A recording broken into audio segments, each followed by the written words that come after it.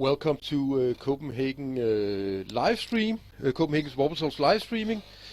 This is Saturday the 26th of June. The local time is 15:19. We apologize very much for being a little bit late with the live stream, but we've had some electrical problems with the streaming servers.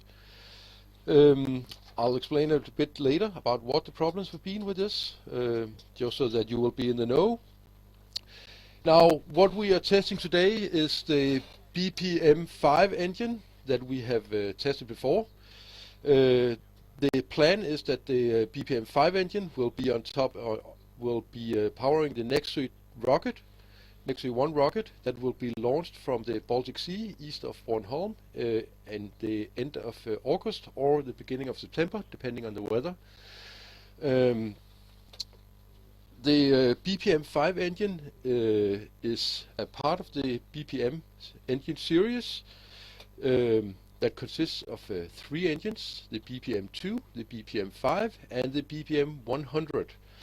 The BPM-2 engine was the first engine that was tested, and it was not intended for flight.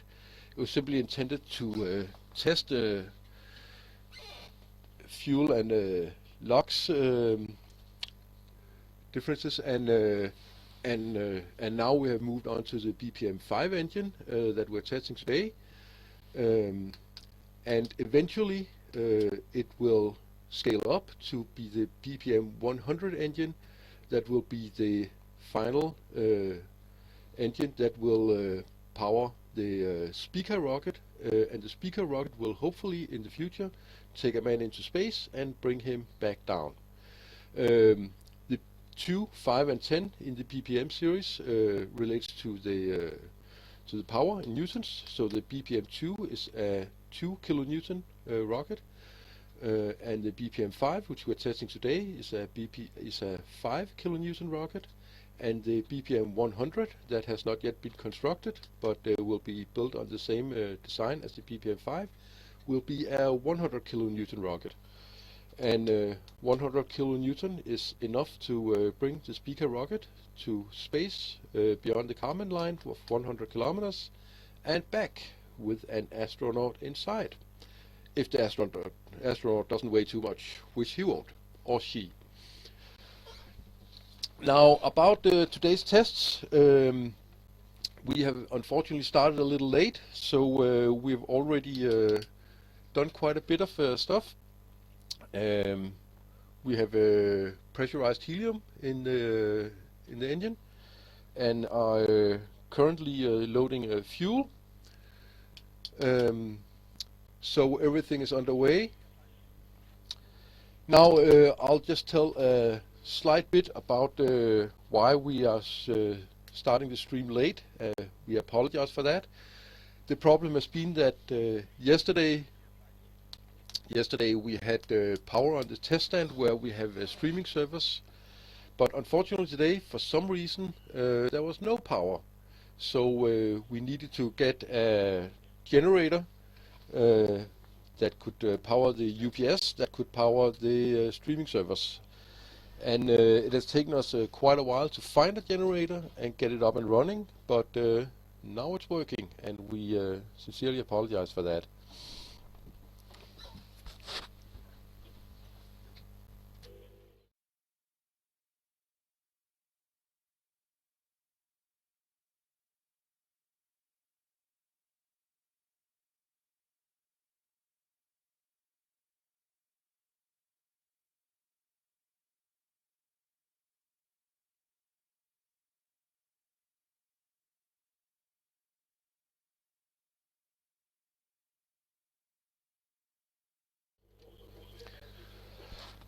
Now we are starting to tank LOX in just a little while.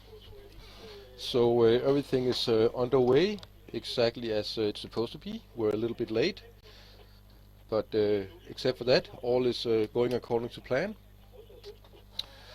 Now there will be a number of different tests today, as we have done the last few times, while we've got the whole show running and the test stand out in the sun or the rain. We might as well do a few tests and today we will start with a test of... wait, one moment.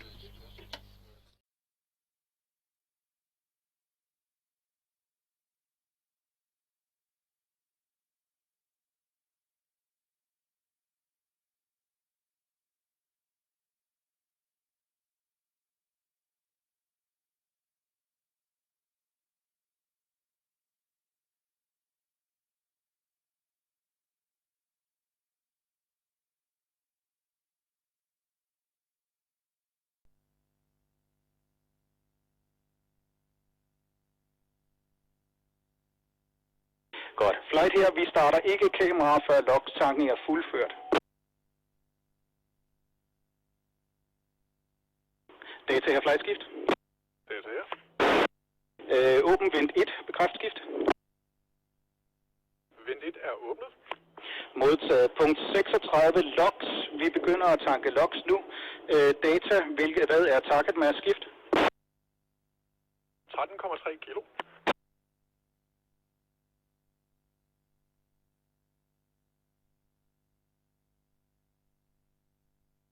LOX her, flightskift.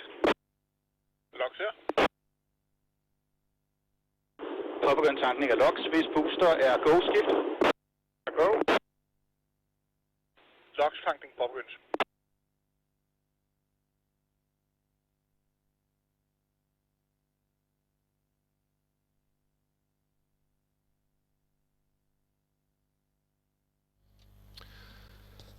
As we were saying earlier, what we will be testing today is the BPM-5 engine, and actually there are 3 BPM-5 engines, number 1, 2 and 3, that we have made.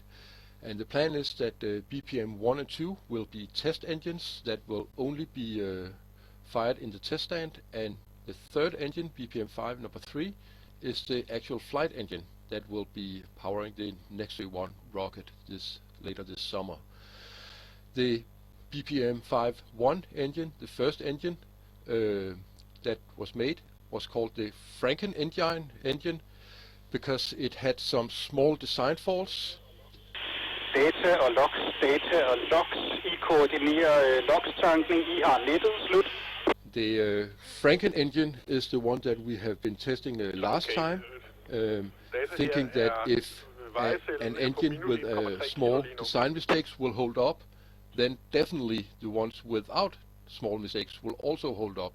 And fortunately for us, maybe because of luck, maybe because of luck, maybe because of good engineering, the Franken engine actually ran, worked fine.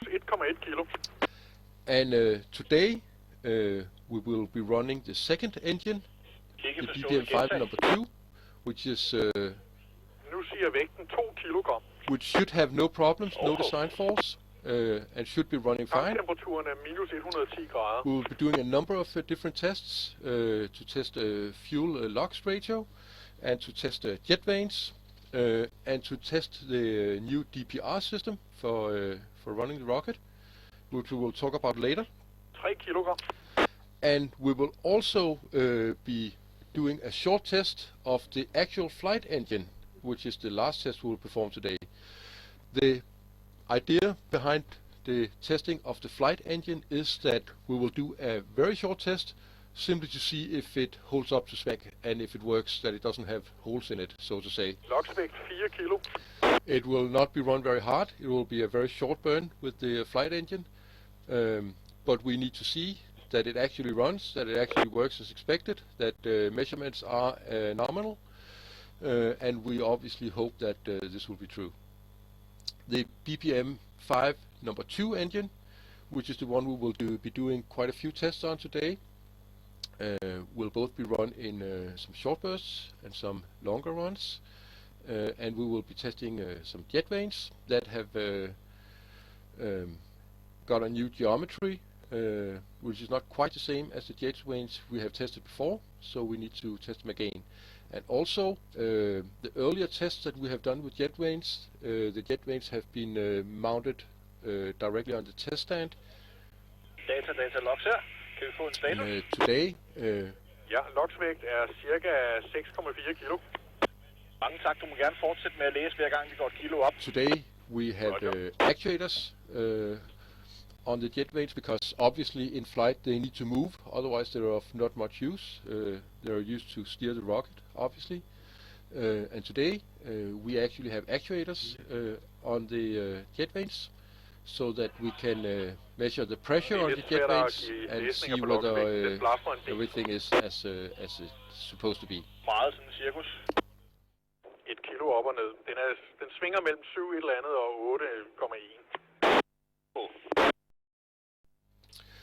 Later today, during this live streaming, we will have some interviews from the test stand, hopefully, if Loks. technicalities work out.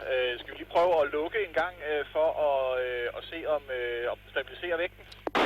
Tak. Fuldskov til Lili. Lili, kom. Kommer du ned til rampen? Har I muligt?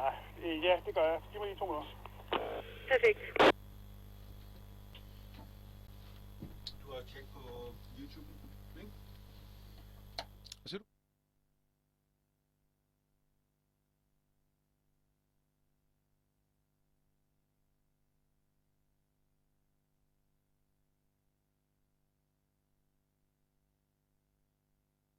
Data til logs. Vægten svinger mellem 8,8 og 9,3 cirka. 10,5 kilo op og ned. Ja. Den står også tanken står og gynger en lille smule, så det er højst sandsynligt derfor. Det giver god mening. Vi genoptager bare fyldning, korrekt? Korrekt, den siger cirka 9 kilo nu. Jamen, vi lukker op igen og fylder videre. Currently, LOX is being fueled on the BPM-5 engine for the first test run with the number 2 engine of BPM-5. LOX forfyldning genoptaget. And right now on the live stream, you can see we have live data from the test stand that will show you the pressurization of LOX currently taking place. LOX vægt cirka 10,5 kilo.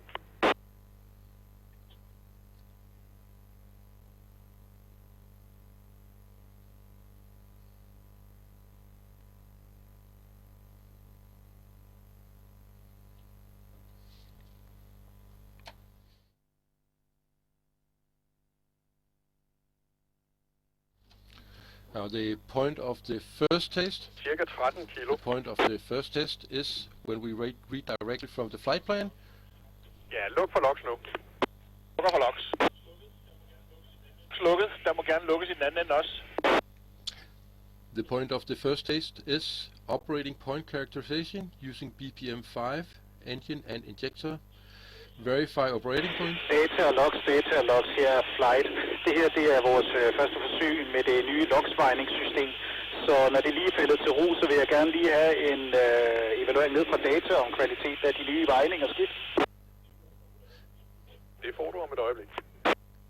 I'm sorry for interrupting myself every now and then, but you have VHF directly from Pat on the live stream as well, and I as a speaker think that it's more important that you can listen in on the VHF than listening to me. So I'll try and not say anything while the VFH is running, even though it's not always very easy. So the point of the first test run is to verify the structural integrity of the engine, test the startup sequence. Data logs her. Ja. Hvad er tanktemperaturen? And also test Gasboblen måler minus 114. also test a new automatic system we have for going from pre-stage to main stage. Lukkede du for en ventil der? Nej. Okay, det er fordi den bare, hvad det hedder, flåde reduceres meget kraftigt ud af ventventilen.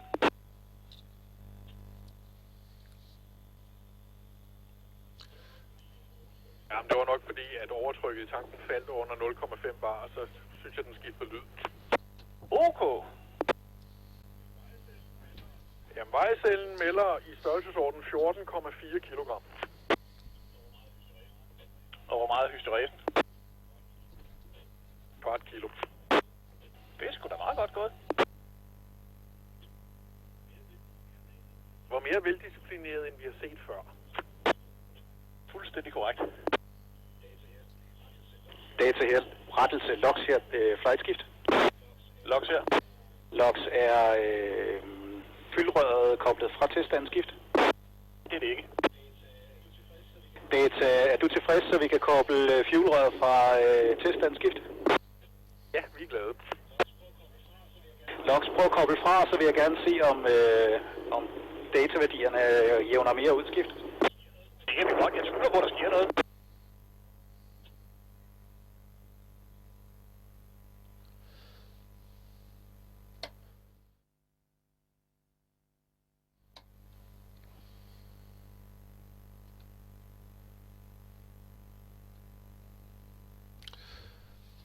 The first test today will have 13.3 kilos of LOX and 10 kilos of fuel, ethanol, and we are currently tanking LOX, and after that we'll be tanking ethanol, and then we'll do the first run.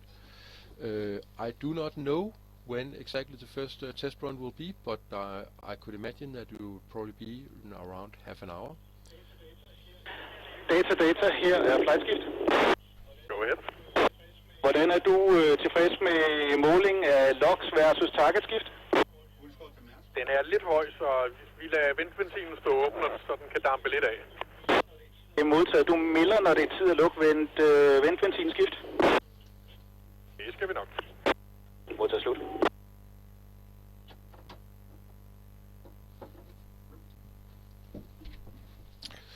Now, another point of the first few tests today is that Jonas Bjarnby, one of our engineers, has found out that the fuel oxidizer sammensætning may not have been quite correct in the last tests that we have run, meaning that the engine may have run either a bit cold or a bit warm, depending on whether there was too much LOX or too much fuel in the combustion chamber. And today we have a new load cell on the LOX and fuel tanks, meaning that we can better measure exactly how much LOX and fuel we have been using, which also means that we can get better measurements of whether the engine has been running cold or warm, which it shouldn't have been. So that is one of the things that we need to test today. Flight skift. Logsvægten falder meget, meget langsomt. Så vi har foretaget en rigtig god isolering af lokstanken skift. Eller også er det, som Jonas siger, koldt herude i dag. Mod.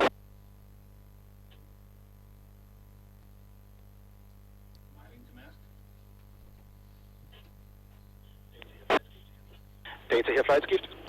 No. Evaluering på, om vi skal vente LOX-overskud manuelt, eller om vi skal lade det boble af skift. 2 sekunder.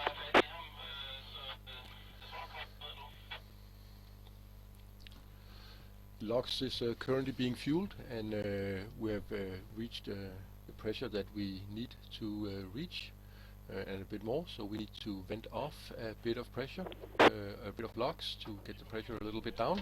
Vi beholder det, som det er, så trimmer vi det lidt på trykket i stedet for. Modtaget. Vi kan altså fortsætte af checklisten dataskift. Ja. Modtaget slut. Flight is happy with the pressure of the LOX, so LOX has now been fueled, and we move on the checklist to the next point. Og vi lukker vent 1. Vent 1 må lukkes. Takker.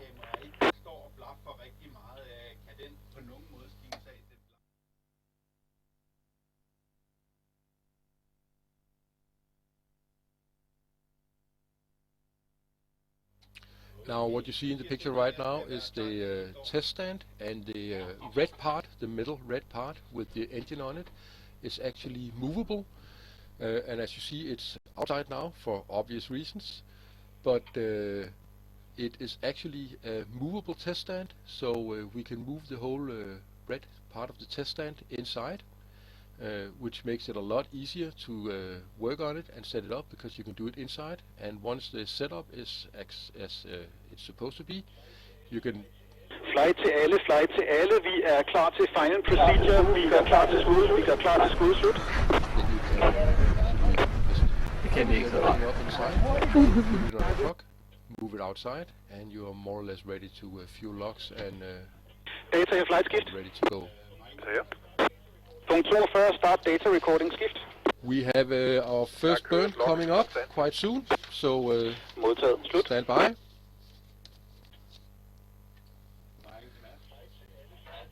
Flight til alle, forlad teststanden, vi gør klar til skud, slut. Data recording has been started, and everybody has been told to leave the pad. We are getting ready for the first shot of today. Foto her flight skift. Foto her. Så starter vi kamera, skift. High-speed cameras are being started now.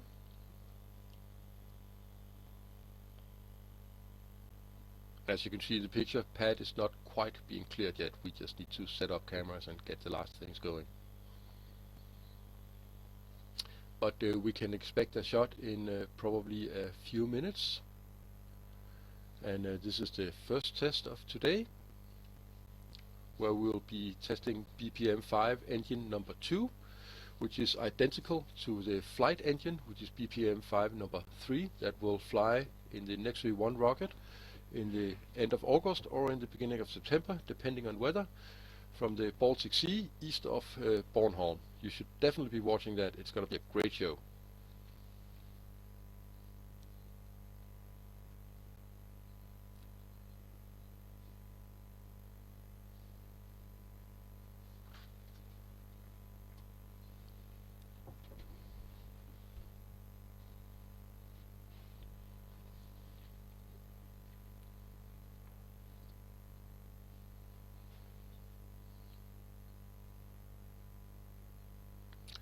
Now in the right of the picture you can see the truck that we use to move the test stand out.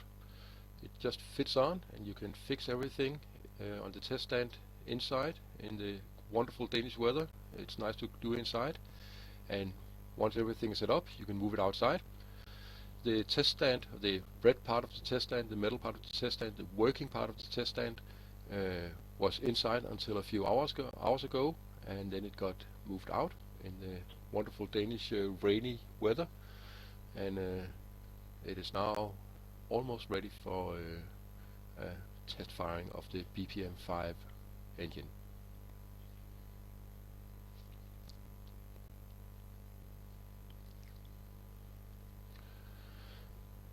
Now you can see data live from the test stand, which is better than other space companies. Data her flight skift. Ja. Sådan ser vi jo på logsmassen skift. Den har ikke flyttet sig en tøddel. Modtaget slut.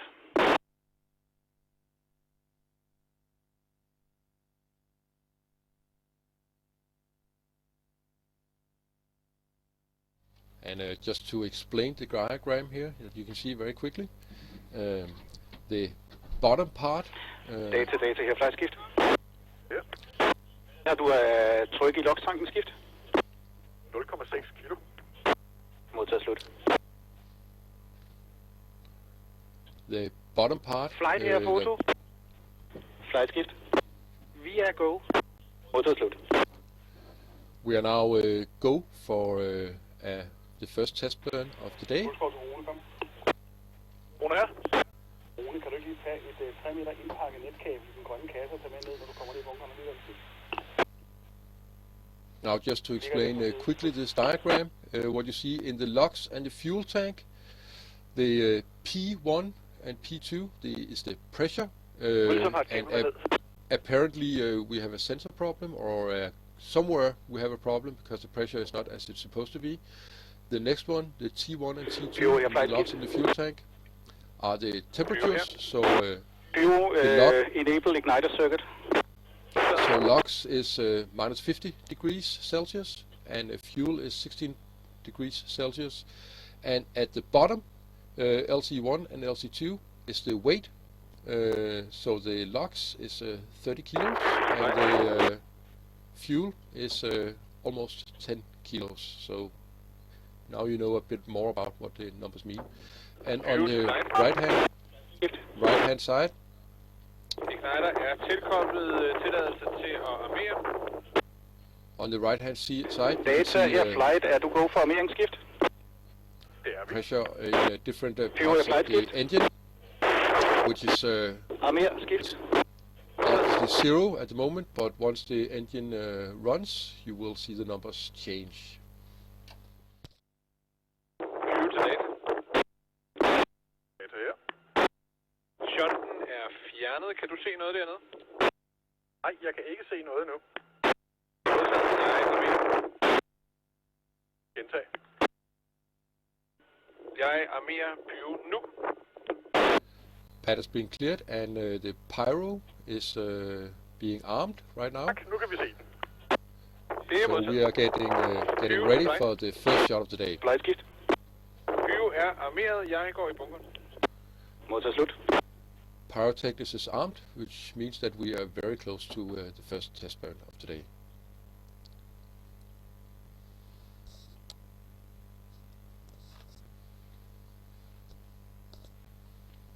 Flight til alle. Nu kommer vi til det traditionsrige punkt 62 i testplanen, som hedder pad evacuation.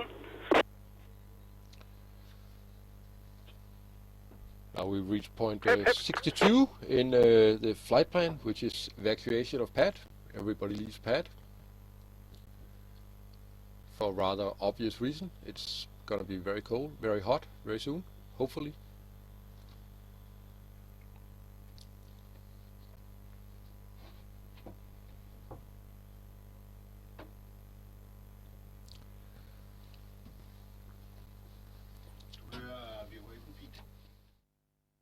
Data her, flightskift. Data her. Punkt 63, arm igniter circuit skift. Igniter armeret.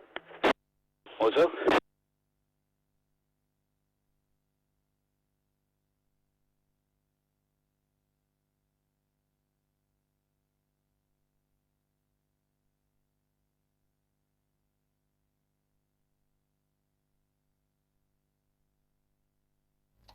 Now the igniter is being armed, and we are getting ready for a shot. A new igniter has also been made for this test, as we have had problems before with the igniters. Flight til alle. Vi er klar til tryksætning.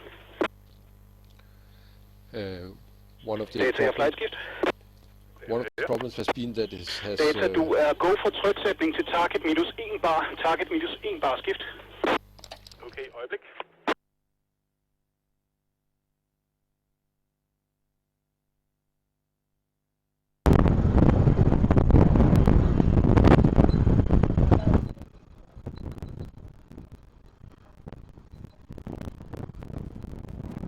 Og begynder tryksætning.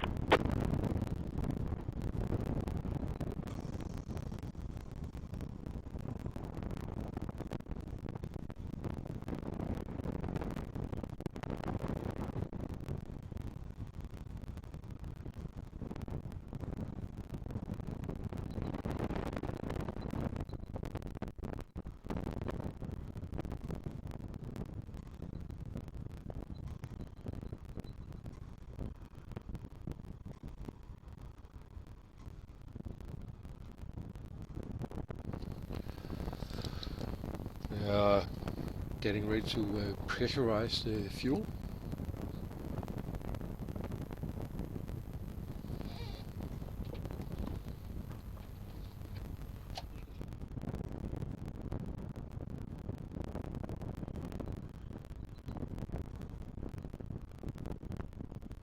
Data til flight. Tryksætning er nogenlunde gennemført. Den er ved at lave top-up langsomt. Modtaget, vi afventer. As you can see in the diagram, fuel is being pressurized, and we are almost there. Så den falder lidt mere, når den får lov til at køle af.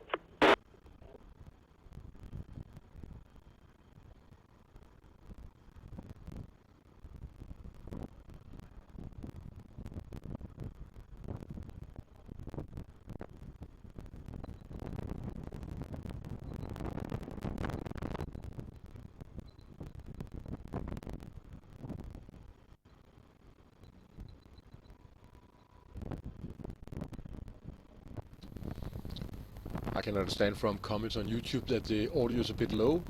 I'm sorry for that. We'll try and make it a bit louder.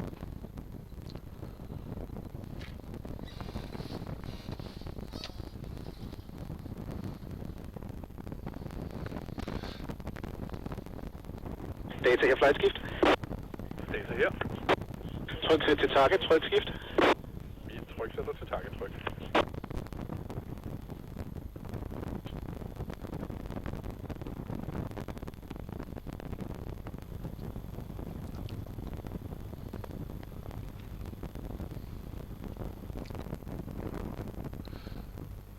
One of the things that will be interesting to see now that we're also testing is a new igniter system that we have made. There have been problems with the igniter system before.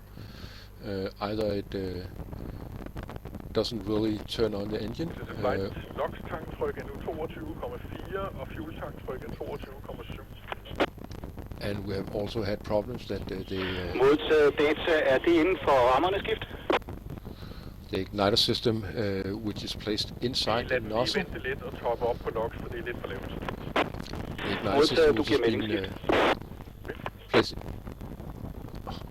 The igniter system which has been placed inside the nozzle will come out at supersonic speeds when the engine is turned on and it has done its job, and it might hit the jet vanes, and you don't want an igniter or a part of the igniter hitting the jet vanes at supersonic speeds, because it will potentially damage the jet vanes, which we use for steering, so that would be a very bad situation. So we have tried to design a new system that we will make sure that will not hit the jet vanes. The way it's done is basically it's a long stick. You can see it in the small picture on the left with the igniter on the end of the stick, and hopefully when it is blown out as the engine starts, it will come straight out and not hit the jet vanes. That is the theory. Whether it's actually also the way it will work in practice, we will find out very shortly.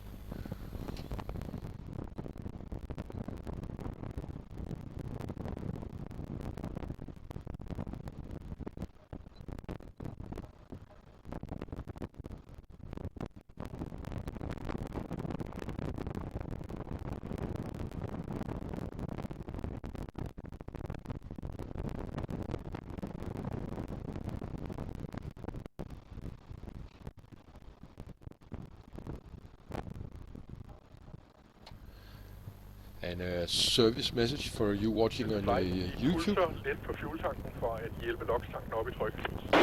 Modtaget.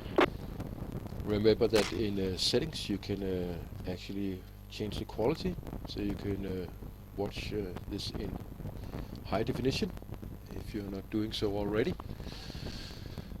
Things always look better in high definition.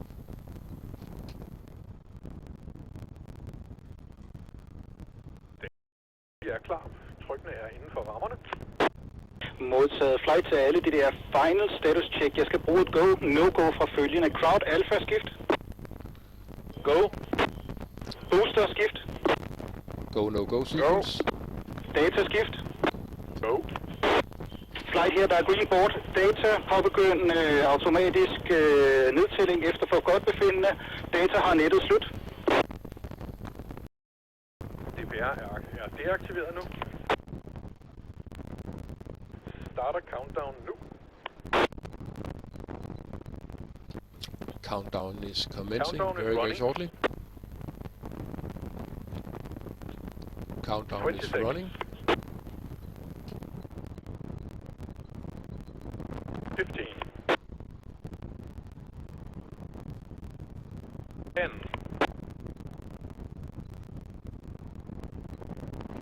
5, 4, 3, 2, 1.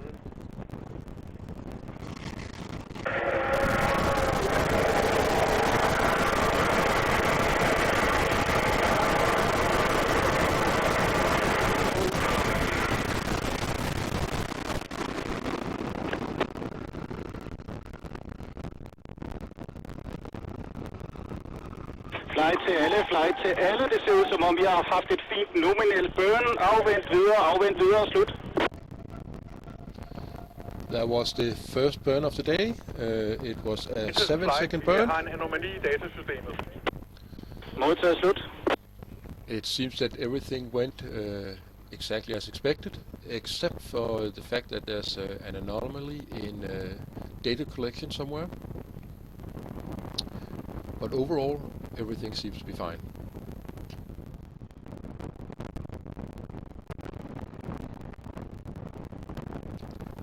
You can see the logs fuming from the cables because it's so cold. It's going to be interesting to see the data from this. And it appears that the ignition system worked exactly as intended and didn't apparently hit the jetvane.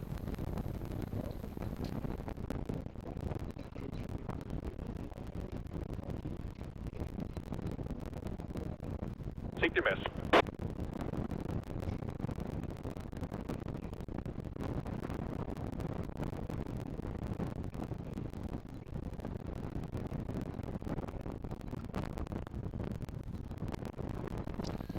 Now this was the BPM-5 test engine number 2, which is not a flight engine. It's BPM-5 number 3, which we will probably test later. If all goes well. Data her. Jeg kan se fejlen. Det er simpelthen slæden, der har trukket stikket ud af voksen. Fuck. Jeg har gentændt strøm lige et øjeblik. Okay.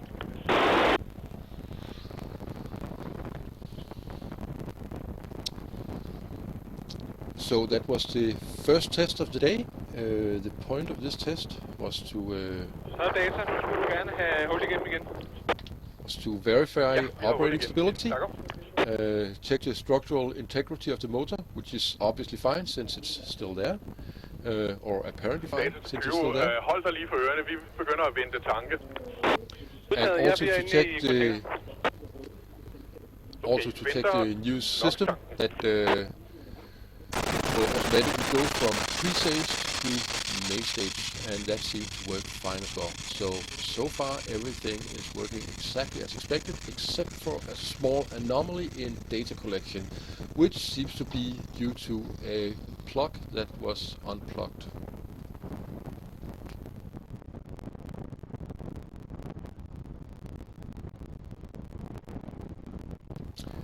It's going to take a little while before we do test number 2, which, as I see it here, will probably be pretty much the same engine and the same test, to see if it works the second time round. Venter fuel tank.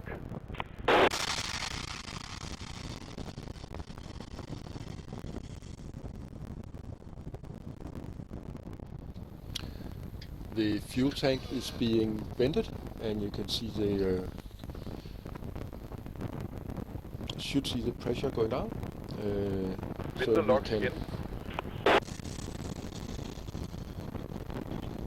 So we can fuel for the next round of test firing. Flight, der er nu ventet i begge tanke, så de er nede på 0,3 til 0,4 kilo. Der er cirka 3 kilogram i LOX-tanken. Both the fuel and the LOX tank has been vented and is now ready to be refueled for the second test of the day.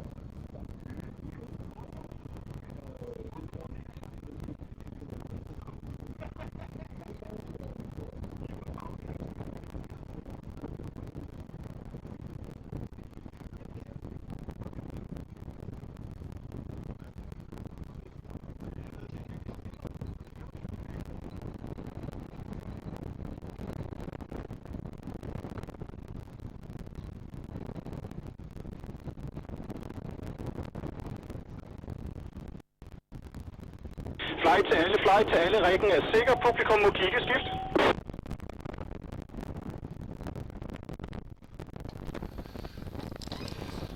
Now the tanks have been vented, and pad is safe for people to enter again. So we'll have the audience can come and have a look now and see how things are going.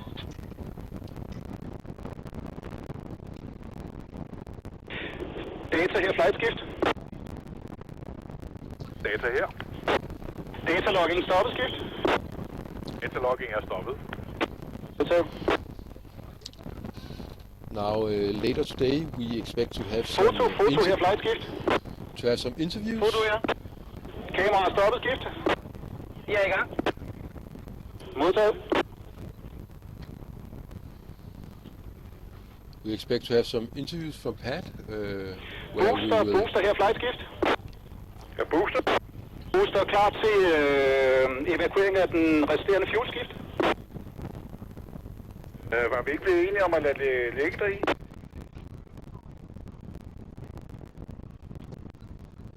Vent slut.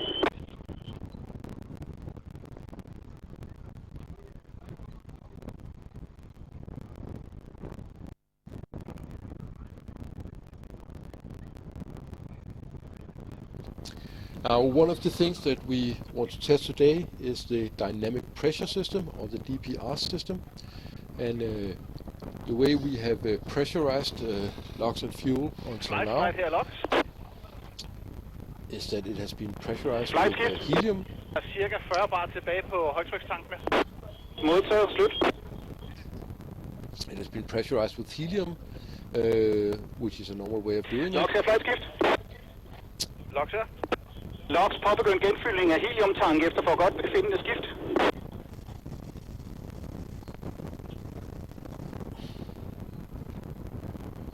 Det er modtaget.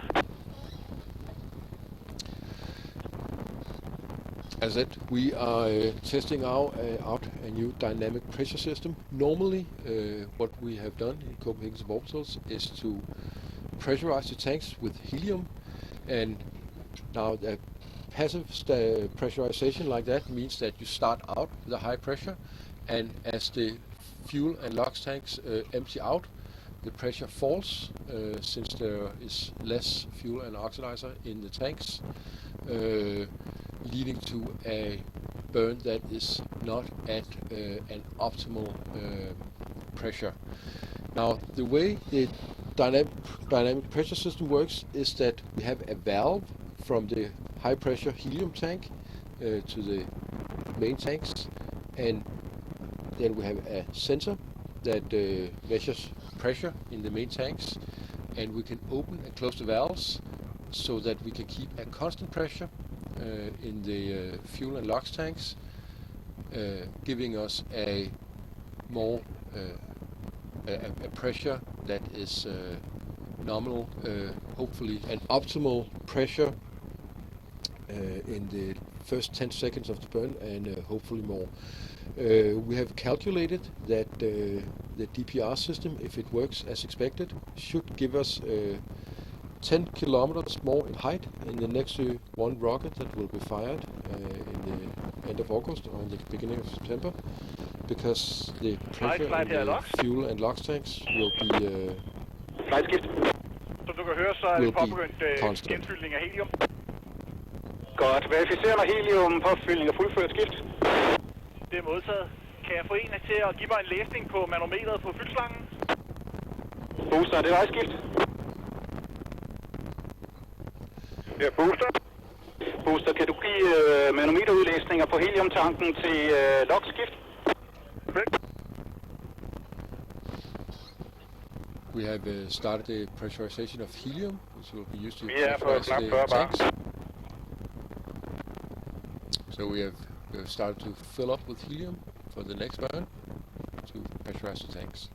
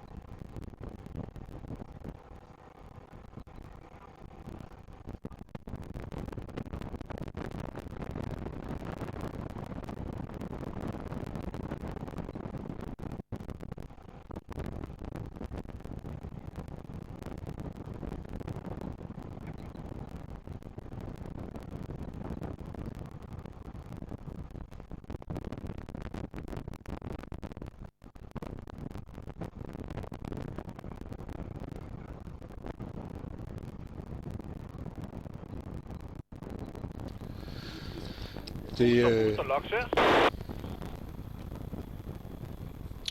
engine we are testing today is the BPM-5 engine, which is a 5 kilonewton engine that will be powering the Nexus 1 rocket later this summer. That will be launched from the Baltic Sea east of Bornholm. The BPM-5 rocket is part of a series of 3 rockets: the BPM-2 rocket, the BPM-5 rocket, and the BPM-100 rocket, which stands for kilonewtons. So the BPM-2 is 2 kilonewtons, the BPM-5, which we are testing today, is a 5 kilonewton rocket, and the BPM-100 is a 100 kilonewton rocket. The 100 kilonewton rocket, BPM-100, will hopefully take an astronaut on top of the Speaker 1 rocket that we have yet to construct to beyond the Kármán line, which is beyond space at 100 kilometers, and bring him back safely and all in one piece. But that is another day. Today is the BPM-5 engine. The point of the BPM-5 engine is to test fuel loss flows, test internal systems, test logistics, and test qualification, test electronics, and all other stuff that is more or less the same on a small rocket as on a big rocket. The igniter system on a small rocket and all that different, but it's much easier to test with a small rocket. It's cheaper to build, doesn't need as much fuel, doesn't need as much handling, it's easier to control, and is safety-wise smart as well. So we start out with the BPM-5 engine and learn a lot from that, and once we have learned what we can, we will move on to the BPM-100 engine. We test the same basic design, but it's simply scaled up 20 times in terms of power. It's from 5 kilonewtons to 100 kilonewtons. But first, we will test the BPM-5 engine as much as we possibly can, and we will fly it this summer, in the end of August or in the beginning of September, from roughly 30 kilometers east of Bornholm in the Baltic Sea.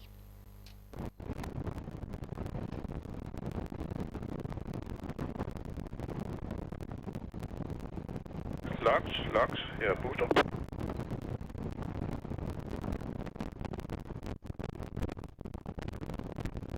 60 bar. 60 bar, det er modtaget.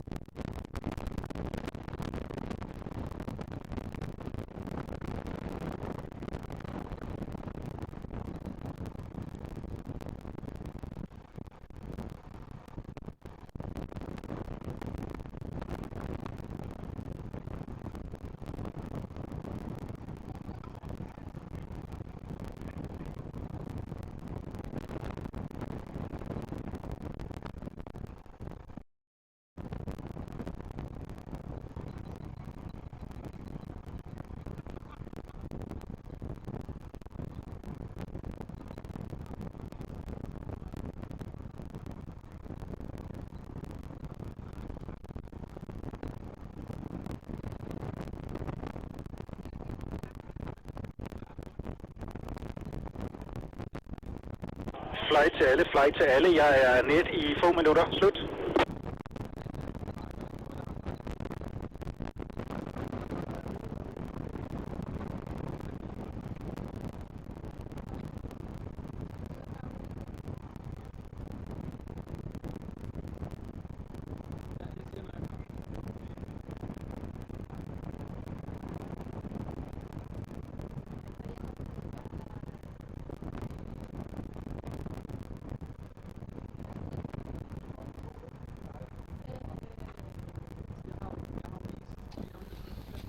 We have an interview coming up down from Pat with the flight of today, Jakob, which is the chief executive of the Pat, so to say. Lily will perform an interview with Jakob and will tell us how he thinks the first test has been doing. which should be coming up quite shortly. And meanwhile, as you can see on your screen, the team is preparing for the second test run of today, fitting up the pyro for the second test.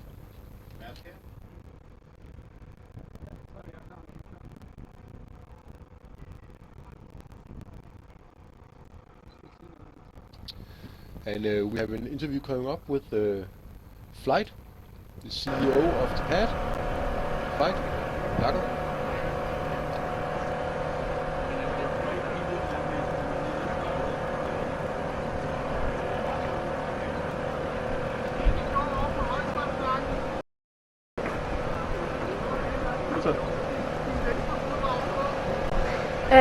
We're here at this test stand, Copenhagen Suborbitals test stand, and I'm here with Jakob Skov Larsen, who's the flight for today. And I'm going to ask a few questions about the objectives of these tests that we're witnessing. This morning the objectives or the tests were changed for today. Can you tell me a little bit about why? Yes, we changed a setup on the test stand, which is the system that measures the mass of liquid oxygen we put into the LOX tank. Some very troublesome readings because of that cryogenic cold LOX. Many things contract considerably, and metal and measurements start to behave a little odd. So we had to revise our entire LOX measurement system. And first of all, we were evaluating this today with a stop after the LOX fueling, so that we could simply measure how much the LOX measurement bounced around. And it bounced actually quite little. We were down to less than half a kilo up and down. So it looks like we have a very good LOX mass measurement. Now, the reason why we really wanted to improve this system is that the fuel oxidizer ratio, that is the ratio between the fuel and the liquid oxygen we put into the engine, we need to get this ratio very correct, otherwise the engine will not burn in an optimum way. And because we had so huge problems with measuring this LOX amount correctly, we have actually been a little bit in the dark with the fuel oxidizer relationship for some time now. So the first test we're doing today is doing another of these 7-second standards that we've done in pressure blowdown mode, and the objective is to make sure that we get the fuel oxidizer ratio correct this time. So we have to change the tank pressure slightly, but we are crunching numbers right now to see if without the fuel oxidizer ratio be correct. How do you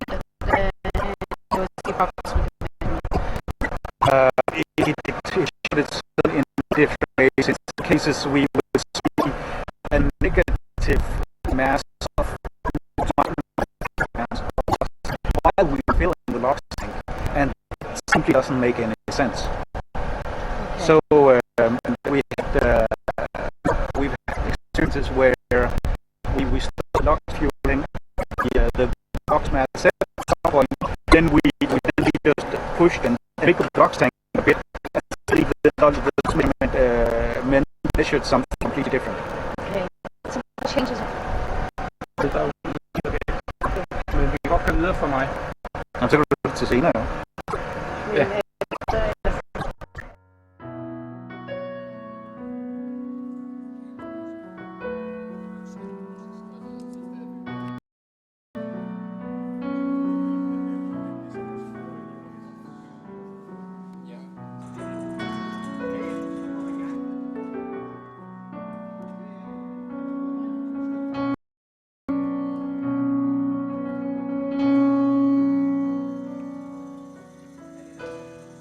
Okay, so good morning everybody, and welcome to the second test of the BPM-5. So we test fired it 3 times so far. The plan for today is to do it another up to 7 times, depending on how it goes. And the main goal for today is to test out the second injector, to verify its operating point and to see if it oscillates as bad as last time at low feed pressures. And then the secondary objective is to check the automatic pressurization system And I think we have to be very clear about that this is not the DPR system. This is an automatic pressurization system. It only pressurizes the tanks initially. It doesn't run during the burn. And of course, another objective for today is to test out the jetvanes. So we have a copper jetvane and we have a graphite jetvane, which we will. I think we'll. So the first burn is a short burn, 7 seconds or so. But we need to make sure that we get data on the jetvanes, and then we'll evaluate them afterwards to see how they survive the first test, and if they survive, we'll install them for a longer burn also.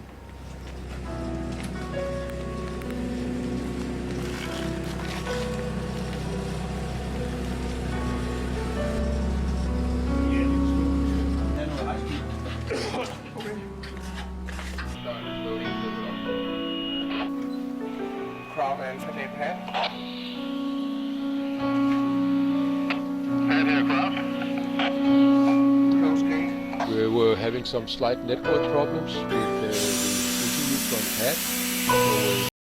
So see a small pre-recorded video from the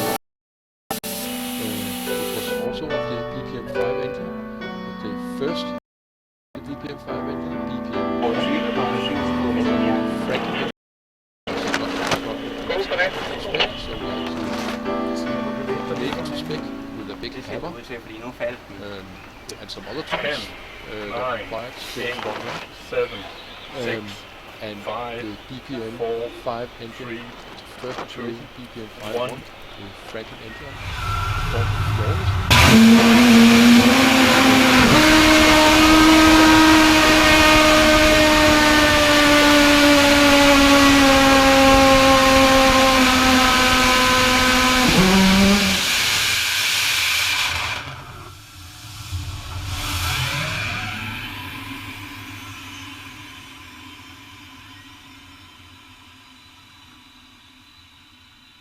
My name is Fleming, and I'd like to tell you a few things about the objectives of today.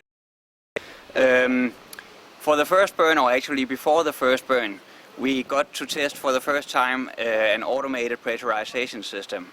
Normally, when we run these tests, the tanks in the fuel, the pressure in the fuel tanks is built up as a manual process. There's a guy with a helium pressure tank and a manual regulator. He looks at a gauge and gets us the pressure we want.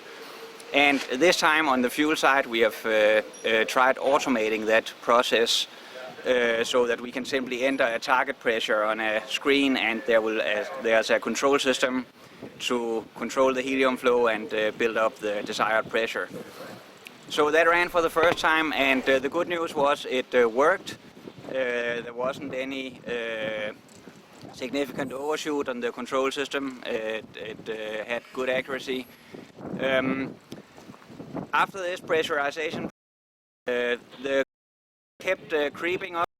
We take that as a sign that there must have been some leak between the high pressure helium source and the fuel tank. So for that reason we don't want any creeping pressure, so we won't test the system again today. But we'll go back, take a look at the telemetry, try and figure out whether that was a software or a hardware bug, and work it out.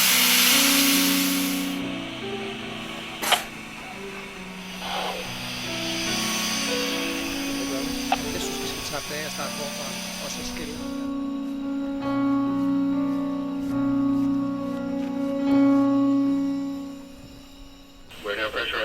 We will shortly return with the interview with Jakob Larsen, who is This time we're doing it manually. the CEO the of automatic system had a so to say. malfunction earlier. Meanwhile, you are seeing a small video from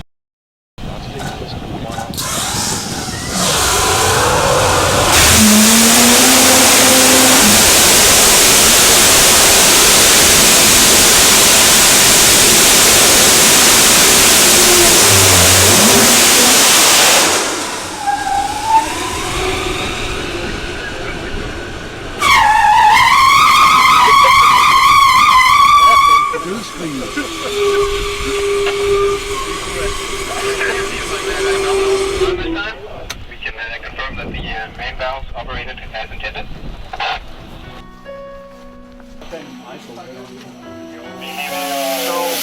one other thing we've tested today is jet vanes. So in order to fly with jet vanes, the big challenge is to find any material that can actually handle the jet exhaust without just disappearing. And we've tried one vane in copper and one vane in graphite. And we've flown copper before on the Sapphire rocket, but this engine is very different in a number of ways. It burns much hotter, around 2,300 Kelvin, where Sapphire was around 1,000. On the other hand, the thrust is lower, so there's simply less of a mass flow for the jet vane to withstand. And ultimately the burn will be much longer. Sapphire was burning for 11 seconds, and we would like to run the BPM-5 for 50. So it wasn't obvious beforehand whether a copper vane could actually take it or not. So we gave that a try, and the tip melted off. So apart from a very beautiful green, it didn't work out. We also tried graphite, and that looks much better. The graphite vane has some erosion. It's like it gradually disappears, and that is to be expected. But it hasn't broken off yet. So it has lasted the two first burns, and it is still big enough to be capable for steering. So we'll keep burning it today, see how it turns out, see if maybe we can improve the geometry a bit to achieve better wear. But this definitely looks like our best candidate now, and we're also considering other alternative materials, but so far graphite is a success.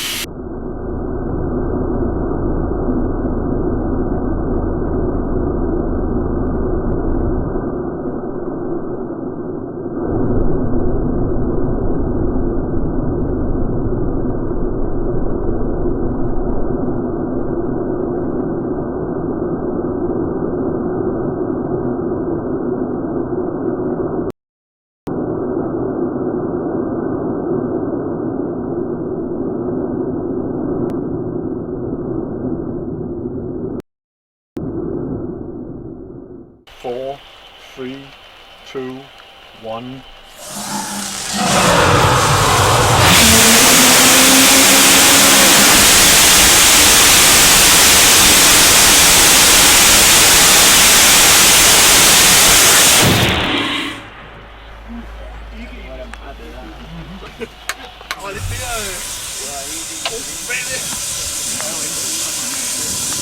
Appears to be a beautiful burn. We'll look at the data, see if we got the expected fitting bar. And what's the last test of the day? So we're now packing up after 4 burns today, and one of today's big topics was that the injector is new.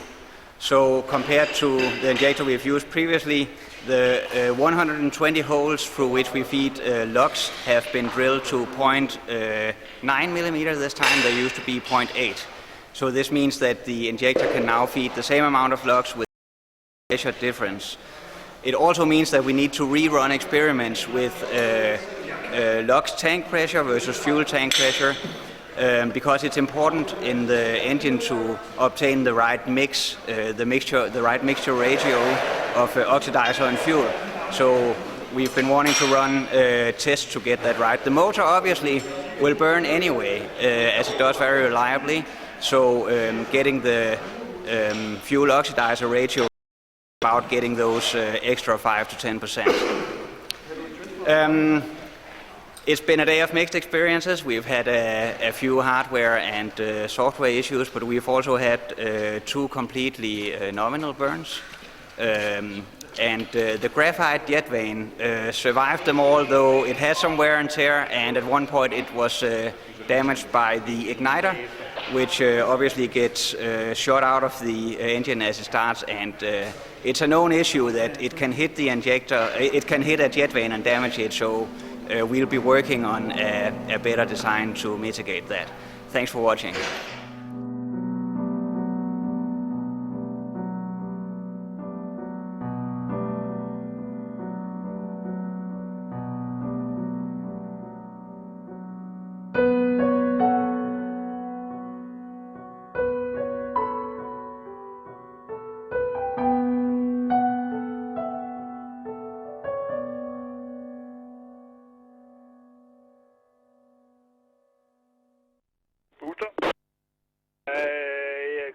ikke starte. Bullskov har fjernet strømmen. Det er negativt, den sidder i.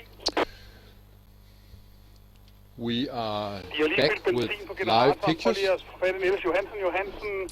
Vi har tilsyneladende ikke nogen strøm på generatorskift. We are getting ready for the second burn of the day with the same engine, the BPM-5 number 2 engine. The second burn of today will be pretty much the same as the first burn, except for one thing, which is that the pressure of the fuel will be slightly higher. Vi finder en løsning.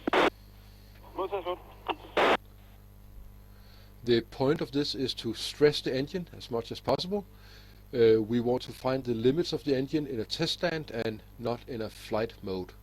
So the second burn of today will be pretty much the same as the first, except for a higher pressure of the fuel, so that we will stress the engine as much as possible. If it blows up, we would much rather it blows up in a test stand than on the Nexus 1 rocket this summer from flying from Bornholm, east of Bornholm.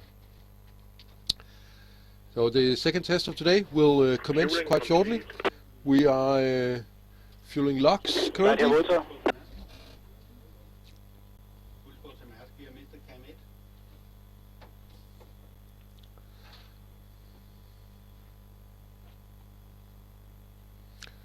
You see the igniter system has been put in place. It is the stick pointing right into the engine. The Data her flightskift. Ja. Data verificere loaded fuelmængde skift. Ja, loaded fuelmængde siger 9,8 kilo. Er det vurderet som værende en troværdig målingsskift?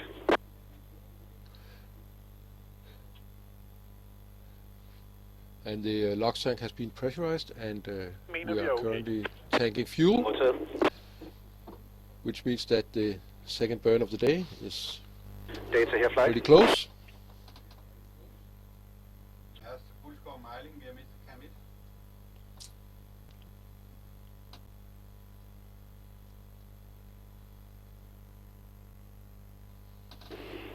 Data her flight. Ja. Bekræft vent 2 lukket skift. Lukker vent 2. Sådan der.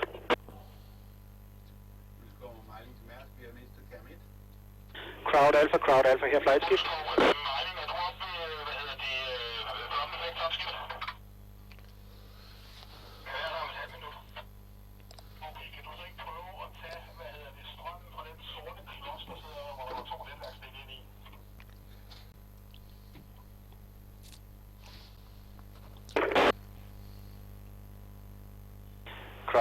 Crowd Alpha her flight skift. Alfa her.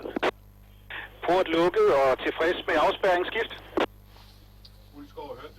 Vi er tilfredse. Modtaget.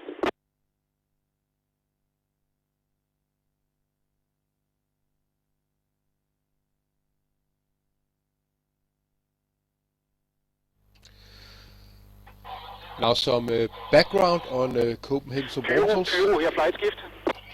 The BPM-5 engine, which we're testing today, which may Ny not igniter seem installeret skift. all that big. er installeret og klar. Modtaget. Yes. Vi er faktisk klar til at loade LOX. Slut. Det er selvfølgelig, det kan være strømmen har røget fuldstændig, fordi det kører på generatorskift. Booster klar.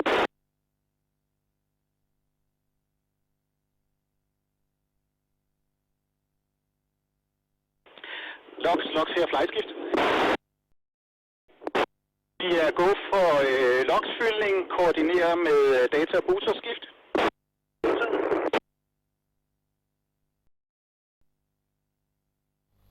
I'm sorry, I said before that we were 1,9 kilogram på tanken i forvejen. I said we were fueling LOX before. Apparently we have not quite reached that stage yet. We are getting ready to fuel LOX for the second burn of the day. Sorry about that small mistake. LOX påfyldning påbegyndt. And now LOX is being fueled. So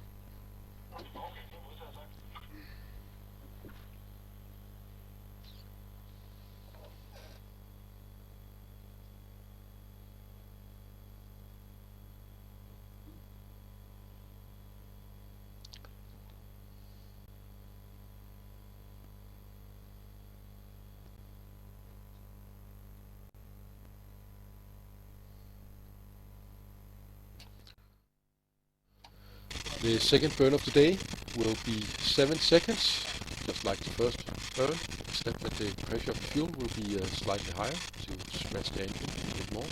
See if it can take it, which it should. It has been designed to do so. Until now we have been very lucky, or some might dare to say smart, with the BPM-5 engine series. They have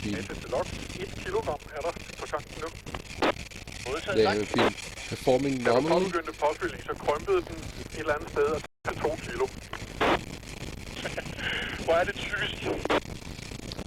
The last test that we did a month ago,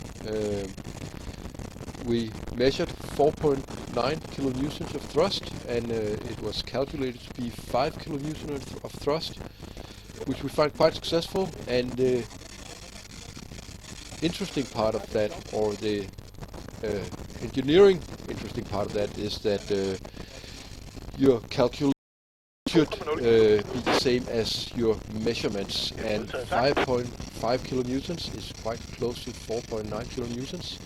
So that was very successful, and we expect to see the same thing today.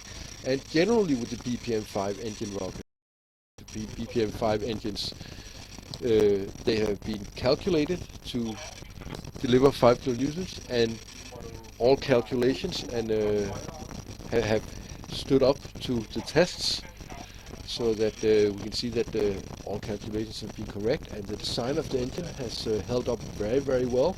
It has not run hot, which is a big problem for engines like this. Foto her. Foto, kan du ikke lige, vi har en request fra Mærsk, kan du tage kamera 2, det er det, der står midtvejs af streamkameraerne, og prøve at hæve det. Det er 10 cm. Jeg prøver lige. Data til logs, vægten siger 3,5 kilo. Det er modtaget, tak.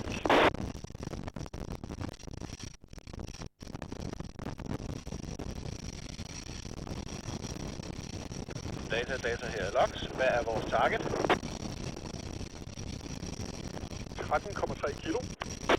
Modtaget, tak. Ox is still being fueled onto the system. Foto til Bulskov, er det okay? The target is 30.3 kilos of blocks. We're not quite there yet.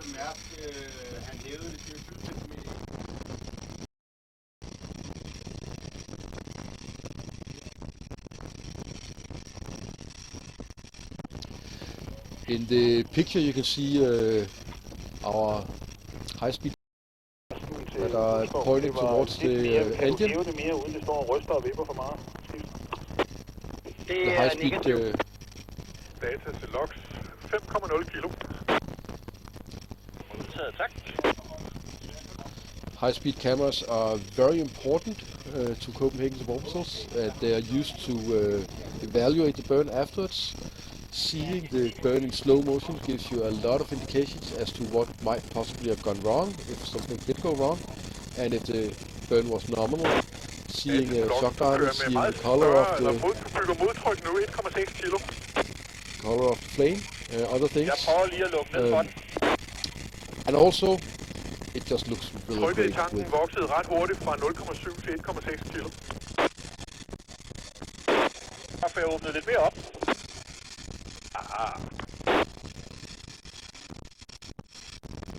Men jeg har lukket ned nu lige for at få en stabiliseret måling.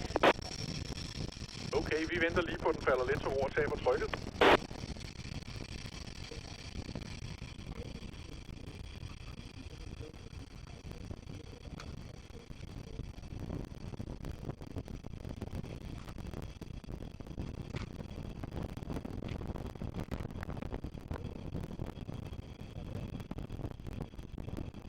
Dataslogs bedste mulige måling er i nærheden af 9 kilo. Den vibrerer ret meget.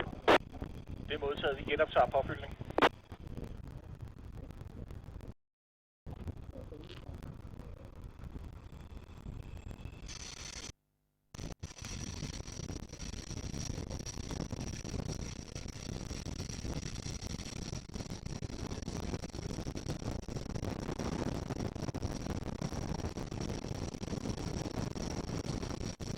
Here we have the engine monitor again, where you can see pressure and temperature, the logs and the fuel. It is live directly from the test stand, and as we have said before, if you look at the logs and the fuel, the P1 and P2 is the pressure. Logs and fuel have not yet been pressurized. The T1 and T2 just below is the temperature. The temperature of the logs is minus 130 degrees Celsius, and the temperature of the fuel is 17 degrees, which is pretty much ambient temperature. It's not all that warm, even though it's summer in Copenhagen. And below, in the small triangle, is the weight. You can see the weight of the logs is 25 kilos, including the tank, I presume. And the weight of the fuel is almost 10 kilos. So this is live data directly from pad.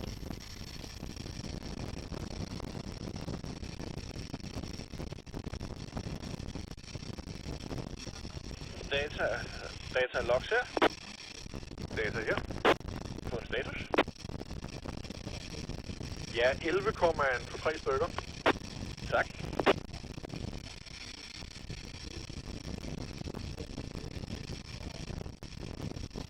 And as you can see in the picture, the photo team of Copenhagen Suborbitals also has a small job being janitor.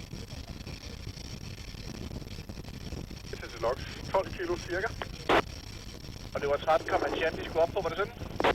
For at række 13,3 med en lille smule ekstra plads. Det er modtaget. Hvad siger du til sådan noget 13,5? Vi ser, hvad vi rammer. Så.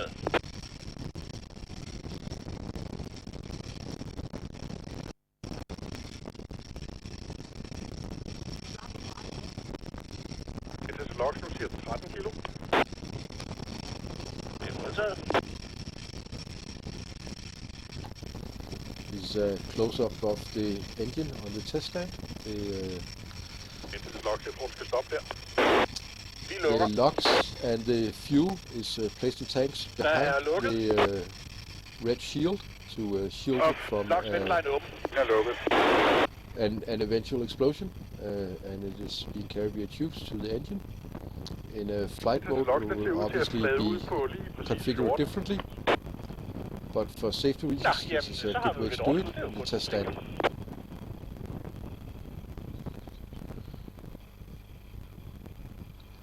The BPM-5 engine is quite interesting.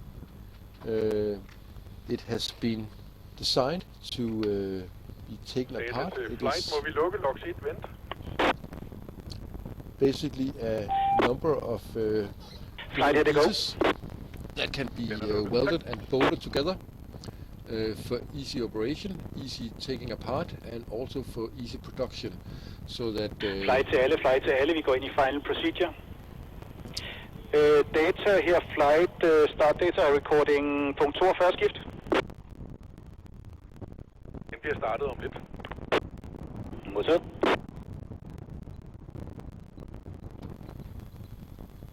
we are just about getting ready for the second burn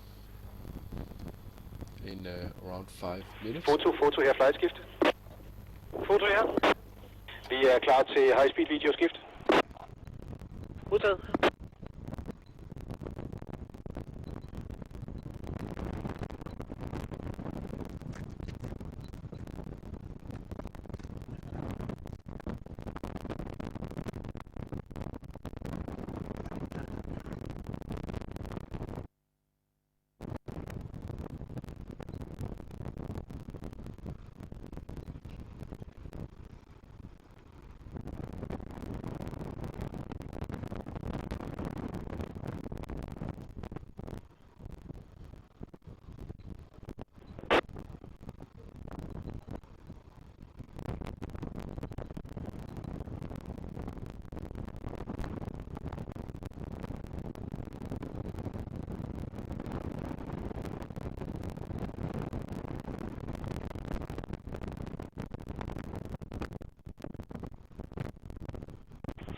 Data her, flightskift.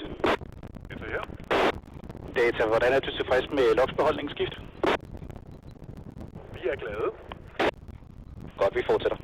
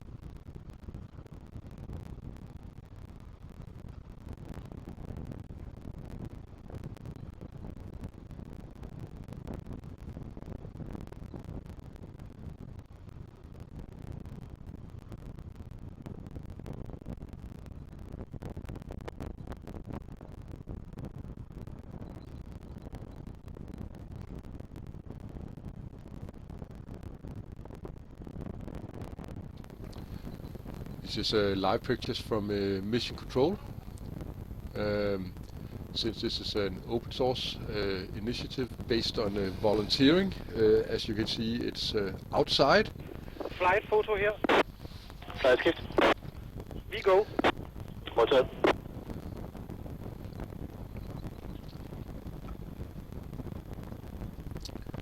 And Mission Control. Flight til alle, vi gør klar til tryksætningen. Ikke essentielt personale. Forlad tilstanden. Slut. So Mission Control is outside among old concrete blocks that have been left on the old shipyard that Copenhagen Orbitals is renting part of.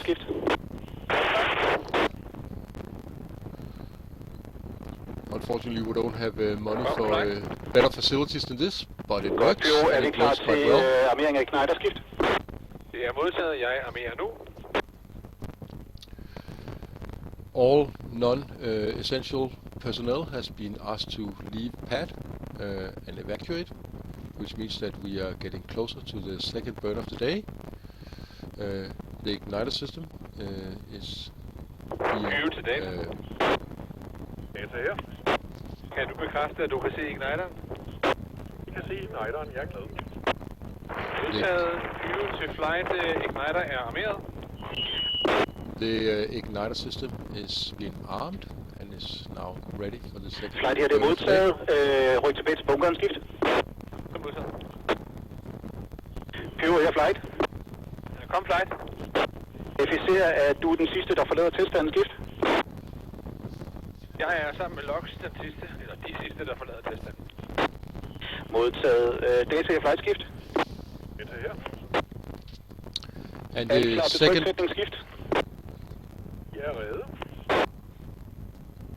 And the second burn of the day will burn 13.31 kilos of LOX and 10 liters of fuel. Takketryk -1 bar. Er du enig, skift? Det har vi sat. Modtaget slut.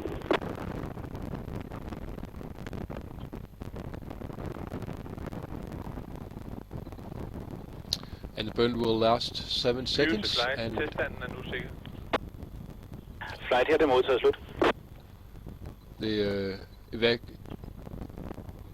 evacuation of the test stand has been complete.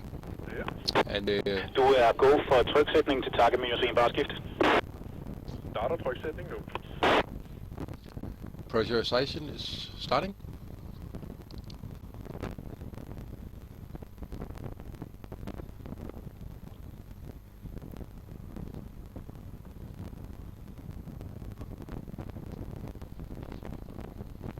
All personnel has left pad, which means that we are getting ready for the second burn of the day, which will be almost the same as the first burn of the day.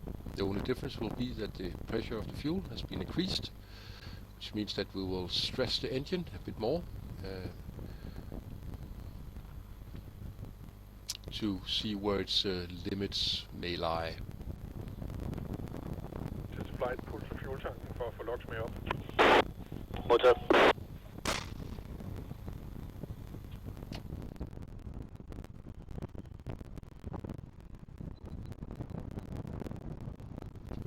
Now you can follow the diagram with the pressurization, again, live from the test stand. Sensors are directly online.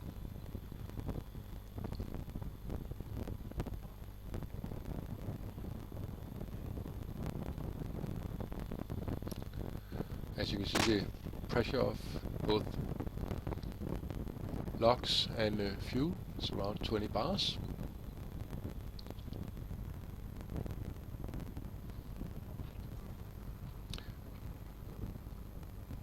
Flight, vi er klar til at gå til fuld takketryk.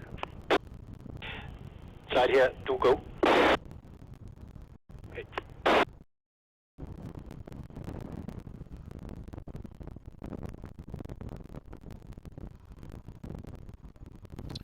The length of the burn is 7 seconds. Somebody asked on YouTube, so this is the answer. This burn will be 7 seconds. Later in the day we will do some longer burns. But that is not the target of this particular test right now. Later we will do a 20-second burn with the same engine, BPM-5, engine number 2.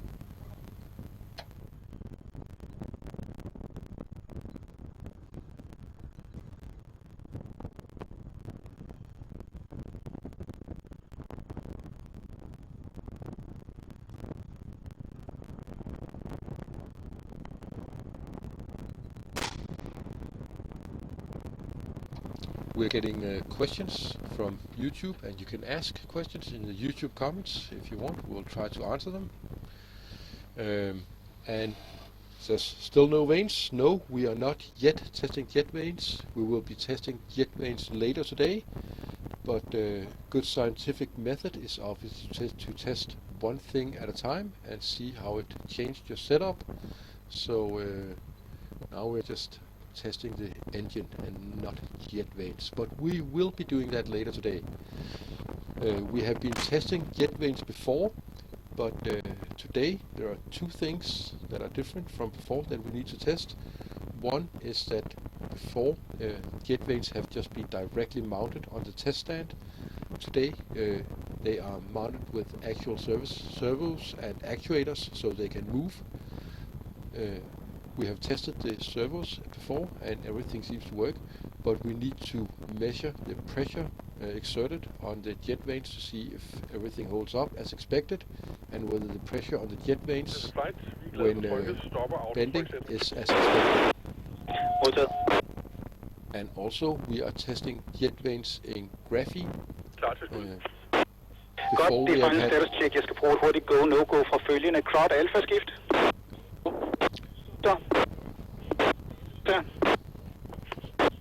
Der er greenboard data, påbegynd automatisk nedtælling efter for godt befindende. Data har nettet slut.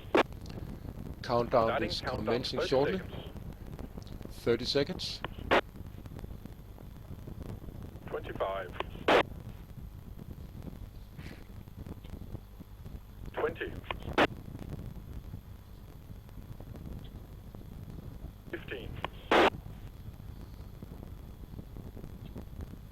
10, 9, 8, 7, 6, 5, 4, 3, 2, 1. Fuck.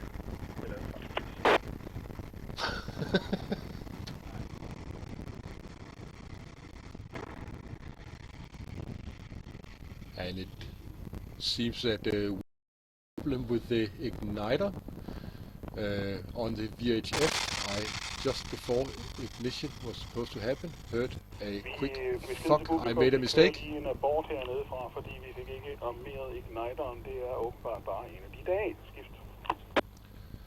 So it seems that the igniter did not ignite, so there was no burn. På den gode side kan vi nu så sige, at vi fik testet abortsystemet. Det var så automatisk, fordi når den ikke tænder, og igniteren ikke tænder, som den skal, så laver den automatisk abort. Det var det, den lige gjorde, så tjek. A good thing about this is that obviously the igniter did not ignite as it was supposed to. Flight, ja, det er modtaget. But there's an automatic abortion system that aborts the test if something goes wrong, and it did abort, so that's a good thing. So the abort system seems to work exactly as expected, although the test run did not. So we will probably load up on LOX and fuel and give it another try. The engine should still be fine. Yes. But Jesper til Morten, kan du gøre dig klar til at komme op og vande ned foran teststandens skift? Det skal jeg gøre. Du venter lige på, at vi giver klar med, men vi skal lige have skyllet alt det ethanol væk skiftet. Naturligvis. But someone in the pyrotechnical team probably has to Data her, flight skift. go swimming later today or something.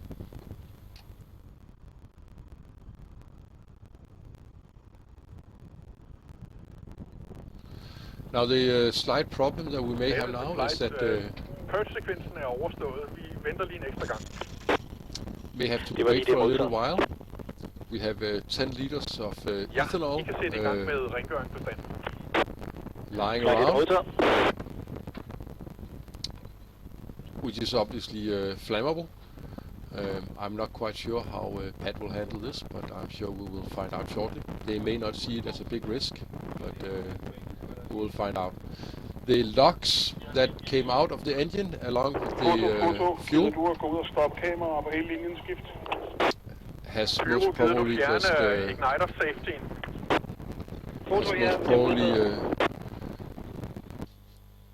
presumably away already, Well, so we that have should not be a an problem. automatic abort of the system right now. I'm just giving you a little update for the streaming people. What happened was actually, again, human error. We have been working quite hard this night, for the night before, and seems to be a little bit tired. So we made the error of not disarming the pyro, which meant arming the pyro, sorry. And when that's not armed, of course, the engine will not fire. So that safety feature actually works. What happens then is that the engine controller automatic shuts down. And sorry. Mads, fjern pyro enable safety jump on.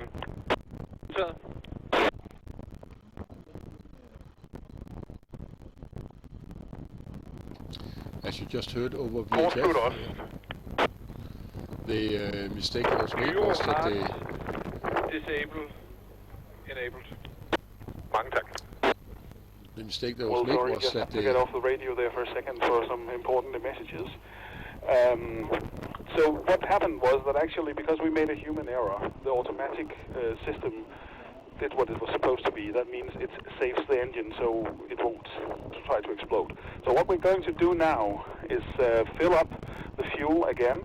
We will fill up the DPR system so we can pressurize, and we will top up the LOX. Fortunately, we still have 9 kilos of LOX in the tank. That will, of course, deplete over time, but it will take about 15 minutes and we should be ready to run again. So we're learning a lot today.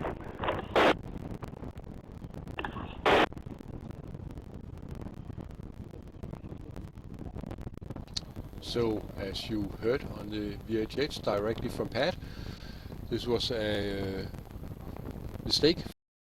They failed to arm the pyro, which obviously means that the engine didn't go off. But the good thing is that all fail-safe systems worked exactly as planned, and the system automatically aborted the test. And we will run again. It will take around 15 minutes to fill up with LOX, and everything should work exactly as expected next time, if the pyrotechnician team has not fallen asleep, which we hope they haven't.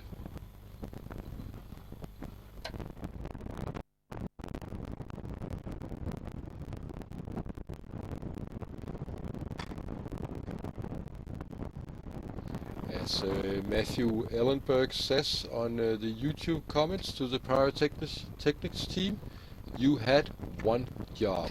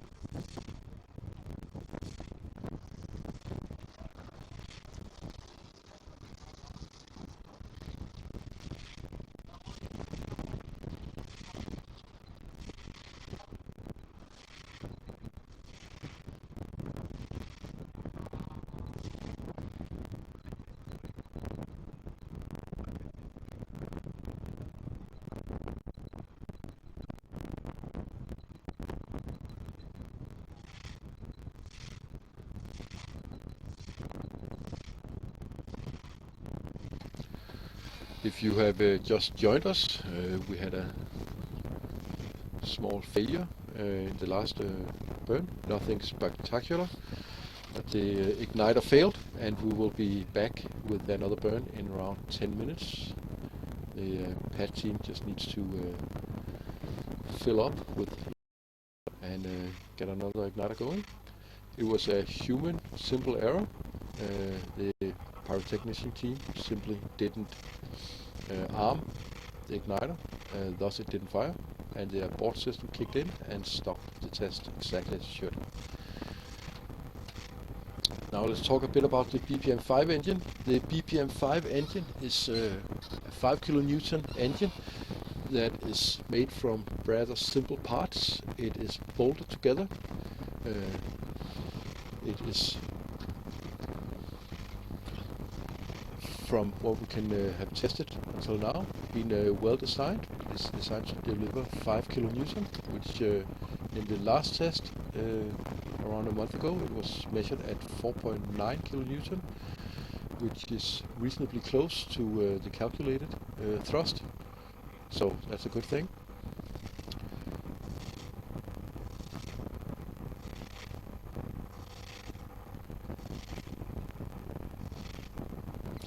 The BPM-5 engine consists of 3 main components. It's a regeneratively cooled combustion chamber. That means that the LOX, which is obviously very cold, around minus 170 degrees Celsius, if I remember correctly. Vi har en lille sø, der står inde i motoren. Skal vi forsøge at fjerne det skift? Det er slut.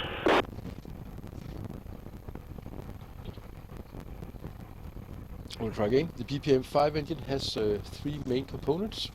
A regeneratively cooled combustion chamber. Regenerative cooling is where you run the LOX, which is very, very cold, from the tank, and before it goes into the injector, it is run down through the nozzle, quite a small wall, thus cooling down the nozzle, so that the nozzle will not melt in the stream. Then there's an injector. The point of the injector is to mix the fuel and LOX, which sounds very simple.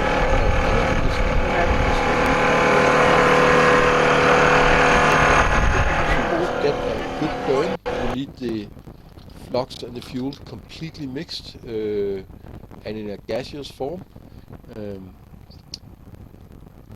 Then there is a LOX dome at the top. Now these components are separate and are can be bolted together, thus making the BPM-5 engine. The injector is milled in aluminium. It has 120 LOX injection holes and 136 fuel injection holes, so that the fuel and the LOX can be mixed as much as possible before catching on fire.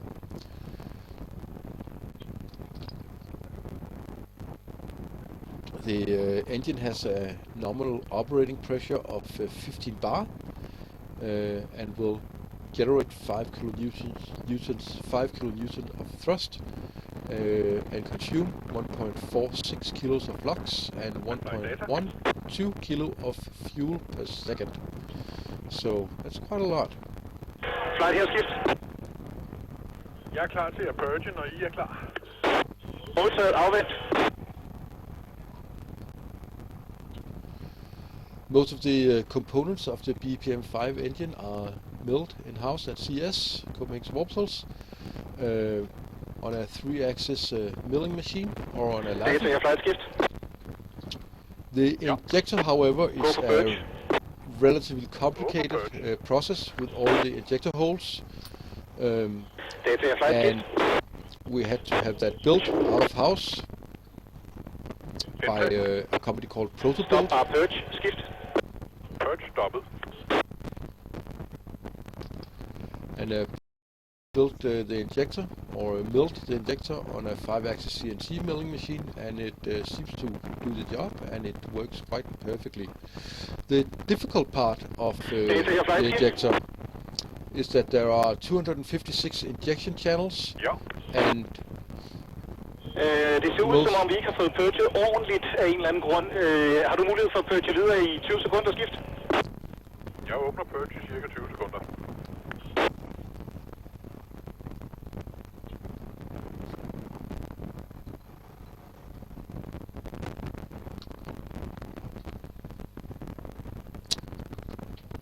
the engine tube, which is the hot and working part of the engine, is quite interesting in the way it has been constructed.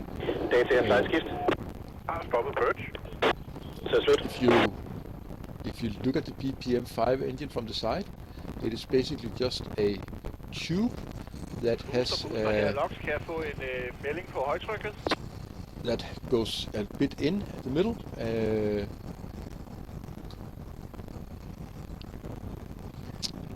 and then out again, and that is the working part of the engine. The engine has been made by metal spinning, which is a quite interesting process. You should look it up and find some videos on YouTube of it.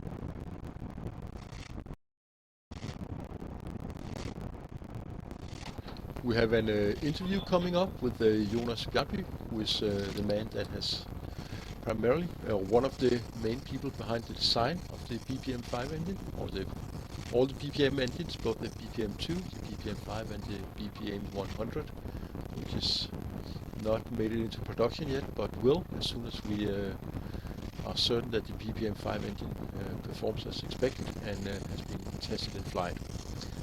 So an interview with Jonas coming up quite soon.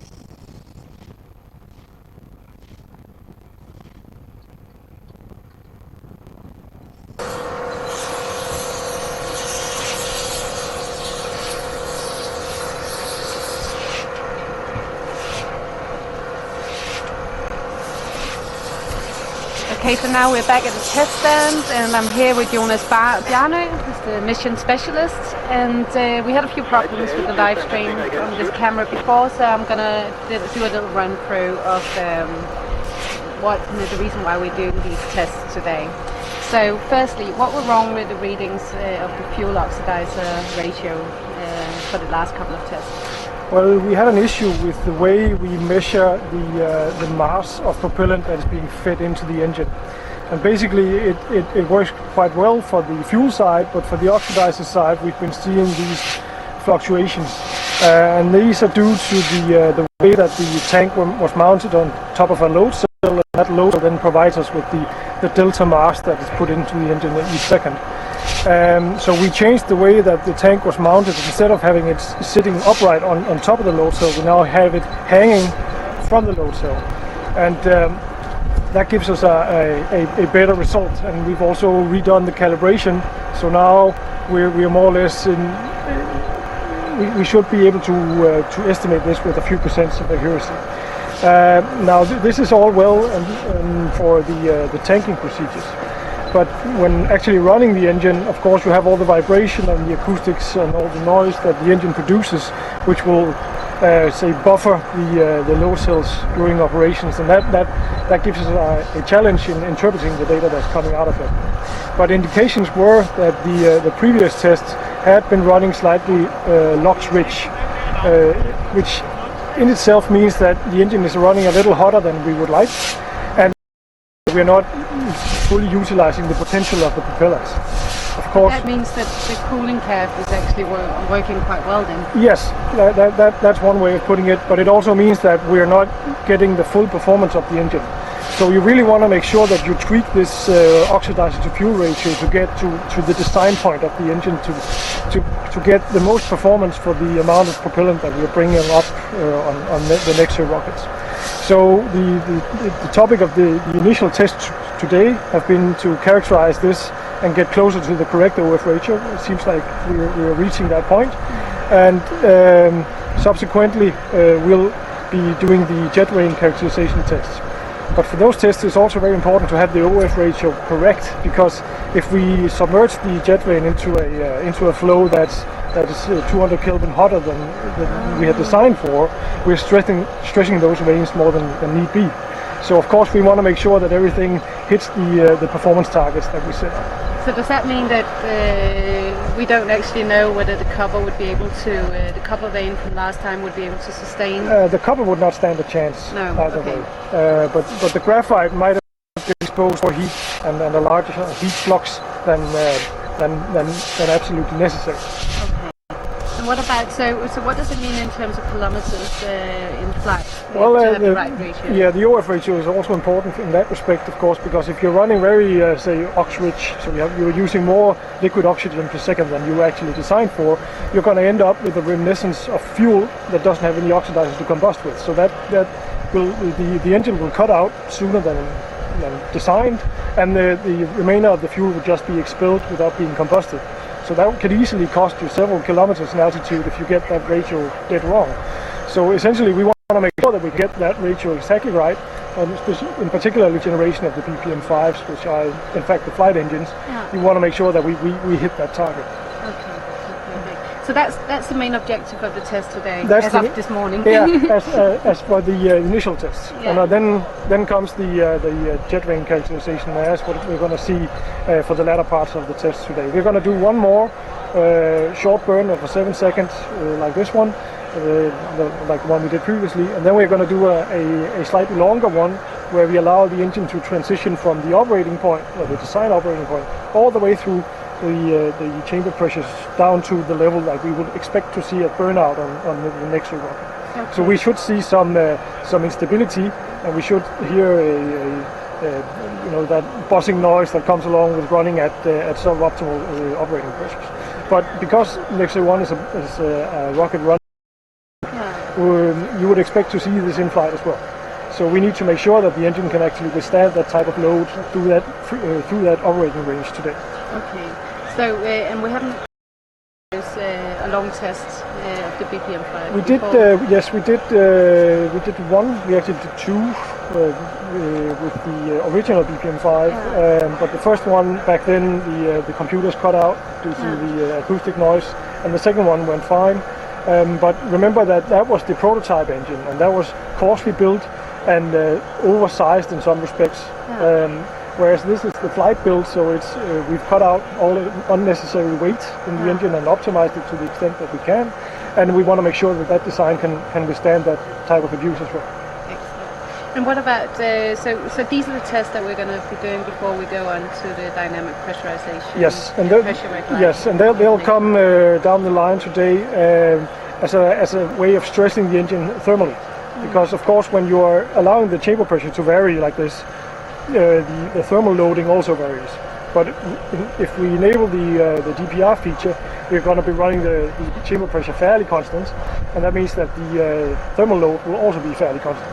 So we can stress the engine somewhat more by doing that.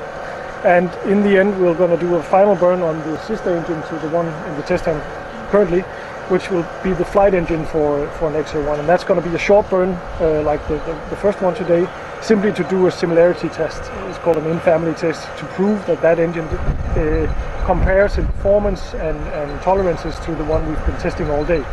And if that turns out to be the case, we know both engines are good.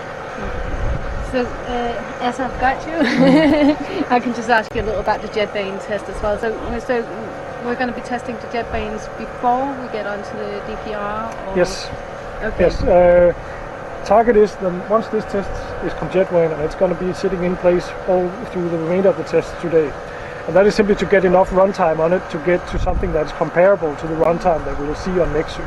The difference though is that we're going to be cycling it through 3 or 4 tests. So here it's going to it's going to experience being very hot, very cold, very hot, very cold a number of times. So the stress levels for this test are much beyond what it'll experience in flight, in fact. But so on the other hand, it won't be hot for the same. It won't be hot in duration, but the thermal cycling is what can cause graphite to crack. So if you have micro cracks and you thermally stress it, it will expand and contract somewhat. Graphite is not the most expansive, but it will to some extent, and especially the mounting interface will compress and extract on it. And if we can manage to crack it today, we'll know what the limits are. So, yeah. And what about you've changed the geometry slightly on the jetvanes? Yes. We've beefed up the profile slightly, and that has to do with the way that the flow erodes on a vane of this geometry. It erodes quite a bit at the base of the root, where the fin shape goes into the broader block at the base, and you want to add a little more mass down there, simply not to undercut the geometry of the vane. Also, we need for the latter test we weren't actuating the vane, and this time we'll be moving it plus minus 15 degrees, so it'll see a lot substantially larger shear force. So when you angle it out into the flow, it's going to be, shall we say, the flow is going to try to twist it. So you need to make sure that it will withstand the braking force, and that's why we've amped it up slightly. It's going to give you a little more drag on its profile, but it's what's necessary to make it withstand the abuse that we're going to put it through. Hopefully. And also this time it's mounted so that you can actually get the measuring on the steering force as well. Yes, we have two load cells on the bottom, and they are measuring the deflection force produced when it's angled out from its neutral position. So that will give us the steering forces we use for the control algorithm. So that the data that's produced today will be input to that work. Okay. Perfect. Well, I think that's about it for now, but I might get back to you later. Thank you. Bye. And we'll go back to the camber, and we'll be ready for the next test in not that long. Thanks for now.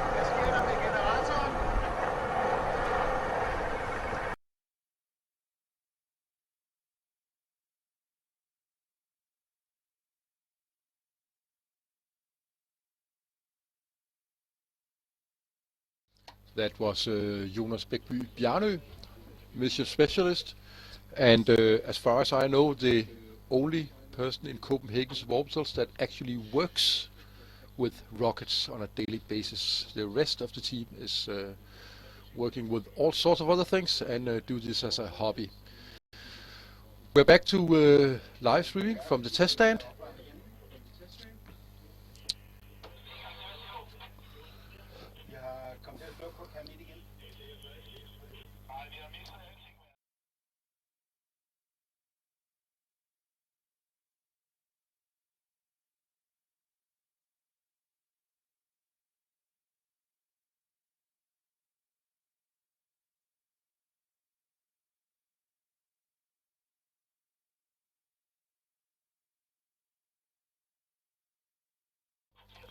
We're still cleaning up after the second burn, or the second non-burned as it was. The pyro didn't ignite, and LOX and fuel flowed out through the engine, but didn't ignite. So we want to clean up the fuel. The LOX has dissipated, but the fuel is still there. We want to clean it out so that we don't set the test stand on fire when we do the next test in around 10 minutes.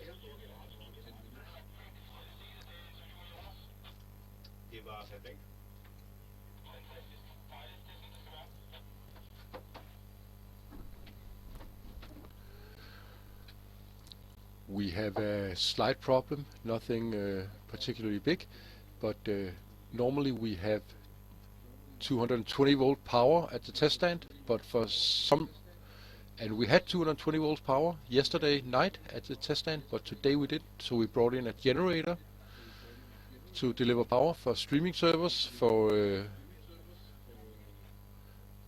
flight equipment and other stuff. But the generator seems to be down right now. It's being restarted, but it's a slight problem, but we will get over that, no problems.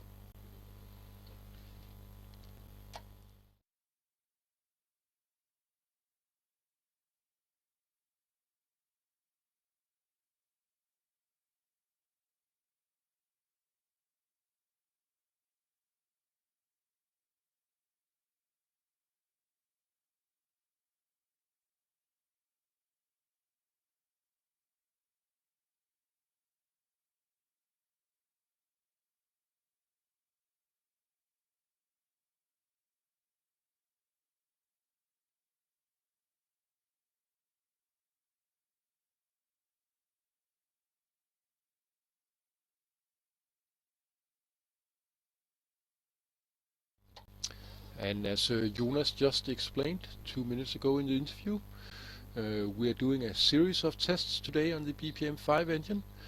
The first test ran successfully, and the second test with the igniter did not start, so the test had to be aborted. We will run the second test again in just a while. We have a few other tests coming up to test, among other things, the jet vanes that are made of graphene. And as a last thing today, we will test the actual engine that will be put on the Nexus 1 rocket that will be launched from the sea, the Baltic Sea, east of Bornholm in the end of August or the beginning of September.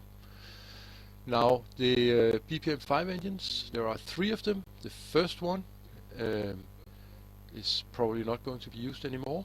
The second one is the one that we are doing tests on today, and the third one is the actual flight engine. We will do a short test of the flight engine today as the last test. It will be a 7-second burn, and the point of that is to run the engine, measure it, and see whether it performs exactly as engine number 2, the test engine that we are testing today.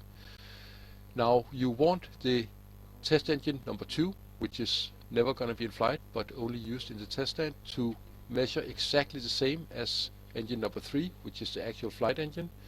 If it doesn't, then there are differences in the 2 engines and something is wrong, as they should be exactly the same.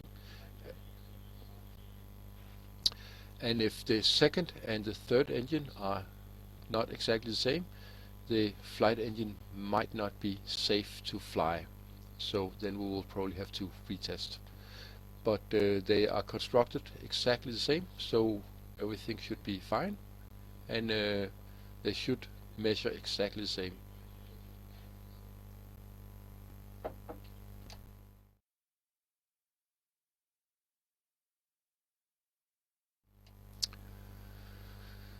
The second test engine, which is the one we are testing now, will be put under quite a lot of stress and a lot of thermal pressure by being hot and cold and hot and cold, which means that it will be stressed more than the flight engine. So if the 2 engines are similar, very similar, and the second engine, which is the test stand engine, works as expected and burns nominally and doesn't explode, we don't have hard starts or anything else, then the third engine, which is the flight engine, should also perform fine.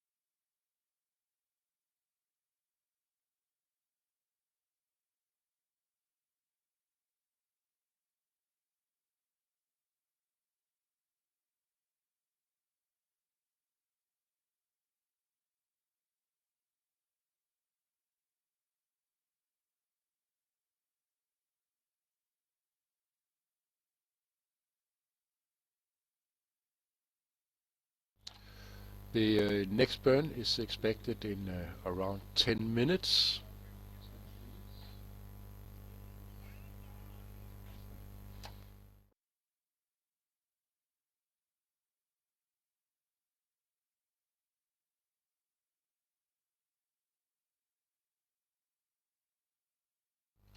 The pyrotechnic team has installed a new igniter so that we can go ahead with the burn.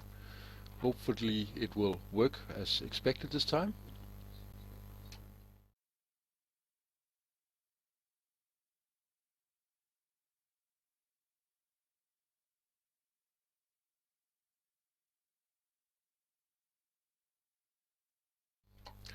Active Media asks on YouTube whether the jet vanes are static or whether they rotate in this test.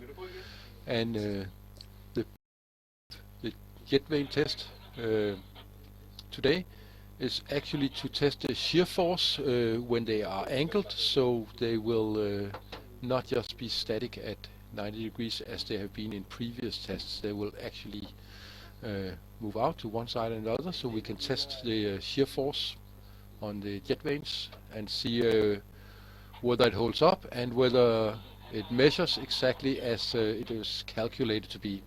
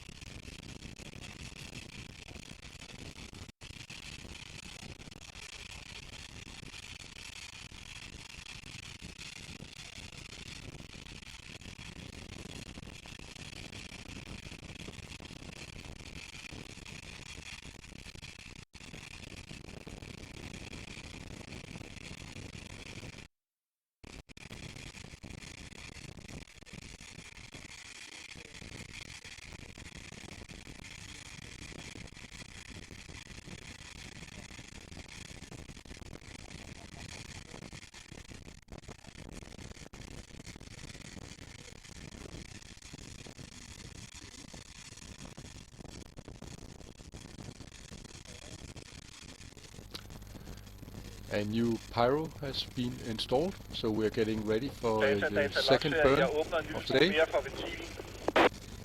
We are starting to tank LOX. Hvad siger modtrykket nu? 1.06. Fino. Jeg åbner en lille smule mere.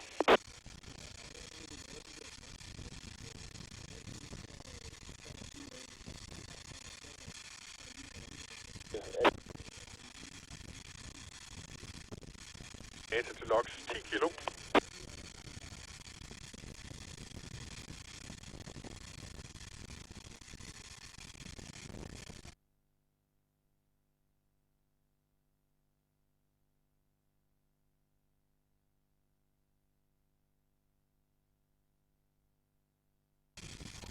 Here we see pictures of the pressurization process.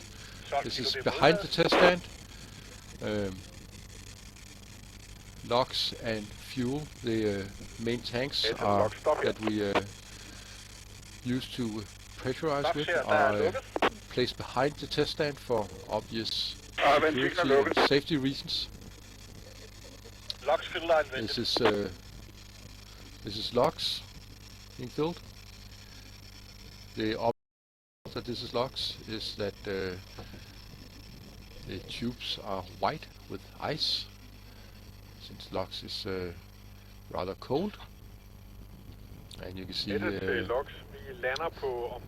tube going around the test stand and being pressurized and being put into the tanks that are behind the red plate. Now the reason the tanks are behind the red plate is also for safety reasons. The engine is in front of the red plate, and which is made of heavy metal, and the fuel and the LOX is behind the red plate for safety reasons. Obviously this is a test configuration. In flight configuration the fuel will be above the engine in the rocket. Hej flight, må vi lukke vind 1? Der er go for at lukke vind 1. Den er lukket. Data er flight skift. Ja. Now on the left hand of the picture you can see the camera pointing at the engine.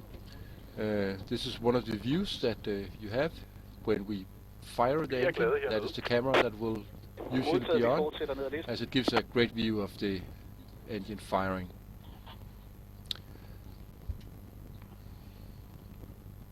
Flight til alle. Vi starter final procedure. Data, jeg har punkt 42, start data recording, skift. We are getting closer to flight, burn. det udskyder vi til lige før vi starter tryksætning. Modtaget, jeg sætter en ændring ud for den. Flight til alle. Ikke essentielt personel, forlad teststand. Ikke essentielt personel, forlad teststand. Slut. We just lost a picture from one of our feeds. Sorry about that.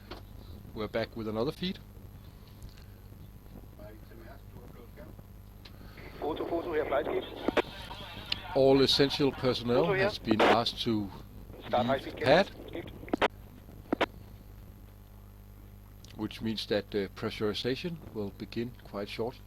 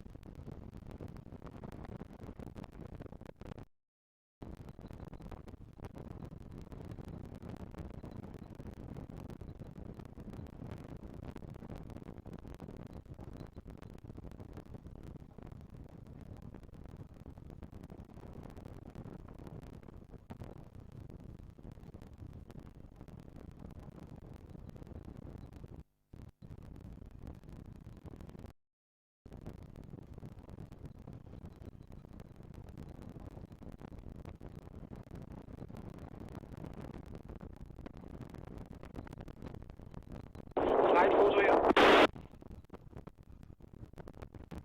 Flight skift. Vi er færdige. GT skift. Vi er færdige. Modtaget slut.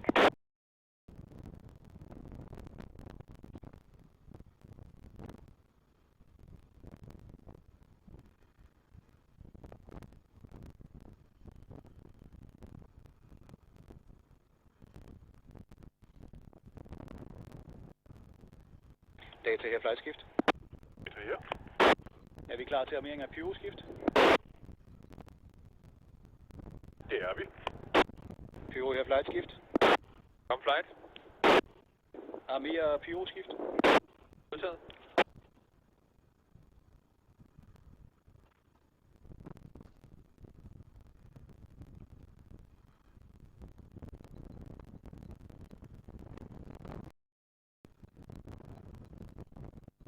Pyro armeret data. Kan du bekræfte, at du kan se pyroen? I kan se pyroen, fint. Pyro til flight igniter er armeret og klar. Flight her, udmærket, forlad teststand og sikrer du den sidste skift.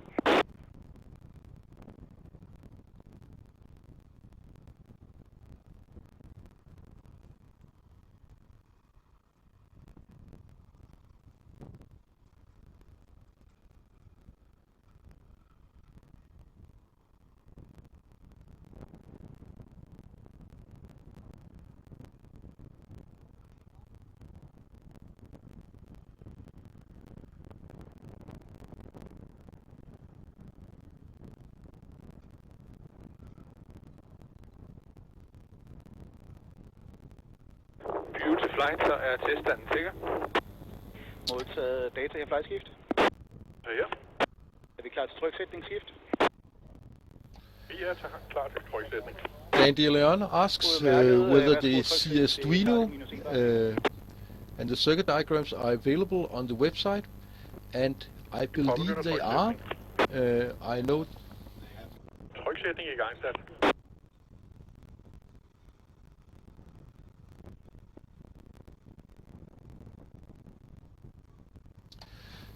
I just heard that the Arduino, which is basically an Arduino that is hardened for use in space and extreme environments, such as, for instance, a rocket. The design is as such open source, just like everything else in Copenhagen Suborbitals, but however there are issues with weapon systems and what have we that grown-ups have decided, so that it is apparently not available on our website, but if it is something that you would like to know more about, you can contact us. Our email is on our website.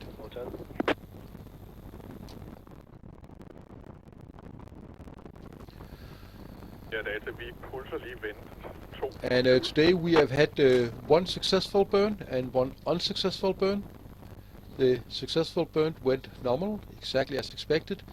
The second burn, unfortunately, the pyro team forgot to arm the igniter, and we expect them to go in the harbor later today. They were very chilly. So we are preparing for the third test of the day, and we hope that the pyrotechnical team has woken up. Eller nærmer sig teststanden, før denne er erklæret sikker. Herfra slut.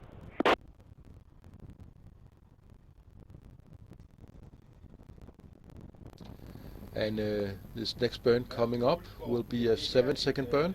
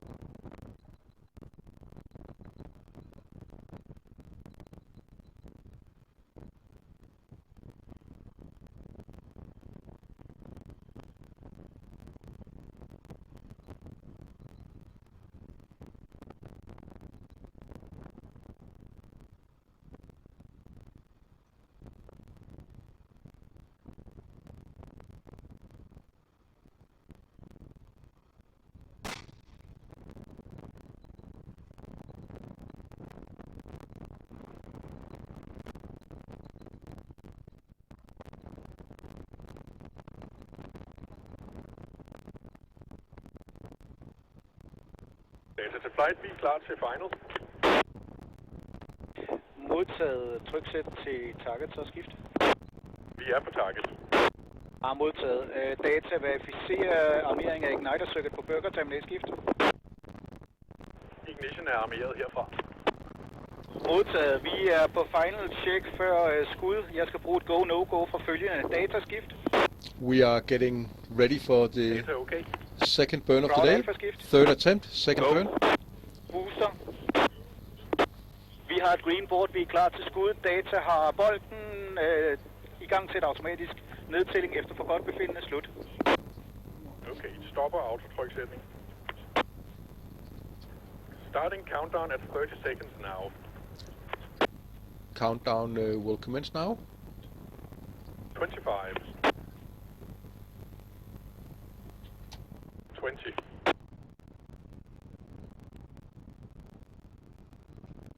15. 10.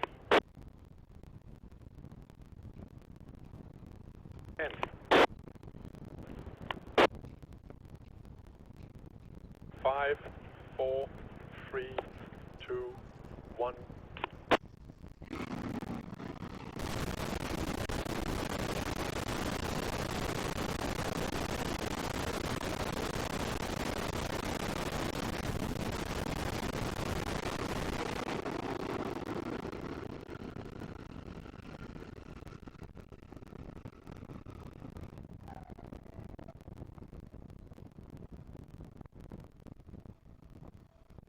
This is flight. We seem to have a nominal burn. All stations, please hold. Second burn of the day, third attempt, second burn. Second attempt, pyro didn't go off, and it seems that the pyro team has now woken up and has done their duty. Ja. So this attempt. Har du åbnet vent 1 og vent 2 skift? Ikke endnu, men det gør vi om et øjeblik.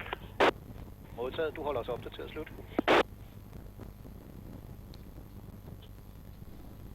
So it appears that everything went well, and this was a nominal burn. The LOX tank is currently being vented.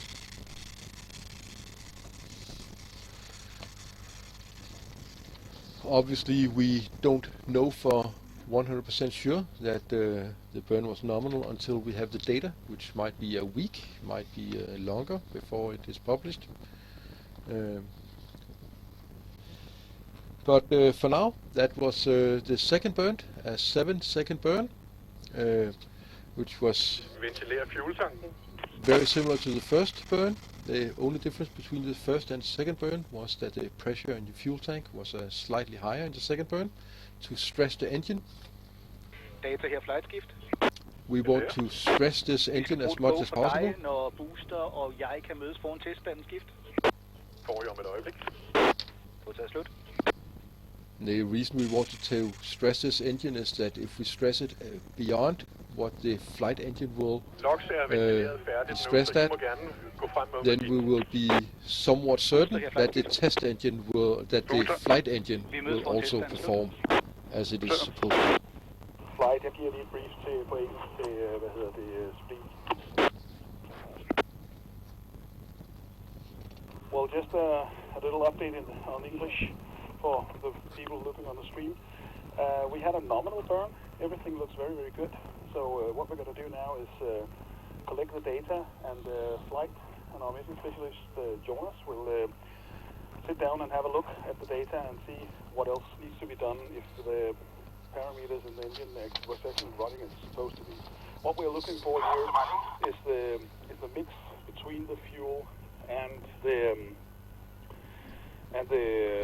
the oxygen, and it has been a bit off in our other tests, and it's very, very important that we get it down to the 1.3 in difference that we need. So we're going to look at a lot of data, and then we're going to see what's happened.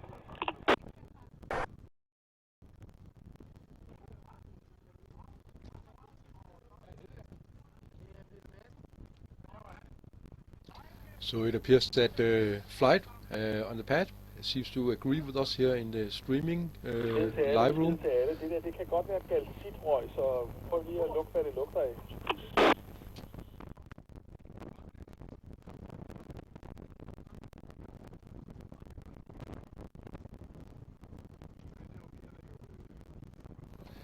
As I was saying, it appears that flight on pad is agreeing with us here at the streaming live room that this was a nominal burn. Everything seemed to go well. So we will now move on to the third test of today, which will be a 20-second burn.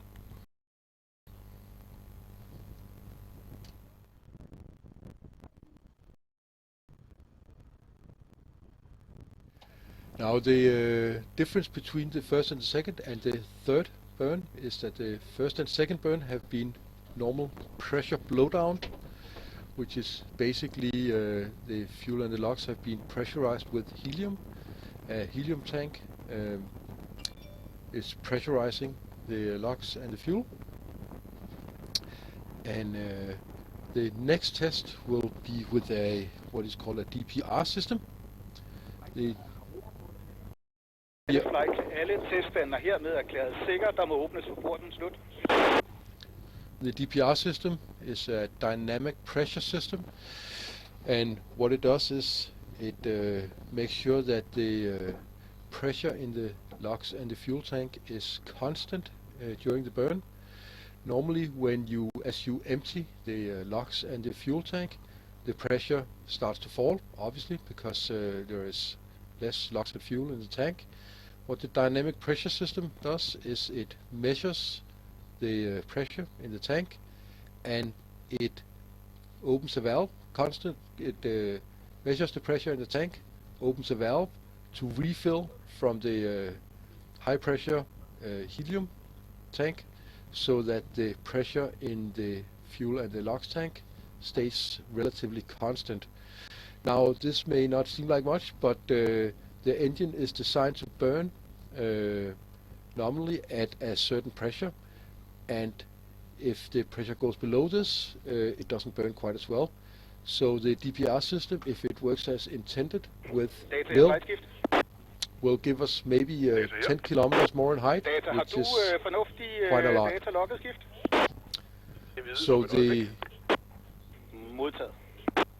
So the next tester, the next test will test the DPR system, the dynamic pressure system, and we will see how that goes. The data probably won't be released for quite a while. We need to look at them first, but it's going to be interesting nonetheless. Her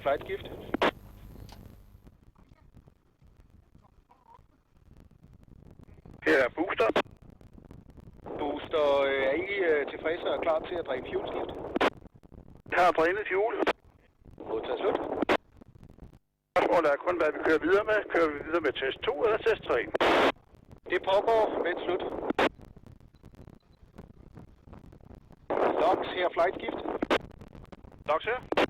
Gentager heliumkompressortryk til højtrykstank skift. Du slog mig med cirka 2 sekunder. Sådan er flight slut.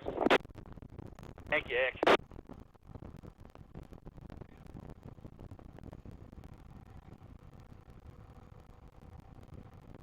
Flight til alle. Vi afventer på nuværende tidspunkt noget talknusning. Derefter så annoncerer vi, hvilken test vi fortsætter med. Flight slut. And Reggie on YouTube asks whether we have a willing test subject for a manned spaceflight yet. And the answer is that yes, we do. We have quite a few actually. It seems that among CS members it is quite popular to want to be the first astronaut first astronaut in a manned space mission made by amateurs. It's a pretty dangerous undertaking, but that doesn't seem to deter anyone from Copenhagen's Orbitals from wanting to be the first astronaut from Denmark.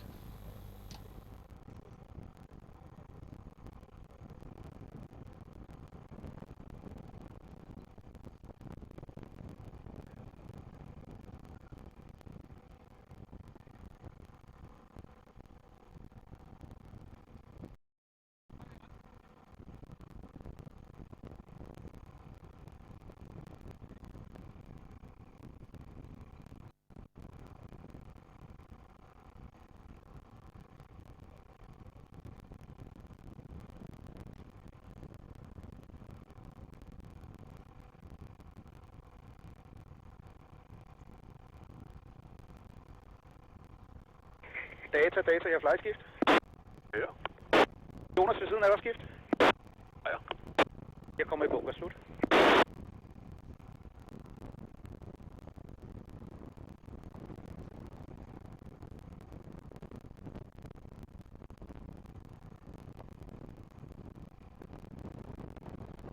Skødt, Franke her.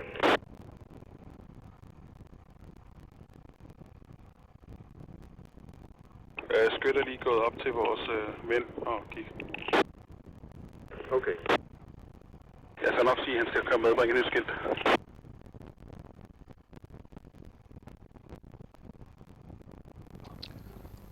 Aaron Bohr on YouTube asked whether the selection of astronauts is limited to Denmark only.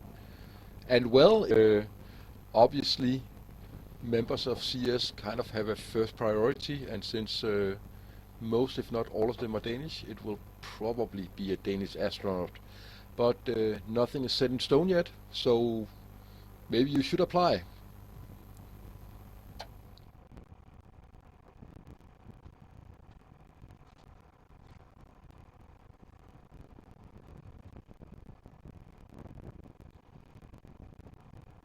Der er friske numre på vej.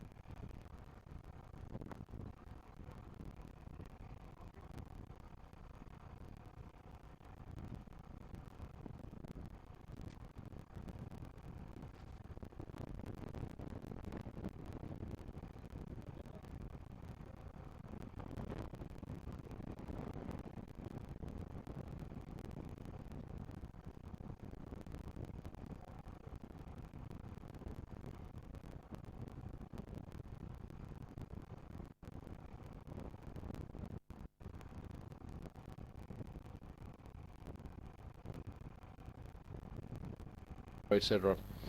So the point of the test is not to fly high. The point of the test is to test subsystems, which is why there are lots of amateur rockets, or some amateur rockets at least, that have gone higher than 8 to 12 kilometers. That is not what we are aiming for in this summer's test. We just want to go high enough to test what we need to test. That's it.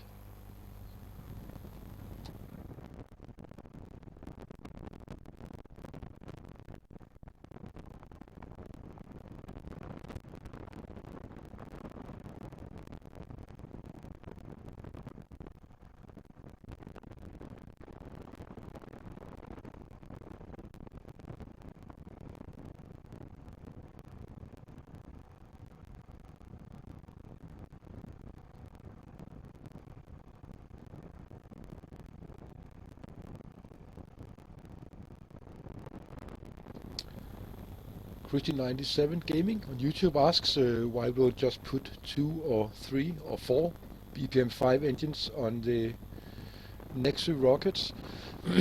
Now it's not as stupid a question as it might sound. SpaceX has to just put more of them on bigger rockets, but Copenhagen Suborbitals has all along had the plan that we have 5 engines, the BPM-2, which is a very small non-flight rock engine that has a thrust of 2 kilonewtons, and then the BPM-5 engine, which is the one we are currently testing, and that you will have a thrust of 5 kilonewtons. Har du mulighed for lige at hoppe over på kanal P1 for en kort bemærkning? And then eventually the BPM-100, which will have a thrust of 100 kilonewtons.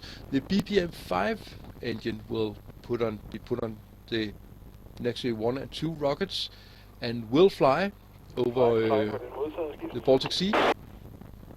And the BPM-100 is very similar to the BPM-5. It is simply scaled up, or not simply, it's not that simple, but it is scaled up.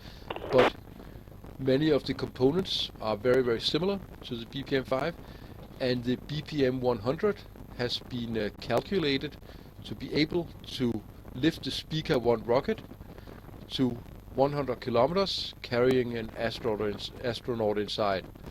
So basically the answer to that the goal of Copenhagen Suborbitals is to send one man or woman beyond the Kármán line or into space, which is 100 kilometers, and bring him and her back alive, and hopefully more than alive, also not with any broken bones.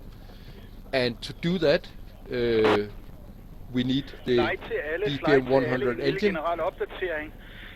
Fuel oxidizer-forholdet var lige i skabet her ved det sidste burn, så vi har lukket hele gruppe 1-burnsene. Vi går nu direkte til burn nummer 2, som er et langt pressure blowdown burn med jetvane, hvor vi forsøger at anslå alle resonanser i motoren. Slut. And also, one of the things that are in practice difficult with rocket engines is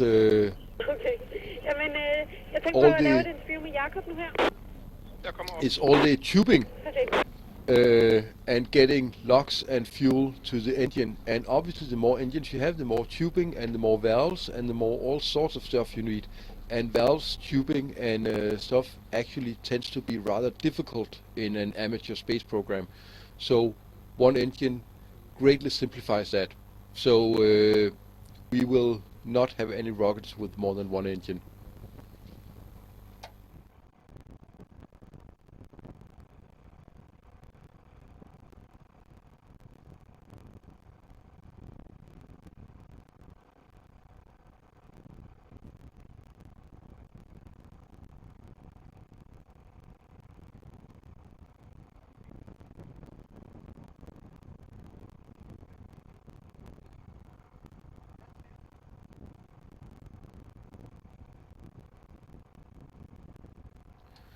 Now the first 2 burns of today were primarily to test the ratio of fuel and oxidizer, and numbers have been crunched, and it appears that everything is right on the money, and the fuel oxidizer ratio is very close to perfect. So what that means that we are quite satisfied. So we will close off this part of the test, calling it a success, saying that we now know that the fuel oxidizer ratio in the BPM-5 rocket is as expected. So the next type of test is the jetvane test, where we will measure shear force on the jetvanes. So the team is currently putting a jetvane on the test stand that will be just behind the BPM-5 rocket, so we can take measurements via a load cell. And also the graphene jetvane will be stressed so that we can see whether it holds up to the extreme heat of the rocket exhaust.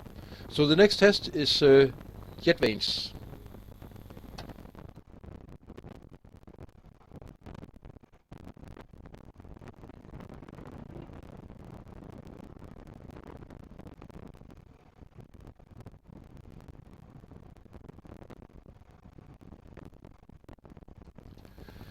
And our beautiful interviewer Lily is on pad, ready for an interview with mission specialist Jonas Bjerny, and I expect he will talk about either whether this series of tests that we have performed so far have gone well, or maybe he will talk a bit about jetvanes, but Lily will be on shortly and then we'll find out.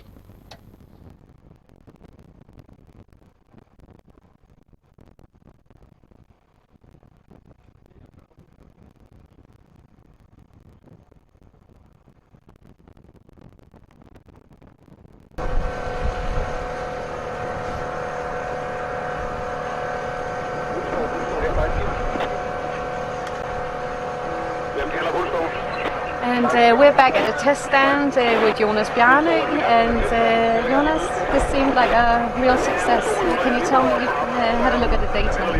Yes, the data looks very nice. This time we were looking for, again, the oxidizer to fuel mixture ratio, and we were trying this time to get a specific pressure pair at the point where the engine transitions from pre-stage to main stage. We want to hit the optimal operating point just at that point in time, and then watch that degrade as the chamber pressure drops. And we actually hit this right on the mark, and it seems as if we got the oxidized to fuel ratio down to 1.32, and that's within 1% of what we wanted. So a few percent. So this is good enough to fly. So now we're moving on. The next test today will be a substantially longer burn, and this time we're going to introduce the jetvane. Yeah. So we have on the setup, and this will be actuated, moving a pattern of plus minus 15 degrees throughout the test. Okay, so this is going to be a longer burn. Yeah, I would expect this to be around 20 seconds. That's what we're aiming at. We are prevented from going much higher in this because we've set the burst discs, the protection mechanisms on the tanks conservatively low at around 24 bars, so we can't really go beyond 24 bars and the burst disc will pop. So that limits us to about 20 seconds runtime in this setup. Okay, and the purpose of the long burn? Well, the idea is that when Nexus 1 flies, it's going to be operating in pressure blowdown mode. So we will start out at our design pressure, and then the chamber pressure is going to drop right through the burn from 15 bars down to about 7. And that means that you're actually moving or transitioning the engine through all its resonant modes that lies in that region. And imagine, think about it as a long tube, like an organ pipe, so to speak. So an organ pipe, of course, if you blow air into one end, it'll resonate at certain frequencies, or one particular frequency especially. So here we're going to be exciting a couple of these frequencies as we move down the pressure envelope. So you're going to see this engine is going to be screeching and making a lot of noise, a lot of vibration. But this is all part of the qualification because it has to be able to withstand this in flight. And of course the jetvane has to as well. So this is, think of it as a stress test of the system, both of the engine but also of the jet. Okay, so this is going to be the noisy test. This is going to be the noisy test of the day, yes. And if anything goes wrong? If anything goes wrong, it'll probably be today. Or be this burn today. So if shrapnel comes flying, we know why. We'll be hiding in the bunker. Yes, so that's a good way to go. But essentially, I wouldn't suspect anything to go dramatically wrong. One never knows, though. This is a flight build. Particularly the manifold connection of the engine, the way we feed the ethanol into the cooling cap, is a little different on the flight engine than on the prototype engine we tested before, and we want to make sure that this is not a weak spot. So this is one of the points when this test is completed, we're going to be inspecting that particular joint to see if we see any cracks or anything of that nature in that joint. That would be the weakest spot on the engine for this set. So there are different things we're looking for, and we want to make sure that we cross all the boxes before we go home today. And when this is done, hopefully the engine will be in one piece and the vane will as well. We'll proceed with a series of more aggressive tests in the thermal range, so we'll be operating with the DPR system to maintain a more constant operating pressure and a higher heat flux, both into the engine and also into the jet. Okay, that's good. Oh, that's also going to be a stress. That's going to be a different type of stress. So here we're looking at mechanical stress, or thermal mechanical you might say, and the other one is more thermal on its own. So there you won't see any of the resonant modes come into play because you're keeping the chamber pressure more or less constant. So in what way is it going to be stressing? It's going to be stressing thermally because you're putting more heat flux into the chamber walls of the engine. So we want to make sure that we reach the equilibrium point of our cooling.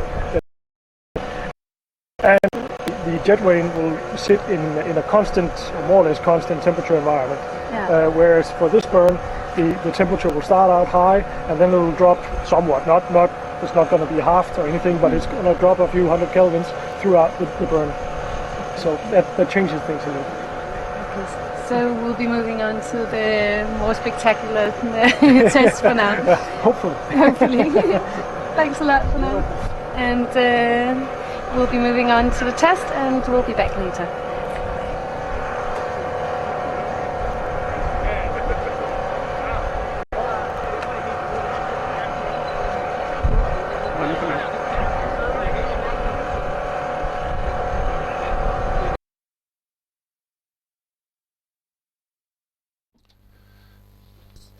So that was an interview with Jonas Bjergby from our beautiful interviewer Lily about jet vanes.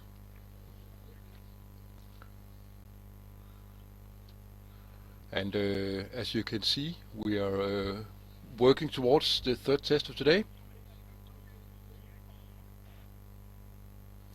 And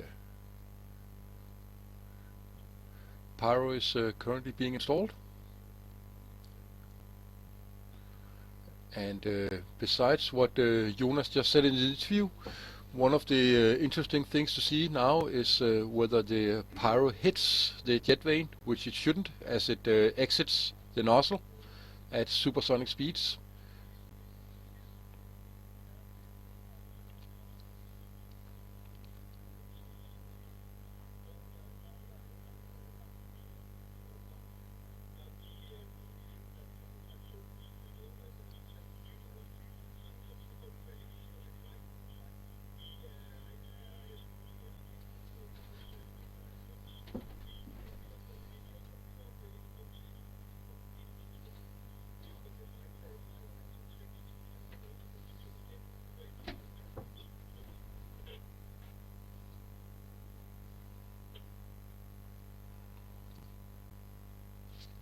Now the message we just heard is that we are running a little bit low on logs, and we're not exactly sure that we have enough to perform all of the tests that we would like to do today. So what we're doing is now we are doing the jet vane test that Jonas in the interview just talked about. After that we will change out the engine from the BPM-5 number 2, which is the one we are currently testing, which will not fly. We will change that to the BPM-5 number 3, which is the flight engine. And the reason we do that is that we want to have enough logs. We want to make sure that we do the burn with the third engine so that we can do a similarity test and make sure that the third engine performs as it is supposed to, which means that it has to perform basically exactly as engine number 2. If it doesn't, then there is a fault in the third engine. And after that we will change back to engine number 2, and then we will run that until we have no more locks.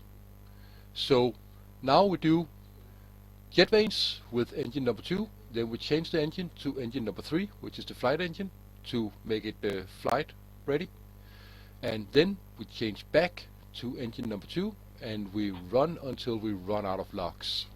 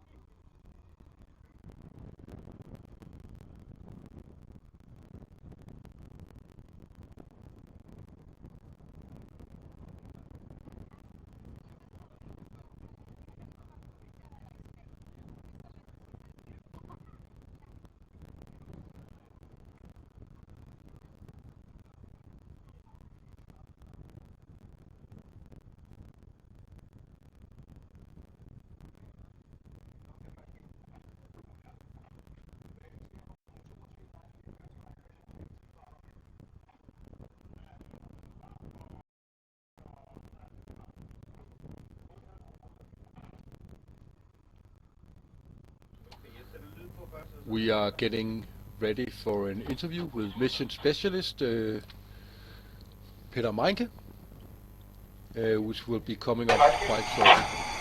Og du slukker radioen, når der er forkert.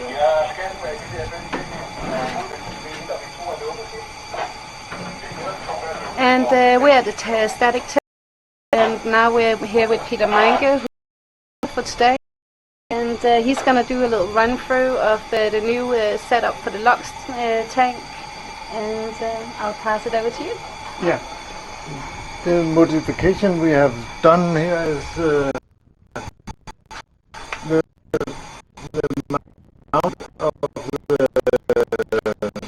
the load cell was not before as it is on the tank, and we have put it up in the top of tank instead of this is the load cell, and there's the wire here on the top of the tank. Now the tank can freely move up the lock in position where the stuff wouldn't give the right numbers. So can you just quickly, so if you can do a little run through of what the problem was before? The problem was... So the LOX would be coming through the cover yes, and tubing. into the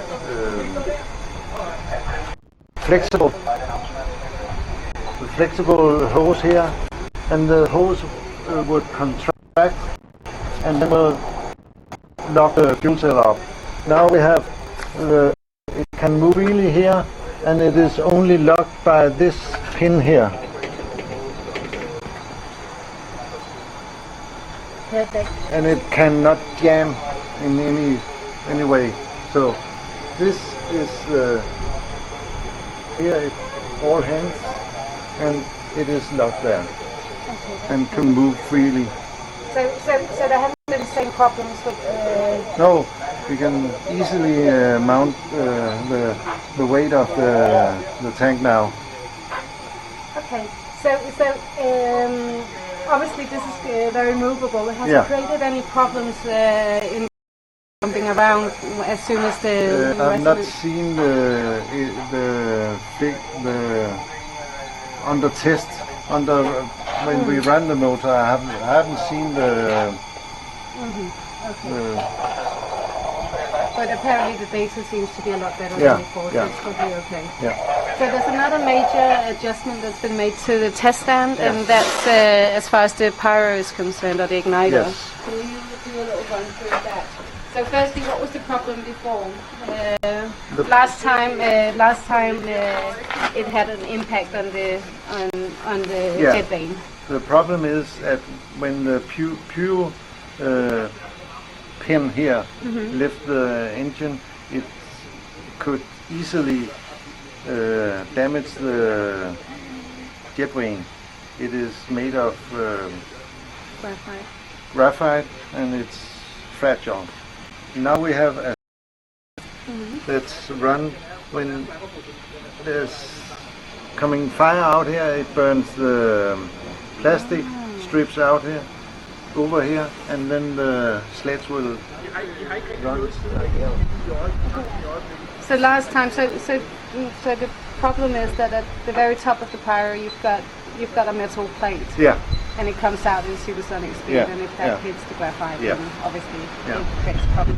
So how has this sledge worked so far? fine. It's not easy to stop it when it's going fast, but we find it. You find it somewhere because you know the first one had a stop to it. The stop here, and it is completely twisted here. The sledge go Yeah. Just ended up somewhere. up the hill. So you've just taken up off the stop, and then you just let it fly Yeah, and hope it doesn't hit the cameras. yeah, Excellent. that's right. Okay, so that's worked really Yeah. well so far. Yeah. Perfect. When it comes to the actual launch, you obviously can't have a sledge on the platform. What are you going to do? Then? It will be not. It's not a problem.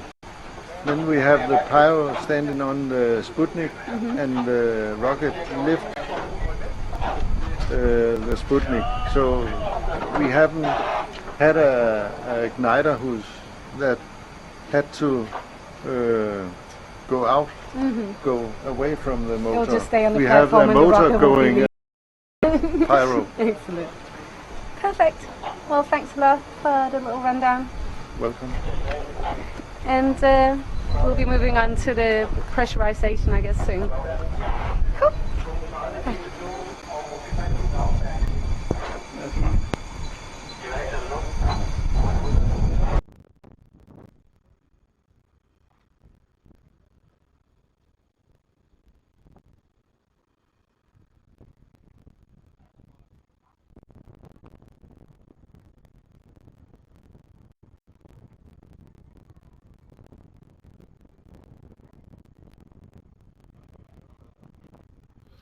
There was an interview with mission specialist Peter Meinke, a bit on pyrotechnics and a bit on feeding logs to the engine. We are currently getting ready for the third test of the day, which will test jet vanes, and as Jonas Bækby Bjarne talked about before, we'll also go through the different resonances of the engine to stress test it and thermally test it as much as possible. We want this engine to experience more stress than the flight engine, so that we will be absolutely certain that the flight engine will perform normally and survive.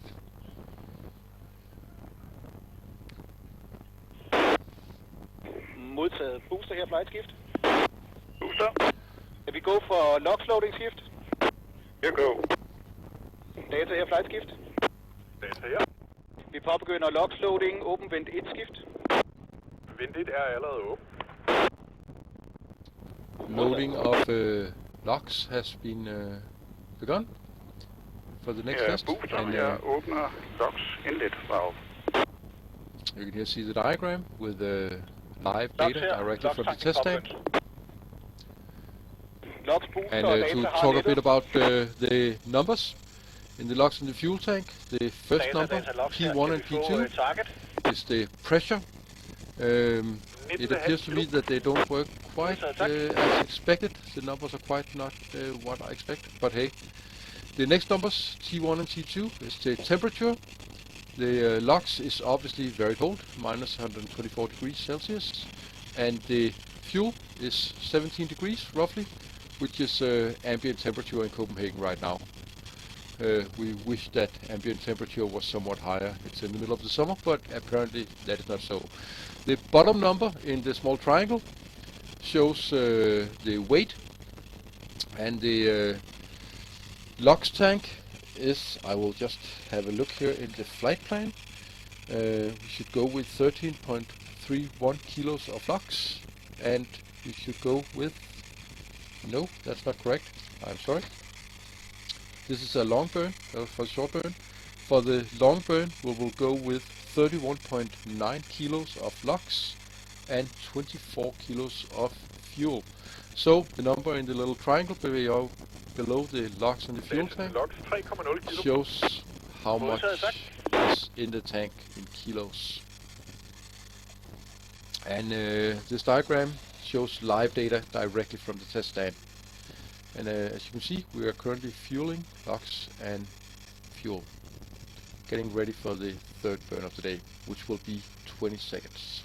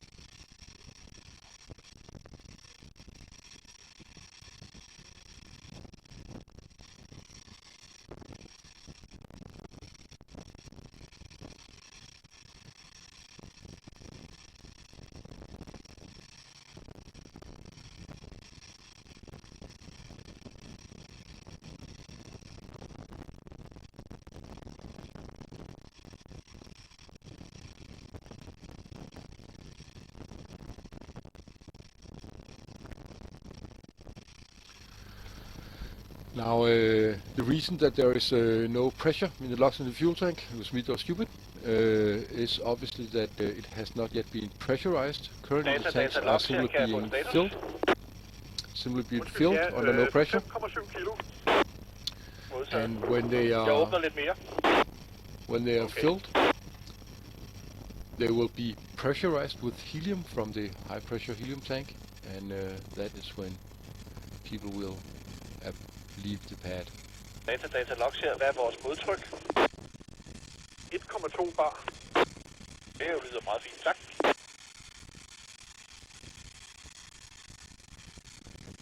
Data til LOX 9 kilo. Jeg skruer en lille smule ned igen.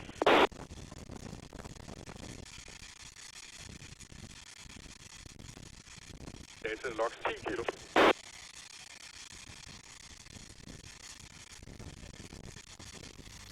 And remember that you can ask questions in the YouTube comments, and we will try to answer them if we find them worthy. Cirka 12 kilo.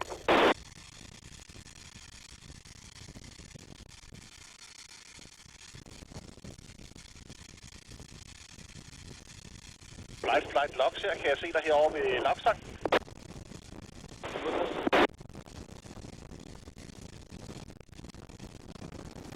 You can, of course, you can of course always find more information about Copenhagen Vortals on copsub.com, copsub.com. And since this is a volunteer and thing, we receive no funds from anyone except from you. So you should definitely donate some money at copsub.com. 15,5 kilo. Gentag signal. Nappen op 16 kilo.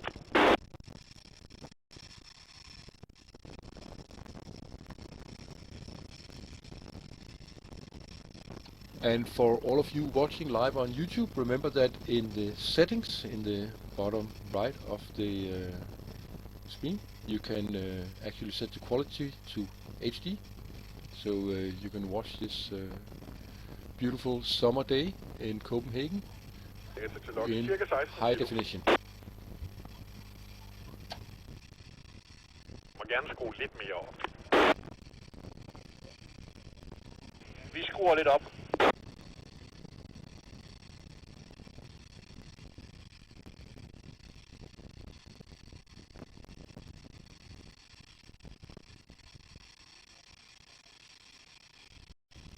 Cirka 17 kilo.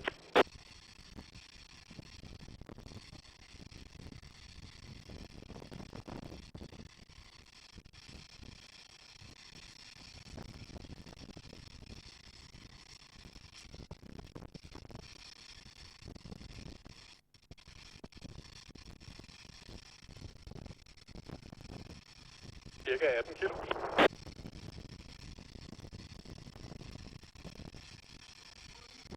Skal vi ikke lige prøve at lukke her og stabilisere den, se hvad den ender på? Er lukket.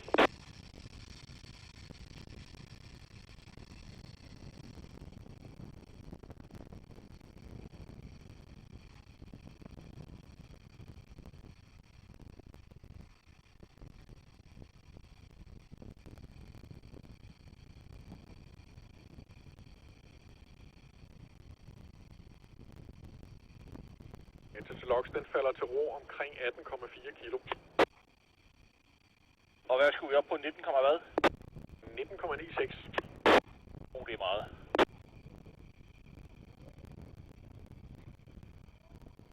Vi åbner igen.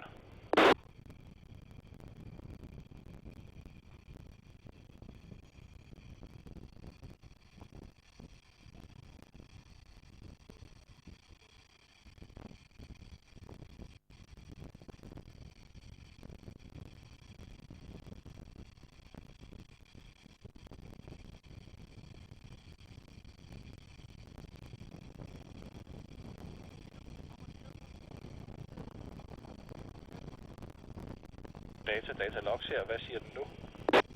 Omkring 19,3.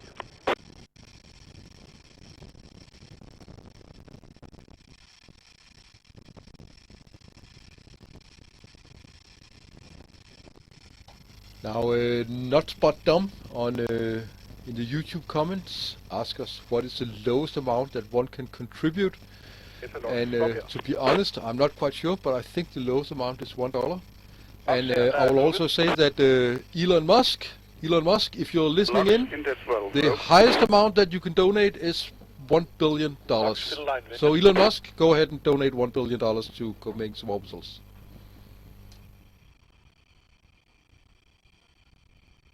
Data her, flightskift. Vi afventer din mening om logsloadingen, når den er faldet til roskift. Ja, det kommer om et øjeblik.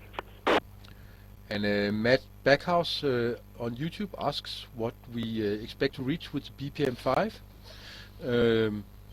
I'm not quite sure exactly what that question entails, but I presume what is the goal of having the BPM-5 engine, since it will obviously not be able to send a man into space.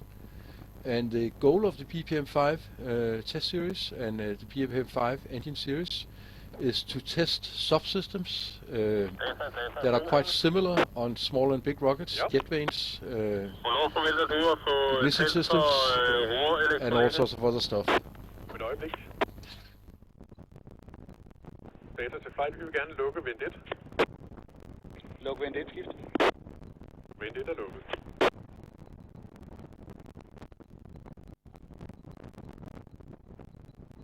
Flight til alle. Det er en ret vigtig besked. På det næste burn, så kommer vi til at køre maksimalt tryk på tankene, og vi kommer hele resonansområdet igennem på den her motor. Hvis den springer i luften, så er det her, den vælger at gøre det. Og det betyder, at alle uden undtagelse holder sig i maksimal dækning under det her burn. Slut. Now we just heard on VHF that this next test with the jetvanes will be with the fuel under quite a lot of pressure, and this is also a stress test of the engine. So it is basically being run on a higher load than it is actually supposed to in a rocket. in a flight mode. So if the engine explodes, this is where it will do so. So this is going to be all great fun, and it will run through a lot of self-resonance, and it will really be stressed out. And it's going to be a long burn, and it's going to be a hot burn. So this will be quite fun to see, one way or another. Maybe it will end with a bang. We don't know, but we'll find out.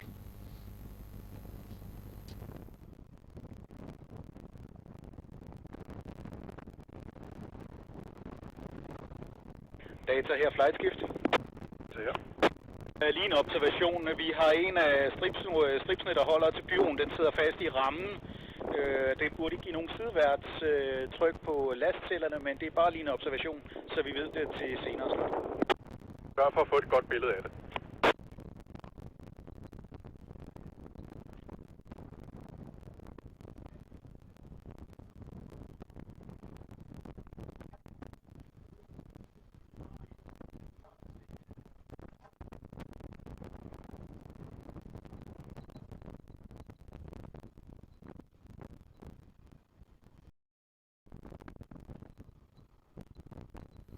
And we're still fueling LOX and fuel for the third test of the day.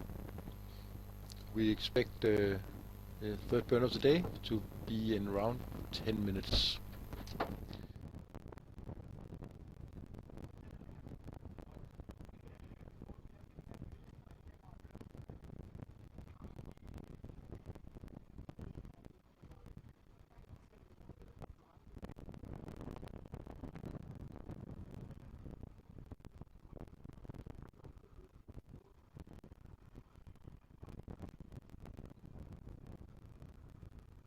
Data her er Bo.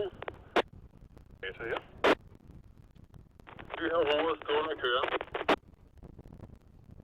Jamen, det kan vi også se i dataene. Tak.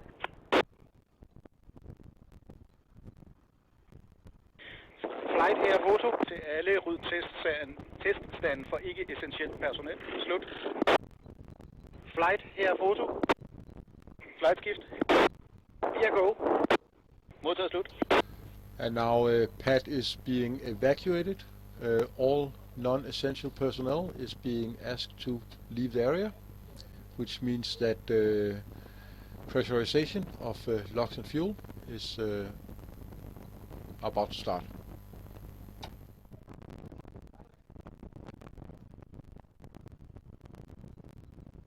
Data her, flightskift. Ja. Er vi efter din mening klar til at armere igniter og gå videre til skudskift? Det mener vi. Modtaget slut. Pyro her, flightskift. Kom flight. Påbegynd armering af igniter. Skift. And here you can see the jetvane actually moving, the actuator, and one of the points of this test is to test the stress that the jetvane will take, and also to test the actual jetvane and how it will hold up. Sikker dig, at du er den sidste, der forlader teststanden. Skift. Modtaget. And the jetvane is moving 15 degrees to one side and 15 degrees to the other side, and it will keep doing so during the burn, meaning that we can measure the shear stress on the jetvane and get some interesting data from that. And also we will afterwards check the jetvane for cracks and fractures to see how the graphite will hold up in the harsh environments of a rocket engine.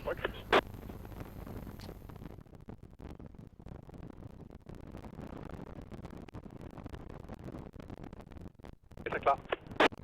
Data, er du go for tryksætning, skift? Vi er rede for tryksætning. Godt. Har du armeret igniter circuit, skift? Igniteren er armeret. Jamen data, værsgo og tryk sætte tanke efter for godt befindende. Pressurization is about to start.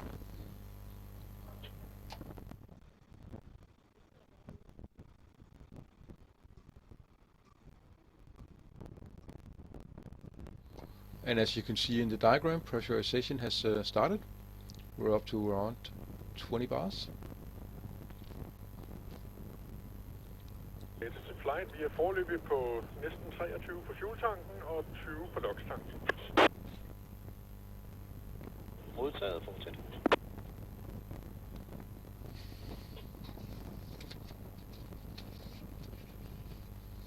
Flight til alle, det final status check. Vi har lidt travlt her under den her høje tryksætning. Jeg skal bruge et go, no-go fra crowd alpha skift. And the nominal pressure is supposed to be 22.5 for LOX and 22.3 for fuel. Go. Der er green board data og start automatisk countdown efter forgodtbefindende. We have a no-go, no sequence, and countdown will commence shortly. Vi pulser lidt.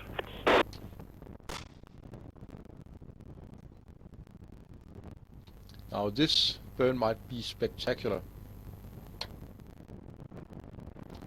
If the engine is going to blow up, this is when it will do so, as it's being stressed a little bit beyond its design criteria.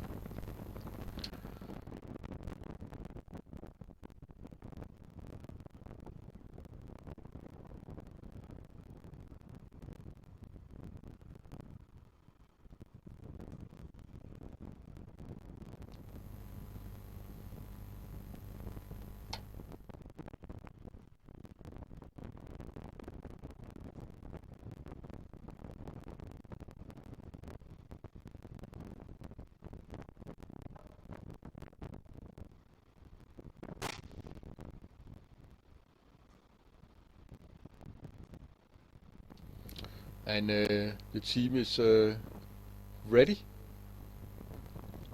This is pictures from mission control.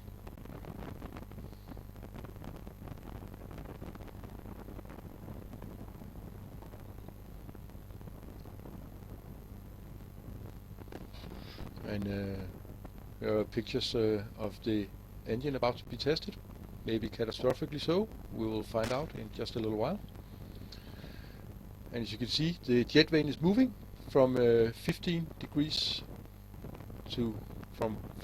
one side to 15 degrees to another side, so that we can test the shear force on the jet vanes as it's being exposed to the exhaust of the engine.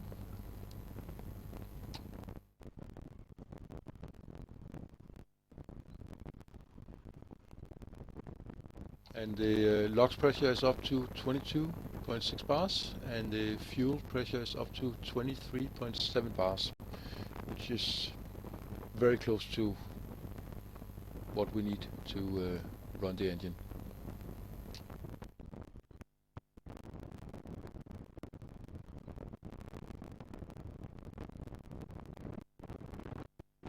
Tryksætning, autotryksætning færdig.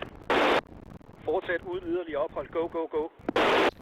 Starting countdown. Pressurization has been finished, and we are ready to go for the third test of the day. 25 seconds. Countdown commencing. 20 seconds. 15. 10, 9, 8, 7, 6, 5, 4, 3, 2, 1.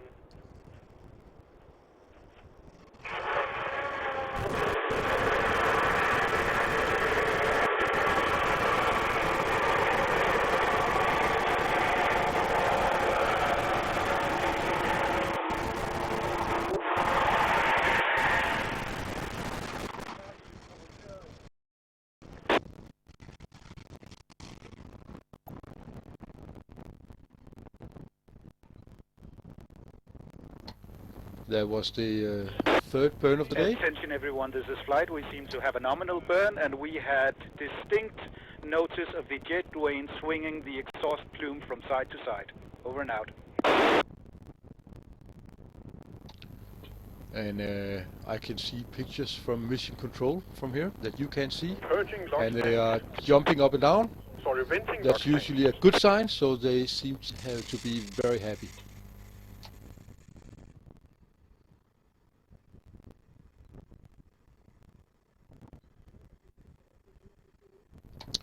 And probably the reason they are very happy is that during this test the engine was subjected to a bit more pressure and a bit more load than it was actually designed for, and that worked fine. So if the flight engine performs as it's supposed to, it should easily be able to live up to its expectation, and it should fly. Booster og jeg fortsætter til testplan skift. Flight logs her, må jeg følge op.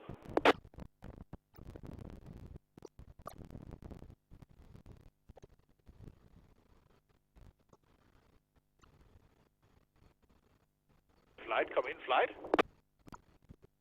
Flight skift. Må jeg også komme med over og kigge? Ikke nu. Slut.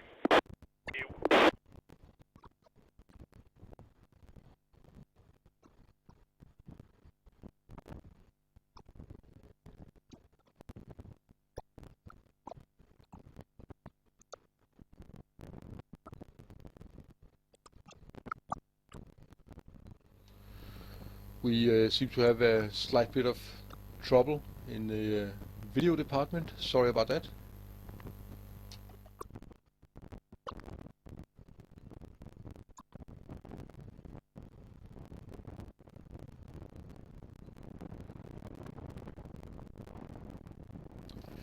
So that was the third test of the day, and that went very well. I'm almost tempted to say that it went better than expected. The burn was nominal, went on for somewhere between 20 and 25 seconds under high pressure, and the engine was subjected to quite a bit of load, a bit more than it was designed to.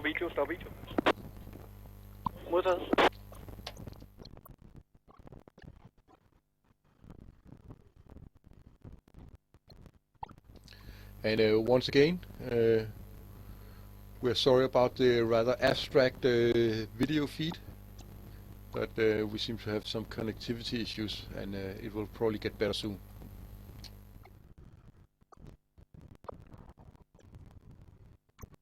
Flight til alle. Vi har 3 minutters kiggeri, derefter rydder vi testplan og piller motoren ned. Slut. Now that was the third test of the day, and the tests we have done until now have been on the BPM-5 engine number 2. There are 3 engines altogether, number 1, 2 and 3. The first engine will not be run anymore. It was the first engine of the batch. The second engine is the one that we are running now. The second engine is the one that we have been running so far. And it's a test engine that would only be run on the test stand. It will never be in flight. The third engine is the actual flight engine that will be put on the next Wave 1 rocket. The third engine is the one that will be put on the next Wave 1 rocket that will fly this summer, in the end of August or the beginning of September. Until now, we have been testing on the engine number 2, test engine, to see how much stress it could handle, to test jet vanes, etc., etc. Now we will change from engine number 2 to engine number 3. The reason we do this is to make a short burn on engine number 3, which is the actual flight engine. We want to, and the reason we do this is we want to run the actual flight engine very shortly to see that it performs as it's supposed to. And the way we do this is we run it shortly and we look at the measurements we take from it and see whether it performs as engine number 2 does. And the measurements from engine number 3 and engine number 2 should be exactly the same under the same load. If they are, then we know that engine number 3 was produced correctly and has no anomalies, no faults that are hidden from view, and then we can probably safely fly it. Once we have made this test with engine number 3, which is the flight readiness test, we will change back to engine number 2, and we will run engine number 2 until we run out of LOX. So that's the plan from now. Now the next test is engine number 3, the actual flight engine for the Nexø 1 rocket that will fly from the Baltic Sea east of Bornholm sometime between the end of August and the beginning of September of this year.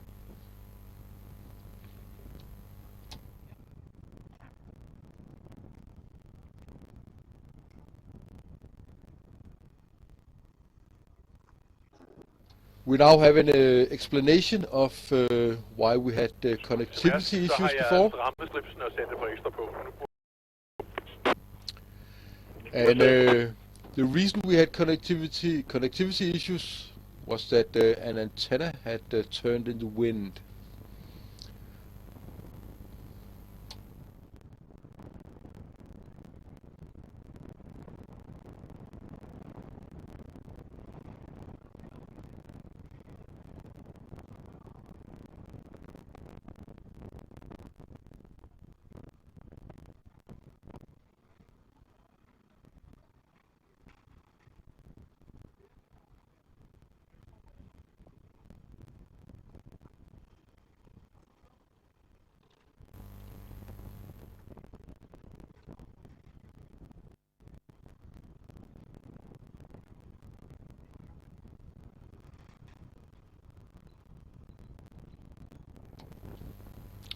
And the engine is now being changed from engine number 2 to engine number 3.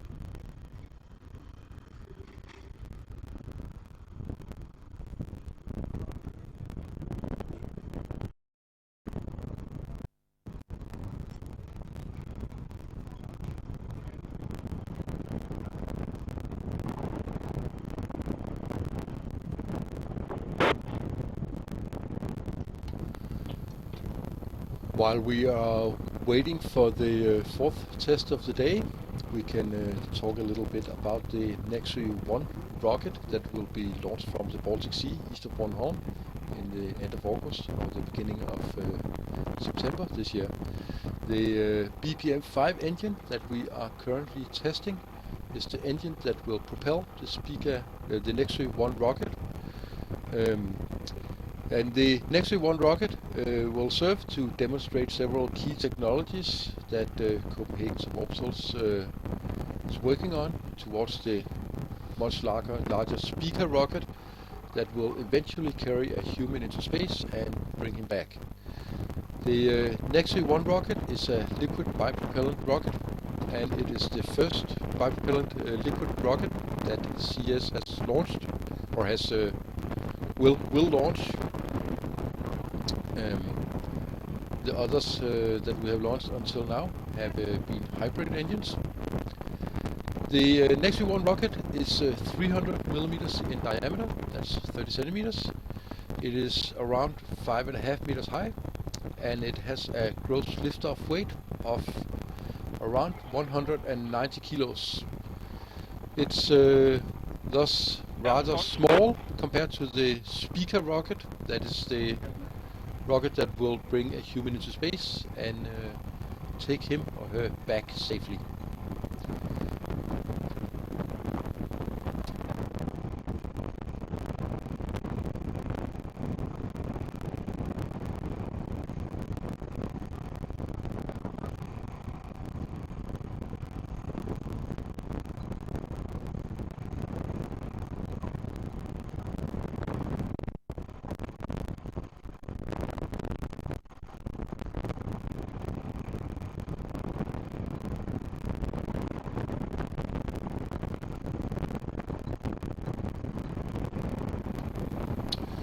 As you can see on the video stream now, the engine number 3, the flight engine, is about to be on the test stand, so we can test it and see whether it's flight ready or not.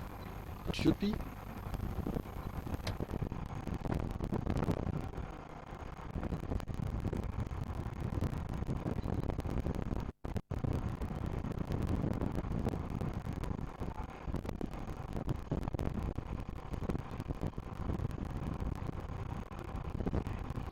And now it will be quite a while before we change the engine number 2 to engine number 3 to make the engine number 3 flight ready.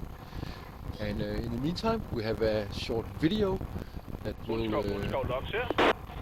tell you more about the BPM-5 engine and how it's assembled.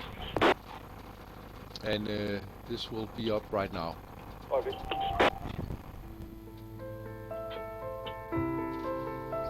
Hey.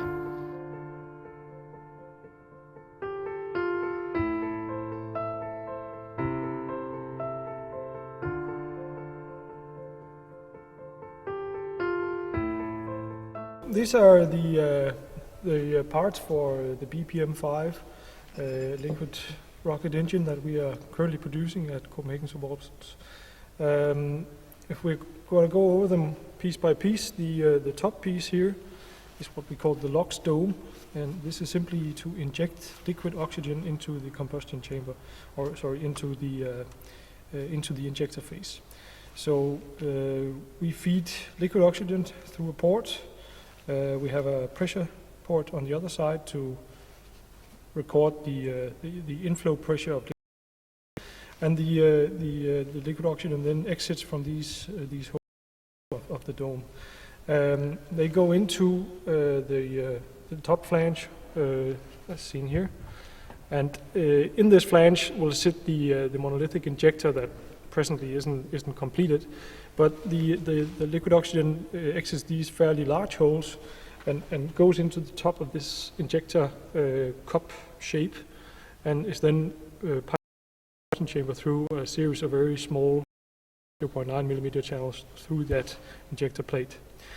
In between the LOX dome and the injector plate, we also have a strainer filter, and this is placed here simply to take out any foreign objects that might be in the LOX tanks or in the piping. And the issue here is, of course, that as the injector uses so tiny holes, 0.9 millimeter in diameters, it's fairly sensitive to plugging from smaller objects.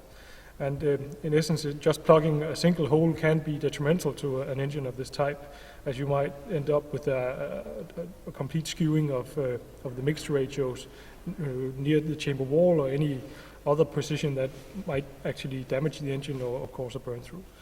So the filter parts are fairly important. The top flange here is a steel, a stainless steel object, and it consists of simply a ring of holes at the perimeter through which the fuel is entering the chamber. So if you remember the injector plate, liquid oxygen going through the holes along the longitudinal axis into the chamber. and the fuel enters from the side into the injector plate, and then it goes through a series of radial channels into the injector plate, and then is sort of diverged 90 degrees into the chamber as well. So the fuel flow, this is the in, so the fuel flows on the outside of this into this small recess here, and then goes through this 90-degree bend to exit these holes, and then into the injector plate, and then back down into the combustion chamber. This, of course, means that, as you can see, there are quite a number of twists and turns in the path of the fuel in the engine, and this means that you will see a considerable pressure drop going from the tank pressure to the combustion chamber pressure. This is, of course, something you would want to minimize, because it means you would have to use larger pressures in your tanks, and larger pressures means heavier tanks. So if you look at this part, you will notice that this has a slightly larger diameter than the other one. This is the outer skin of the rocket engine, or the chamber liner, or outer liner, so to speak. And this will in fact be cut into two along this axis, and then welded together on the outside of this chamber. To form the correct spacing between the two chambers, we use 2 millimeter copper wire that simply is soldered onto the inner chamber. And this then provides the correct spacing. I have another engine over here. Simply we put these in to inundate the concept of keeping those spaced adequately. And the concept is, of course, we want to have a fixed and well-established spacing between the two walls, so to give the best possible constriction of the flow volume on the outside of the inner chamber.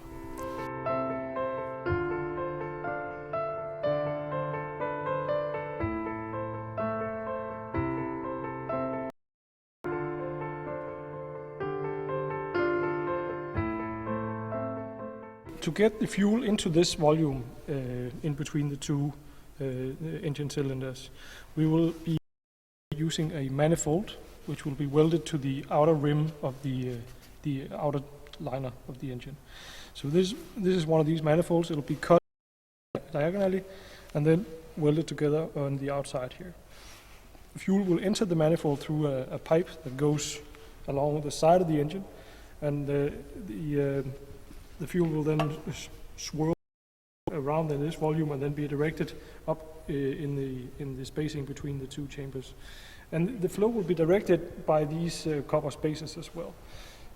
These spacers are going to go along the longitudinal axis, and then it's going to do a small twist at the end, sort of just to direct the flow in the axial direction. If one other remark to these spacers, the concept is that you can use these spacers to control the flow velocity in the cooling channel. And there are many ways to do this. One way could be, as we've done here, simply to make it along the longitudinal axis, which will give you a fairly low flow velocity, but in a sense that the flow will be non-turbulent over the largest part of the volume. Another option would be if you need more cooling capacity, or you want to harness more of the cooling capacity of your fuel, you could do a spiral that goes around the inner chamber, and that will increase velocity by the flow as it goes from the manifold and into the injector and into the engine. And this means that it'll readily absorb more energy from the chamber itself. This can have an advantage in the sense that you harness more of the heat capacity of your fuel, but it could also have the disadvantage closer to the boiling point of the fuel at that given pressure, the operating pressure.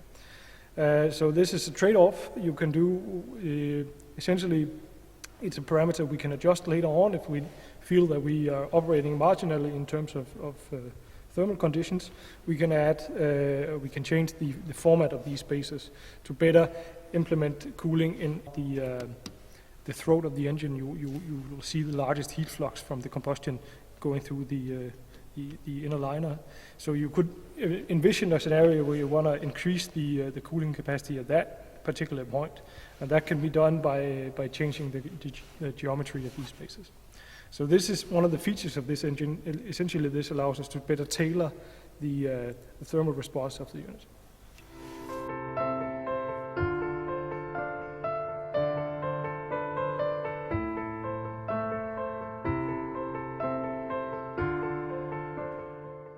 So here we have one of the main valves for the BPM-5 engine. We have two main valves, one for liquid oxygen and one for the alcohol fuel mixture.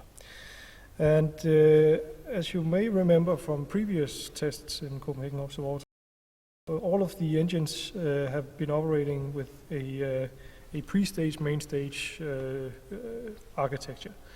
And the idea has been that you open a pre-stage valve to get a slight flow into the engine, and then you ignite that flow to ensure complete ignition prior to actually opening the main valves and then starting the engine. Concept can be used to sort of ensure that you have a stable ignition source present in the chamber prior to actually at full throttle.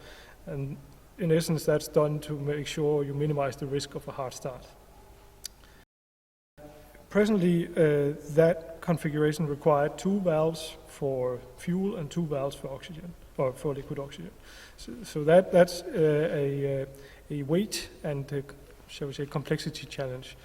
For the BPM-5 engine, we've chosen a slightly different strategy in that regard. We have chosen to do a single valve solution, but a valve, rather than the previous setups which have used pressurized air to simply move the valve from closed to fully open, we have now a electric motor actuated valve instead that allows us to move the opening degree, or the degree of opening in the valve, with quite a bit higher precision. So in essence, we are now using a valve with a cross-section like this. So it's not a straight hole anymore. And this means that when you rotate that valve inside a very slight flow at the beginning, and then you can open it fully to get a full flow through the valve. And this means that we can actually do the pre-stage, main stage architecture with a single valve, and we have full control over the mixture ratio in the liquid oxygen and the fuel as the burn goes on.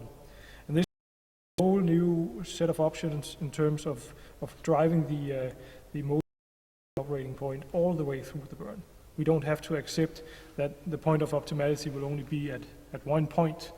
We can sort of trim this as we go along to sort of correct for the autogenous pressurization of liquid oxygen once the tank is depleting.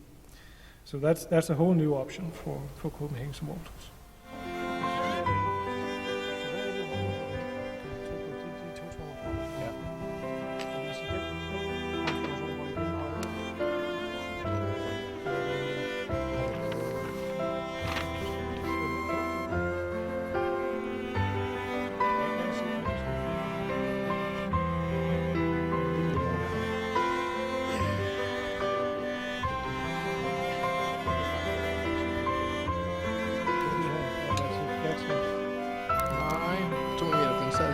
Så flød jeg den af. Det man kan frygte, hvis det er langsomt flowet zone.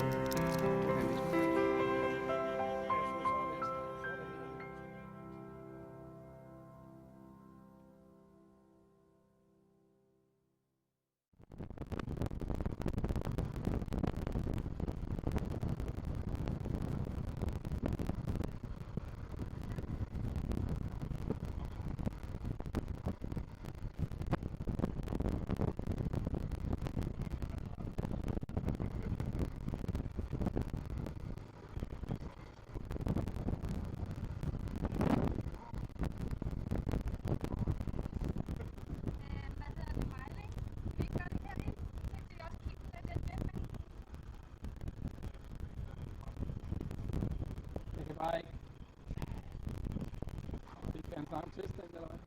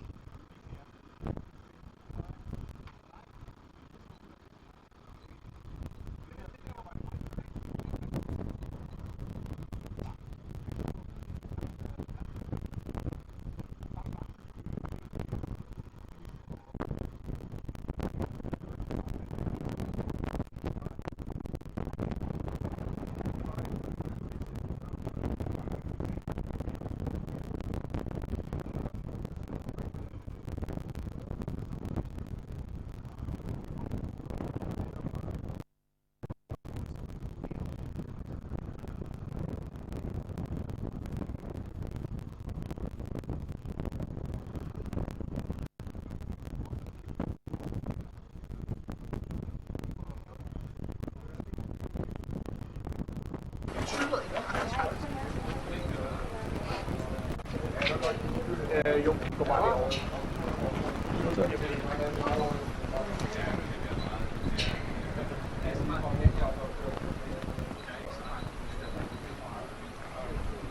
So we're back at the static test stand, and this time with Jakob Skov Larsen again, who's the flight today. And Jakob, that was a real success. Can you run through it? That was a tremendously successful burn we just had here. We had two objectives for this burn. First of all, we loaded it up with a very large amount of propellants, and we did a pressure blowdown run. This means that the pressure will drop rapidly through this extended 20-second burn, and it will take the engine through all of its natural vibration modes. This is why it can sometimes sound like a sort of a pipe organ at the end. It did actually give off some oscillations during just the very few last seconds of the burn. But all in all, it was a tremendous success, and it showed that the injector was stable through a very wide pressure range. This is indeed very good. The second thing that was very, very obvious was the exhaust plume. I remember looking around in the bunker and seeing people looking like there's something wrong out there. But actually the jet vane did exactly what it should. It shifted the exhaust plume from side to side, which is the controlling force we will use to guide the next three rockets straight up into the air. So at this test, we did also the first test of the graphite jet vane, and it was also very successful. So can you show us a little about the wear and tear out of it? Yes, I can. First of all, let me try and demonstrate what the jet vane did. I can move it if I'm a little bit gentle here with it, and it has cooled off sufficiently. It starts out in a natural or neutral mode, where it is aligned completely with the center axis of the engine. Then it swings out to one side approximately 15 degrees, immediately swings back to the side about 15 degrees, and then back to neutral, and then it stays there for a half a second, and then it repeats the process. This entire frame it's mounted on, even though it looks rather sturdy, it is actually floating on a very large ball down here, which means that the frame can actually move freely in this. Now, going up the frame, we have two loads sitting up here, and they twist in opposite directions as this frame moves sideways from the forces generated by the jet vane in the exhaust plume. So we have recorded some data load cells, and we already did the calibration of the load cell just this morning. So we know and can determine very accurately what the controlling force from the jet vane is, and we can also determine the control force as the pressure drops in the tanks during the flight. So we get less and less controlling force the lower the pressure the engine gets. So if we need to do a correction at a very low pressure, we need to deflect the jet vane much more. All right, so then you compensate for the lower pressure. But hopefully it will be at the lower end of the speed of sound at that point, so it should go pretty straight. Okay, that's excellent. So, but you haven't got the data yet? No, we will. From these load cells? We will have to do this in a post-processing. Okay. It will need to go through some number crunching, and we can't do this on site. Okay. But the last thing that I noticed is that the jet vane itself, the graphite jet vane, is looking pretty good. There's a little bit of wear and tear of it, but... Yes. The graphite is rather resilient towards extreme heat. It will erode slowly, and it's actually possible to see the beginning of the erosion, because the leading edge here used to be completely straight. It has actually eroded slightly on the front here, and the line going down here, the geometric line in the jet vane is slightly rounded. It used to be much sharp is up here near the... but we need this jet vane to survive for approximately 55 seconds during the next burn, and we have done about 20 right now. Okay. So all conclusions barred, it's looking good. It's looking good. So I guess, so now we'll be going to the next stage. Yeah, we need to do the flight qualification of the BPM-5 engine with the serial number 3. Mm-hmm. This is the engine we are expecting to use as a flight engine in the next 3-1 launch campaign this summer. But we are running a little bit low on liquid oxygen, so we have decided to do the engine swap now instead of later. We would have liked to save it until our last burn, but our LOX level simply doesn't allow for it. So we are doing a record speed shift in engine, and we will have the engine 2 swapped out with the engine 3 in a very, very short time. We'll continue to run with the jetvane. We need to get as much running time on it as possible. So by the end of today, you will have gone through 3 tests, where 2 of them are the long burns. We will go for the next test with just a short burn, a 7-second standard burn, just to qualify the flight engine, and then we will actually swap back to engine 2. Yeah. And then we will load it up with all the liquid oxygen we have left, and then do a DPR burn. And this means that we will keep the pressure in the propellant tanks constant throughout the burn. So we will actually get much more consistent performance and maximum pressure and thrust through the entire burn. We'll run for as many seconds as we have LOX for. So I hope that we are getting a little bit of a bad reading to the good side on the LOX station, so that we can run for a full 20-second burn in DPR mode. That would be fantastic. Well, thanks a lot. You're welcome. Looking forward to seeing the flight motor. Yeah, we'll be back in business in a very short time. Thanks for now.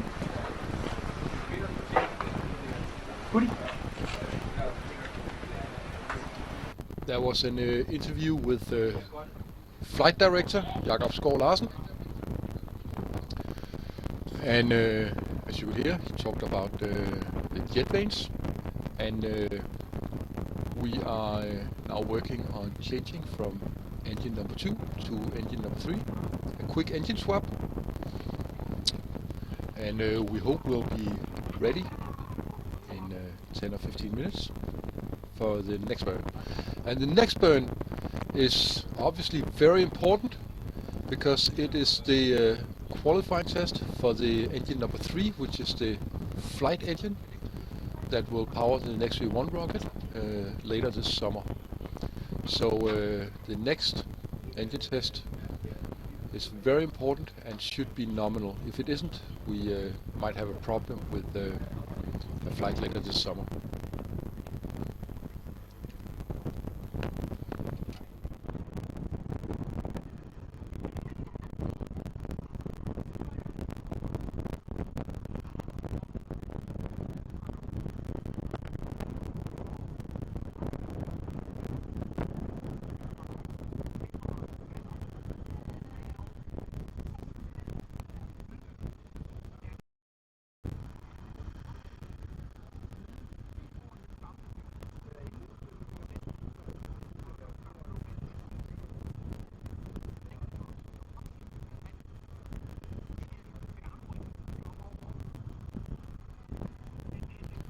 A quick word on the ignition system for the BPM-5 rocket. The ignition system is basically standard pyrotechnics.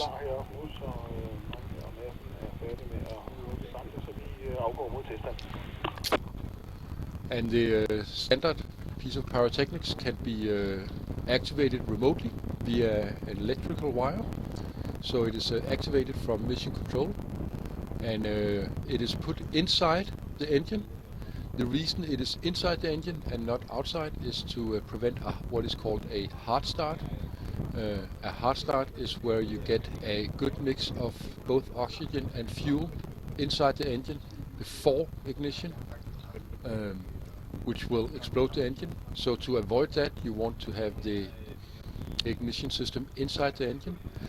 Now that presents the problem that when you have the ignition system that turns on inside the engine and you flood the engine with a mixture of fuel and LOX, the ignition system will be ejected through the nozzle of the engine and potentially hit the jet vanes that are placed just aft of the nozzle.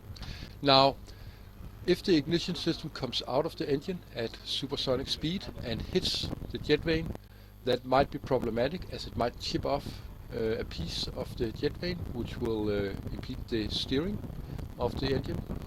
So for that reason, a long pole has been attached to the ignition system, and the theory is that the igniter will then exit cleanly through the middle of the engine, not hitting the jet vanes. The reason that it is such a simple system that is not actually connected to the rocket is that once the rocket has been ignited, there's no need for the ignition system, so there's no need to carry it along with you in the rocket. It will only add weight and possibly complexity. So it's a reasonably simple system that is basically separate from the actual rocket and the actual engine. Once the engine is started, there's no need for it, so you might as well eject it. This is not a new thing. This has been done. You can, if you see old clips from the Apollo programs, you can see the ignition system starting just before the main engine start. So this is the way that the pros do it as well. There's nothing strange about it. And this is the way we do it here as well. Nummer 3 er nu på testplanen. Der går ikke så lang tid, før vi starter op igen. Slut. As you can see in the picture, engine 3 has now arrived on the test stand and is ready to be mounted. And engine 3 is the flight engine. So this is the flight qualification of the engine. It will be mounted in a few minutes, and then we will be ready for the next burn, which is the qualification of the flight engine.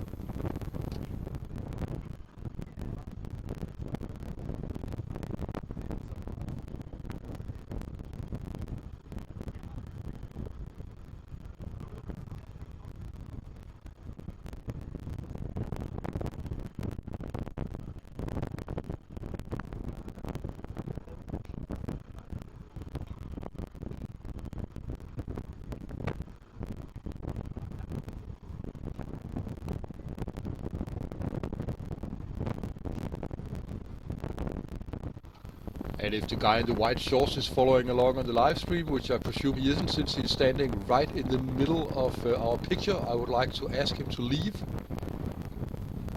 I think he heard us.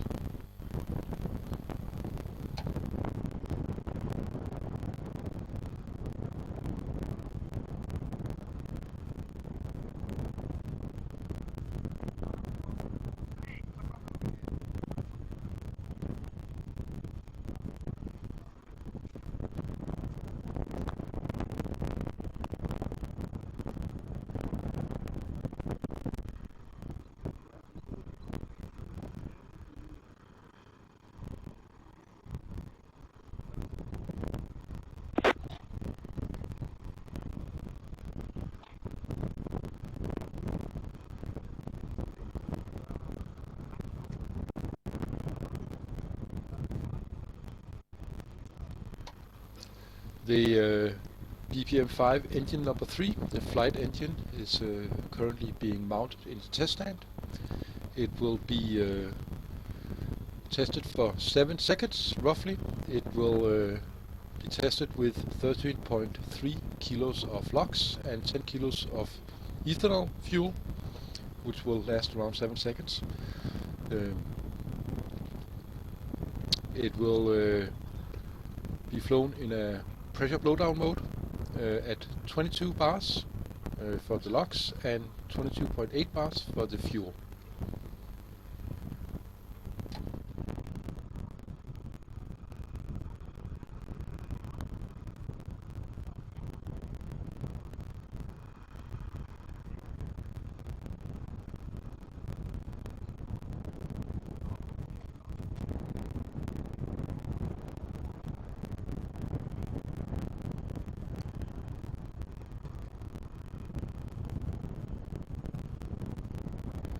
The BPM-5 engine is part of the BPM series of rockets, and there are 3 series of rockets. There is the BPM-2, the BPM-5, and the BPM-100. BPM stands for something as imaginative as bipropellant motor, which this type of motor is. The BPM-2 is a 2 kilonewton rocket engine. The BPM-5 is a 5 kilonewton engine, and the BPM-100 is a 100 kilonewton engine. The BPM-2 has been produced, has been tested, and has not been flown, and it has not been the intention to ever fly the BPM-2 rocket engine. The reason we built the BPM-2 engine was to test basic things about the engine, and it performed well. After that, we built the BPM-5 engine. There are 3 engines that have been built: BPM-5 number 1, 2, and 3. The objective of the BPM-5 engines are to test the design, how it holds up under extreme circumstances as there are in a rocket engine, and also to test it in flight, which will be done later this summer.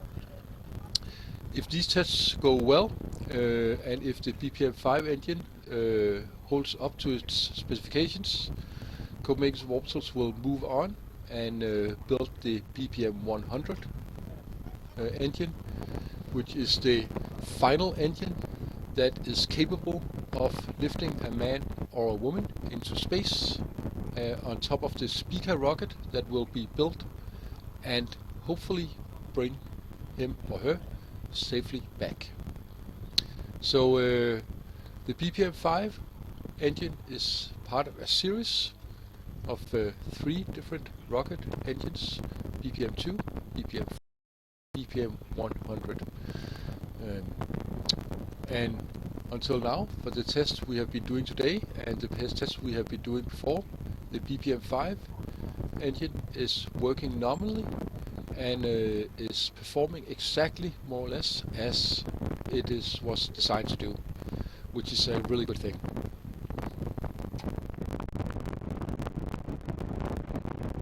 Mejling til Gustav. Ja, Gustav.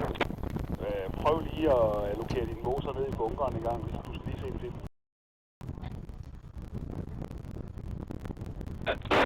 Altså, den bliver vist nede i bunkeren, eller hvad? Ja, vi har lige forvisning på Jonas' computer. Okay, her kommer. Remember, if you have questions for Copenhagen Suborbitals, you can ask them in the comment section of the YouTube feed. We'll be happy to answer if we can.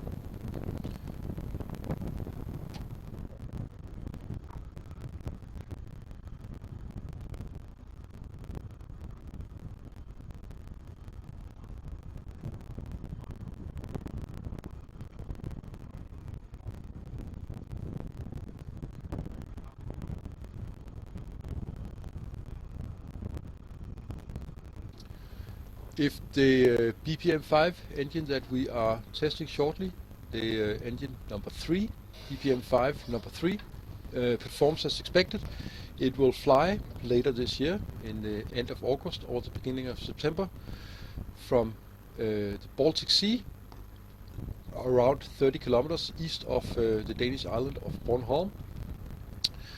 The reason that Copenhagen Suborbital launches from the Baltic Sea is that basically it is incredibly difficult to get authorities to allow you to launch a rocket from land anywhere, for understandable reasons. So Copenhagen Suborbitals has basically found a hole, which is that if you are outside the 12 nautical miles of land, then there are not no rules but a lot fewer rules, and you are allowed to launch rockets from sea. So Copenhagen Suborbitals has built a catamaran, which is a launch platform It is propelled under its own power with two engines, two Kubota engines. It is normally placed in Copenhagen, but for launch campaigns it is deployed to Bornholm, where it will sail down. It takes around 24 hours, and it will moor in the harbor of Nexø that is placed on Bornholm, where the rock will be loaded on to the catamaran launching platform and be sailed out to sea beyond the 12 nautical mile place and launched from the sea. There are a number of other good reasons for launching for sea.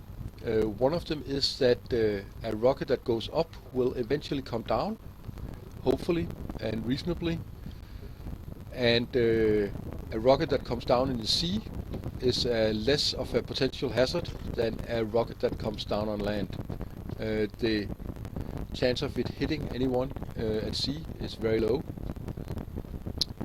whereas on land it's somewhat bigger.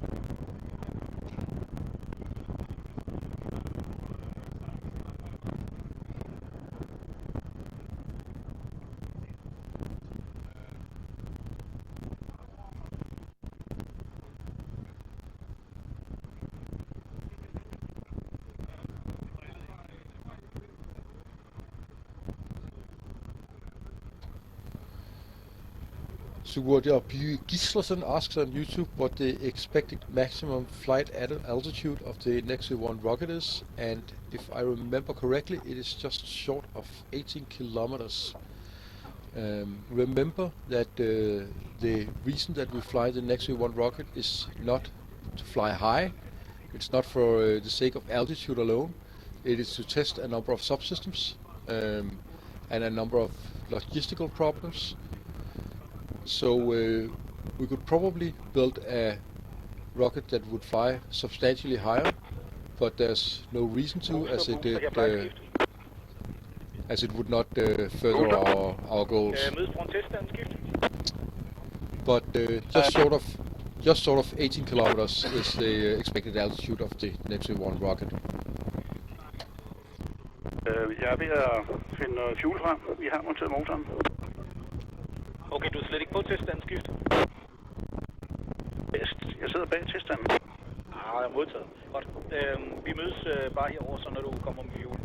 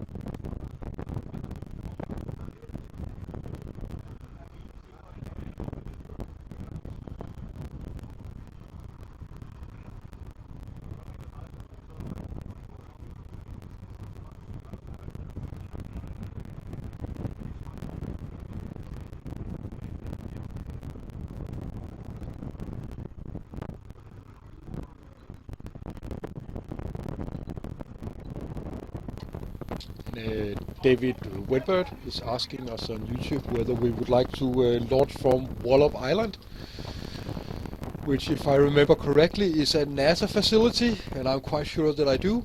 And obviously that would be very, very interesting for us. I'm sure we will have some logistical and financial problems, since going to America is quite expensive.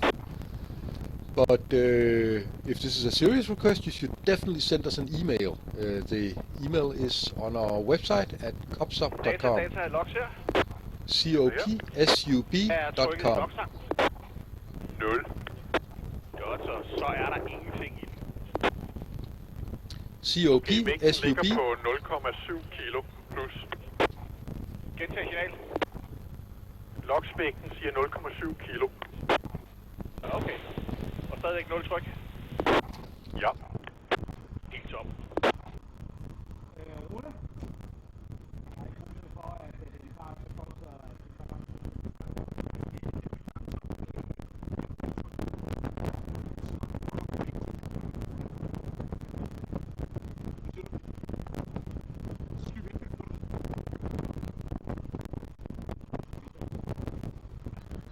Data your flight skift.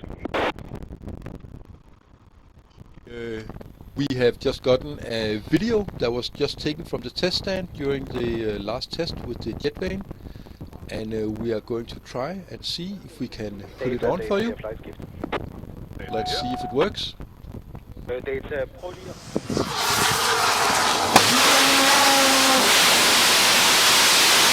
This is the jetvane from the test that was just performed 15 minutes ago. You can see it's getting rather hot.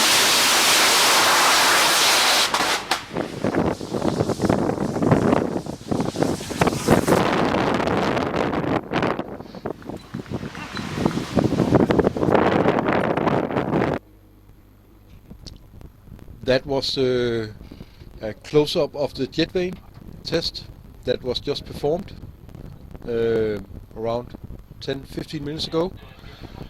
And as you can see in the close-up as well, it got rather hot, but it performed exactly as expected.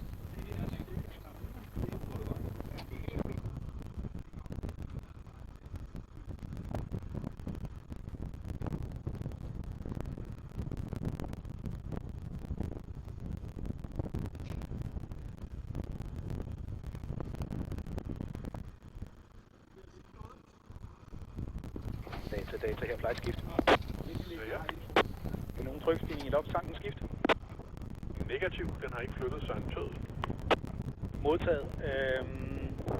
Der er ikke nogen, der rører ved teststand nu. Du må gerne nulstille begge vejsætter skift. Jeg nulstiller begge. Begge er nulstillet. Modtaget. Data, er du klar til, at vi påbegynder checklisten igen skift? Ja. Udmærket. Flight her, vi gør klar til næste skud. Vi starter fra punkt 22 igen. Logs her, flight skift. Ja. Bekræft nitrogen purge line pressure check 10 bar eller derovre skift. 10 over 10, og der er 186 bar på flasken. Modtaget og modtaget slut.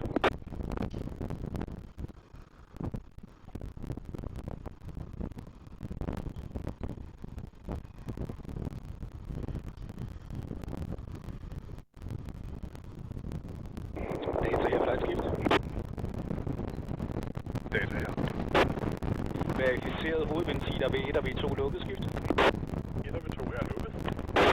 Modtaget.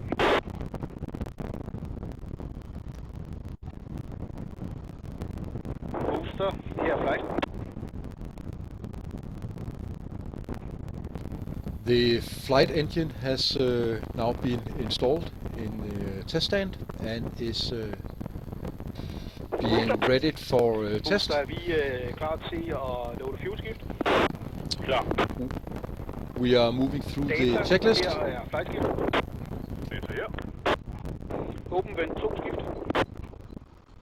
Vent 2 er åben. Booster skift. påbegyndt fuel loading.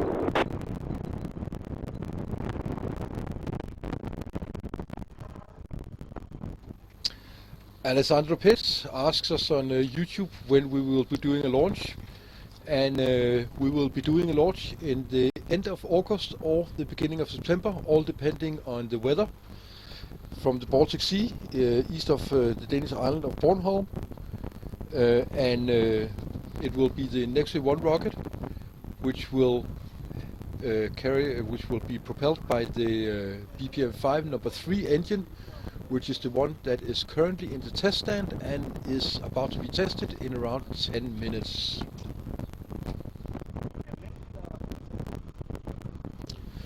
We are currently moving through the checklist, getting ready for another test.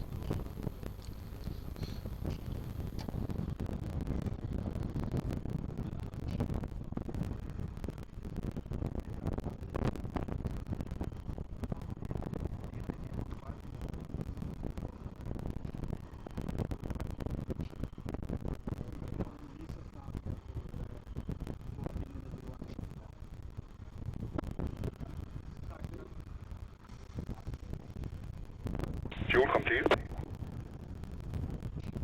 Flight header modtaget. Data her flight skift. Data her. Bekræft lukket vent 2 skift. Vent 2 er lukket. Taget.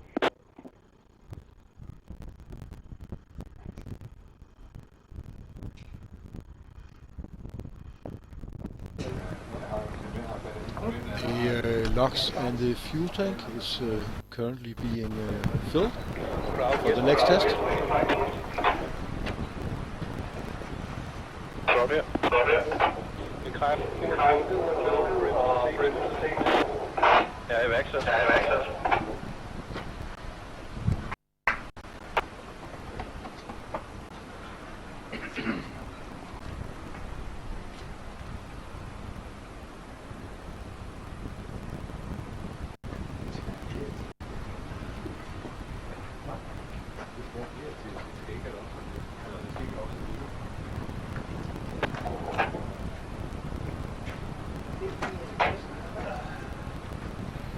And something quite interesting, if you can see just behind the engine, below the pole, there's a plexiglass plate, and just behind the plexiglass plate, there's actually a GoPro camera that will get some really great pictures as the engine starts.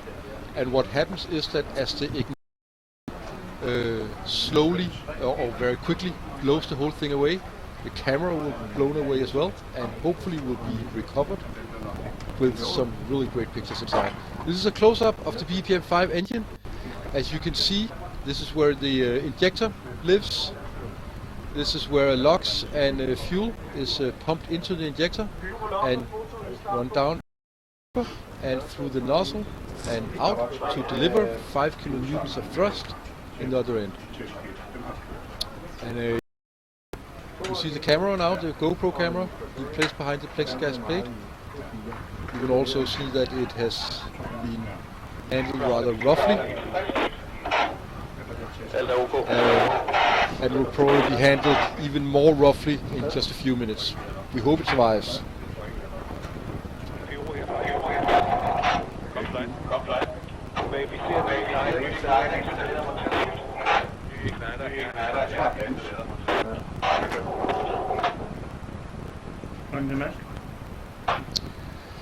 And as you can see on the test stand, the LOX tank and the fuel tank is placed behind the big red steel plate, which is for obvious safety reasons. If we have a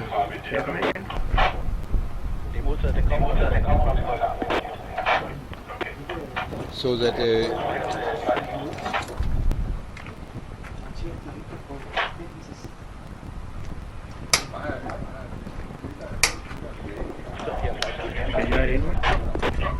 Kan vi gå for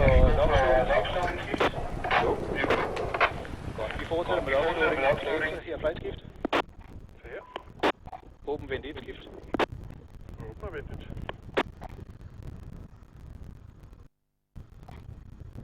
Jeg har åbnet. Godt. Vi påbegynder logsfyldning, data, logs, booster, koordinerer internt. I har nettet skift. Logs her, det er modtaget. Jeg påbegynder logsloading. Det er fint. Target vægt er 13,3 kilo.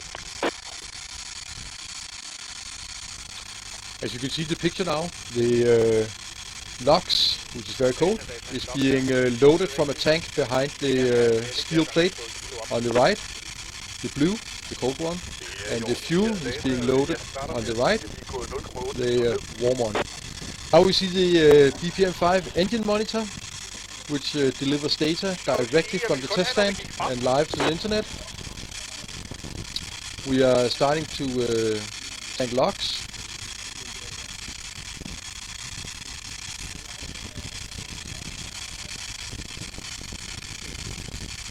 And this next test, which will be the flight qualification test for the BPM-5 engine number 3, the flight engine, will have 13.31 kilos of LOX and 10 kilos of ethanol fuel for a 7-second burn. This is the main tank of where we load LOX from, behind the test stand. You can see the pipes being all white. This is ice. And from the main oxygen tank, oxygen is loaded for a burn into the tank inside the test stand, where it will go into the engine and be fired out. Data logs her. Kan vi få en tanktemperatur? Minus 117 grader.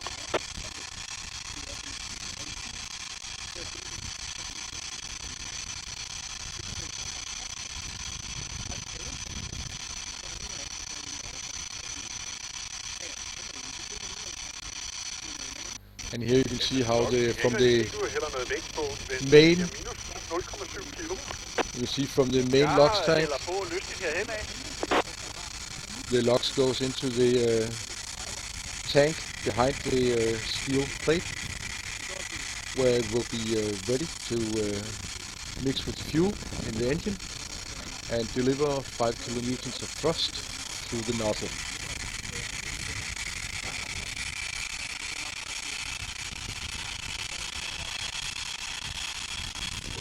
Jonas, ja.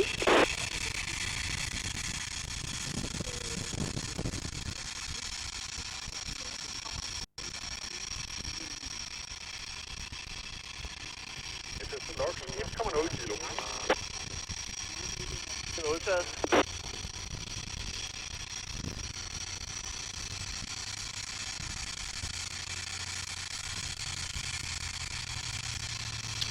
We are currently fueling LOX.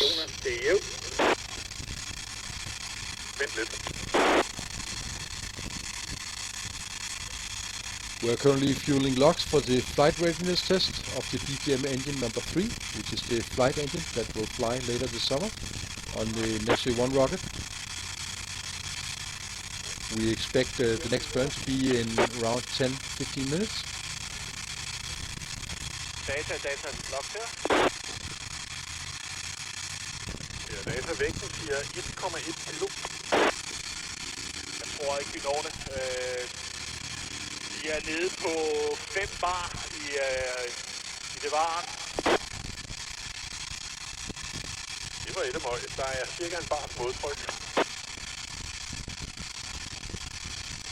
Nu er vi på 4 bar.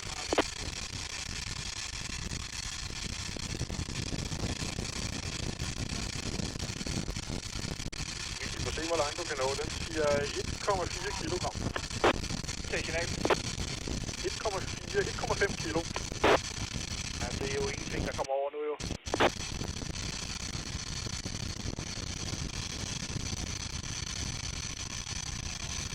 It seems that we might have a problem.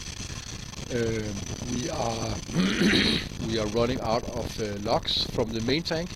We're currently from the main tank to the tank in the test stand. where it will be used to power the engine. We need to fill the tank in the test stand with 13 kilos of LOX. But it appears that the main tank is so low on oxygen that we might not be able to fill it. If we are unable to fill the tank in the test stand with 13.31 LOX, we will either have to do a shorter test, shorter than 7 seconds, or we'll have to abort and try another day. So there might be a problem because we are running low on LOX. Her er væk. Den siger 1,7 kilo.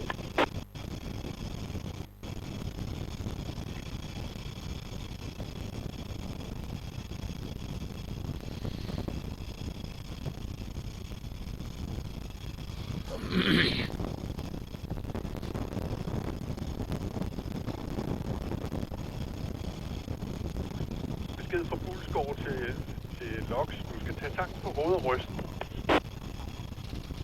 Jeg er ved at forsøge, om jeg kan lave pressure build-up i den. Det er godt. Men det ser meget negativt ud, vi har en tom tank. Apparently we have such a simple problem as an empty tank of LOX. And without LOX, there's no rocket firing. But we'll see how it goes, whether we can get around the problems. We will know probably in a few minutes. Flight. Her booster, data og Jonas, vi mødes lige i bunkerenskift. Flight LOX her. Jeg lukker ned for det varen. Modtaget. Alexander Motzelewski says on YouTube, I'm sure Wallop Island would have more LOX ready. And he's probably right. The disadvantage of being a poor organization. Du confirme, at LOX-tankens ventventil er åben. Den er åben, og der er 0,25 bar på tanken. Det er modtaget. Du skal bare lade den stå. Gør jeg.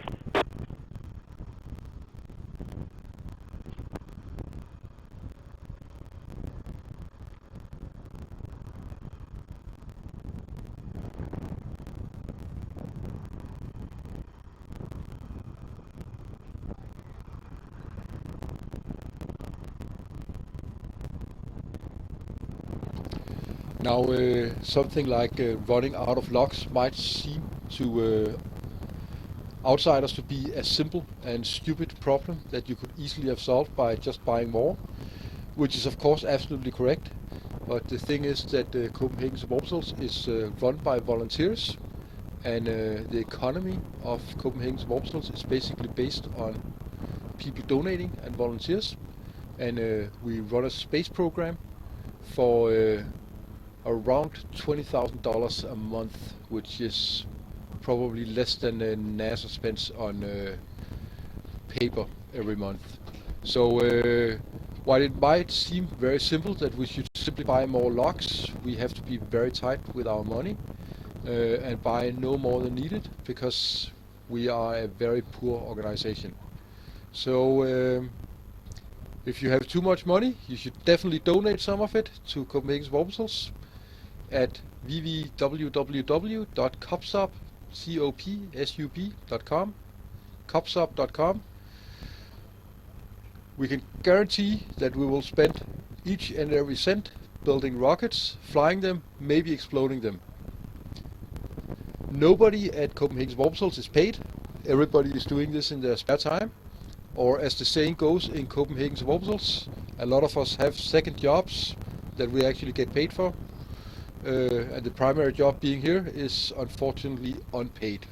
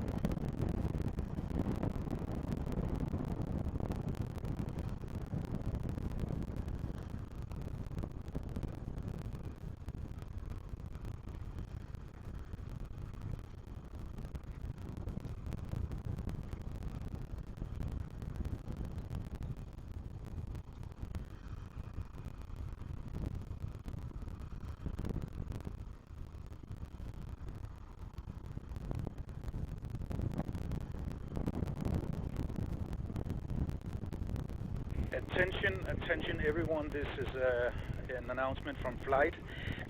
We've had the bad luck of running out of liquid oxygen at this point, which means that we will be unable to flight qualify BPM-5 engine serial number 3 today.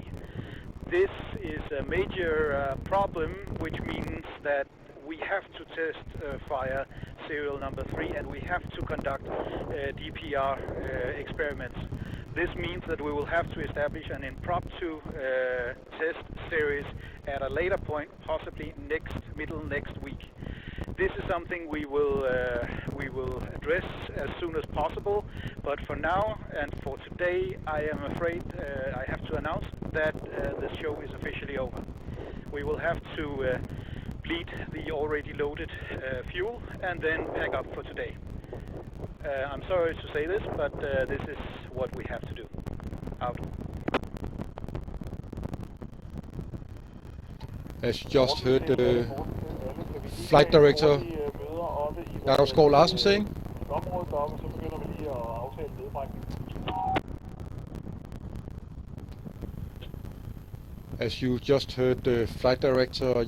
Larsen saying, unfortunately we have run out of logs and we will be on test today.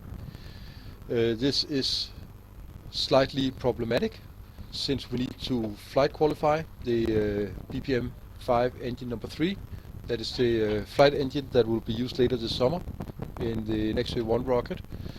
So we will have to do another run of tests, probably in the middle of next week, but as yet to be announced. You can follow us on Twitter, copsup. Vægten på lokstanks. Den står nu på 1,16 kilogram. Jamen skal vi sådan set ikke bare vente den chat der står i ud så? Jo, det gør Thomas om et øjeblik. Det er modtaget.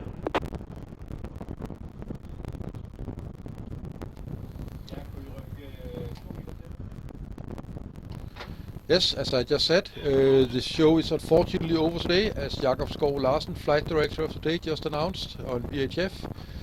Unfortunately, we have run out of logs, which seems like a simple mistake, but for someone as poor as Copenhagen's Vorpsels, we need to buy as little logs as possible.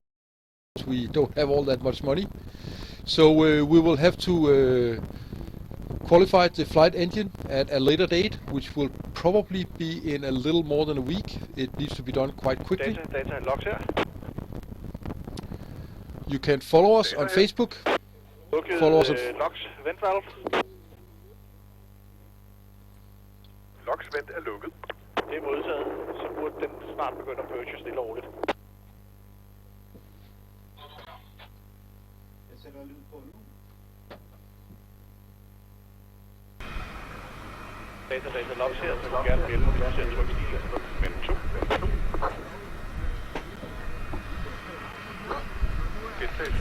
And we're back at the test stand, and again with Jakob Skov Larsen, the flight. So things didn't go quite as expected. No, unfortunately our log supplies were more severely depleted than we expected. We honestly expected that we would have sufficient logs left just to do this standard 7-second burn. We only need about 15 kilos, but unfortunately we didn't even have that. So we ran out early. Okay. So what's the plan? Because we need to test the flight engine before we go to Bonn. Yeah, you're right. We're in a little bit of a problem here because we need to flight qualify this BPM-5 engine serial number 3. We also didn't get to try out the full DPR system and run a propellant tank burn.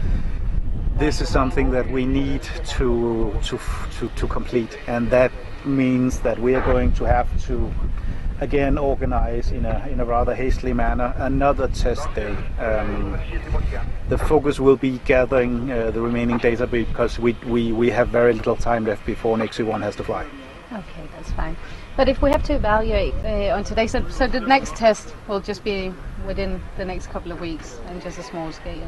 Possibly middle next week. Okay. We are severely out of time. Okay. But to get back to the good news, can we? What's your feeling about the test today?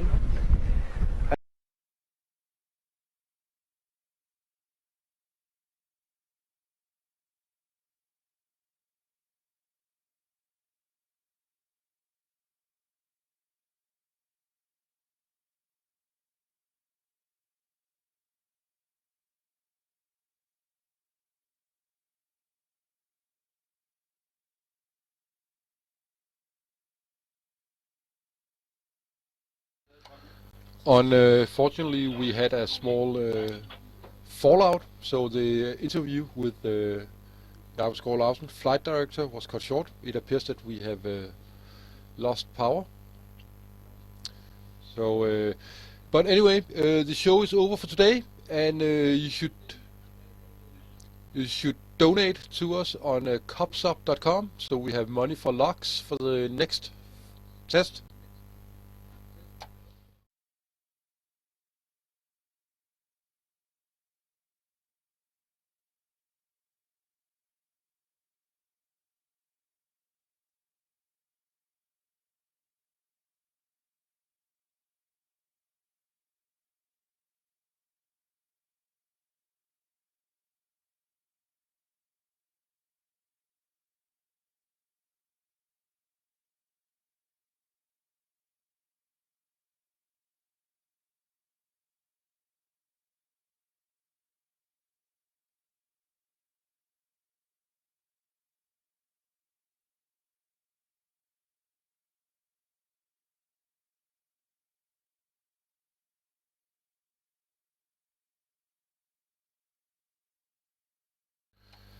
Yeah, I'm sorry we lost visuals.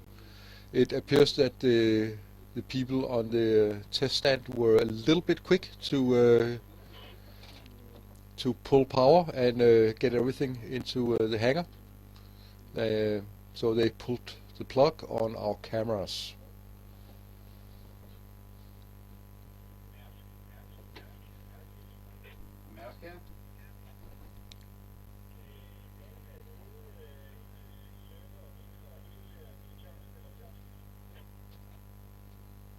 Ja, I var lige lidt hurtige. I må lige vente lidt.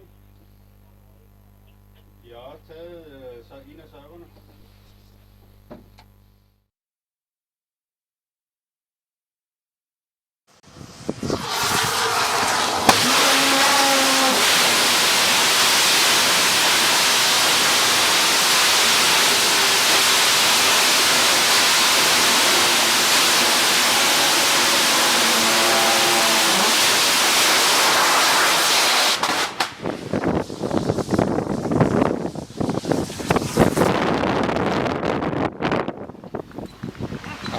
This is a rerun from later today, from earlier today, sorry. This is the jetvane test. So, and thank you to everybody who has been watching and supporting us.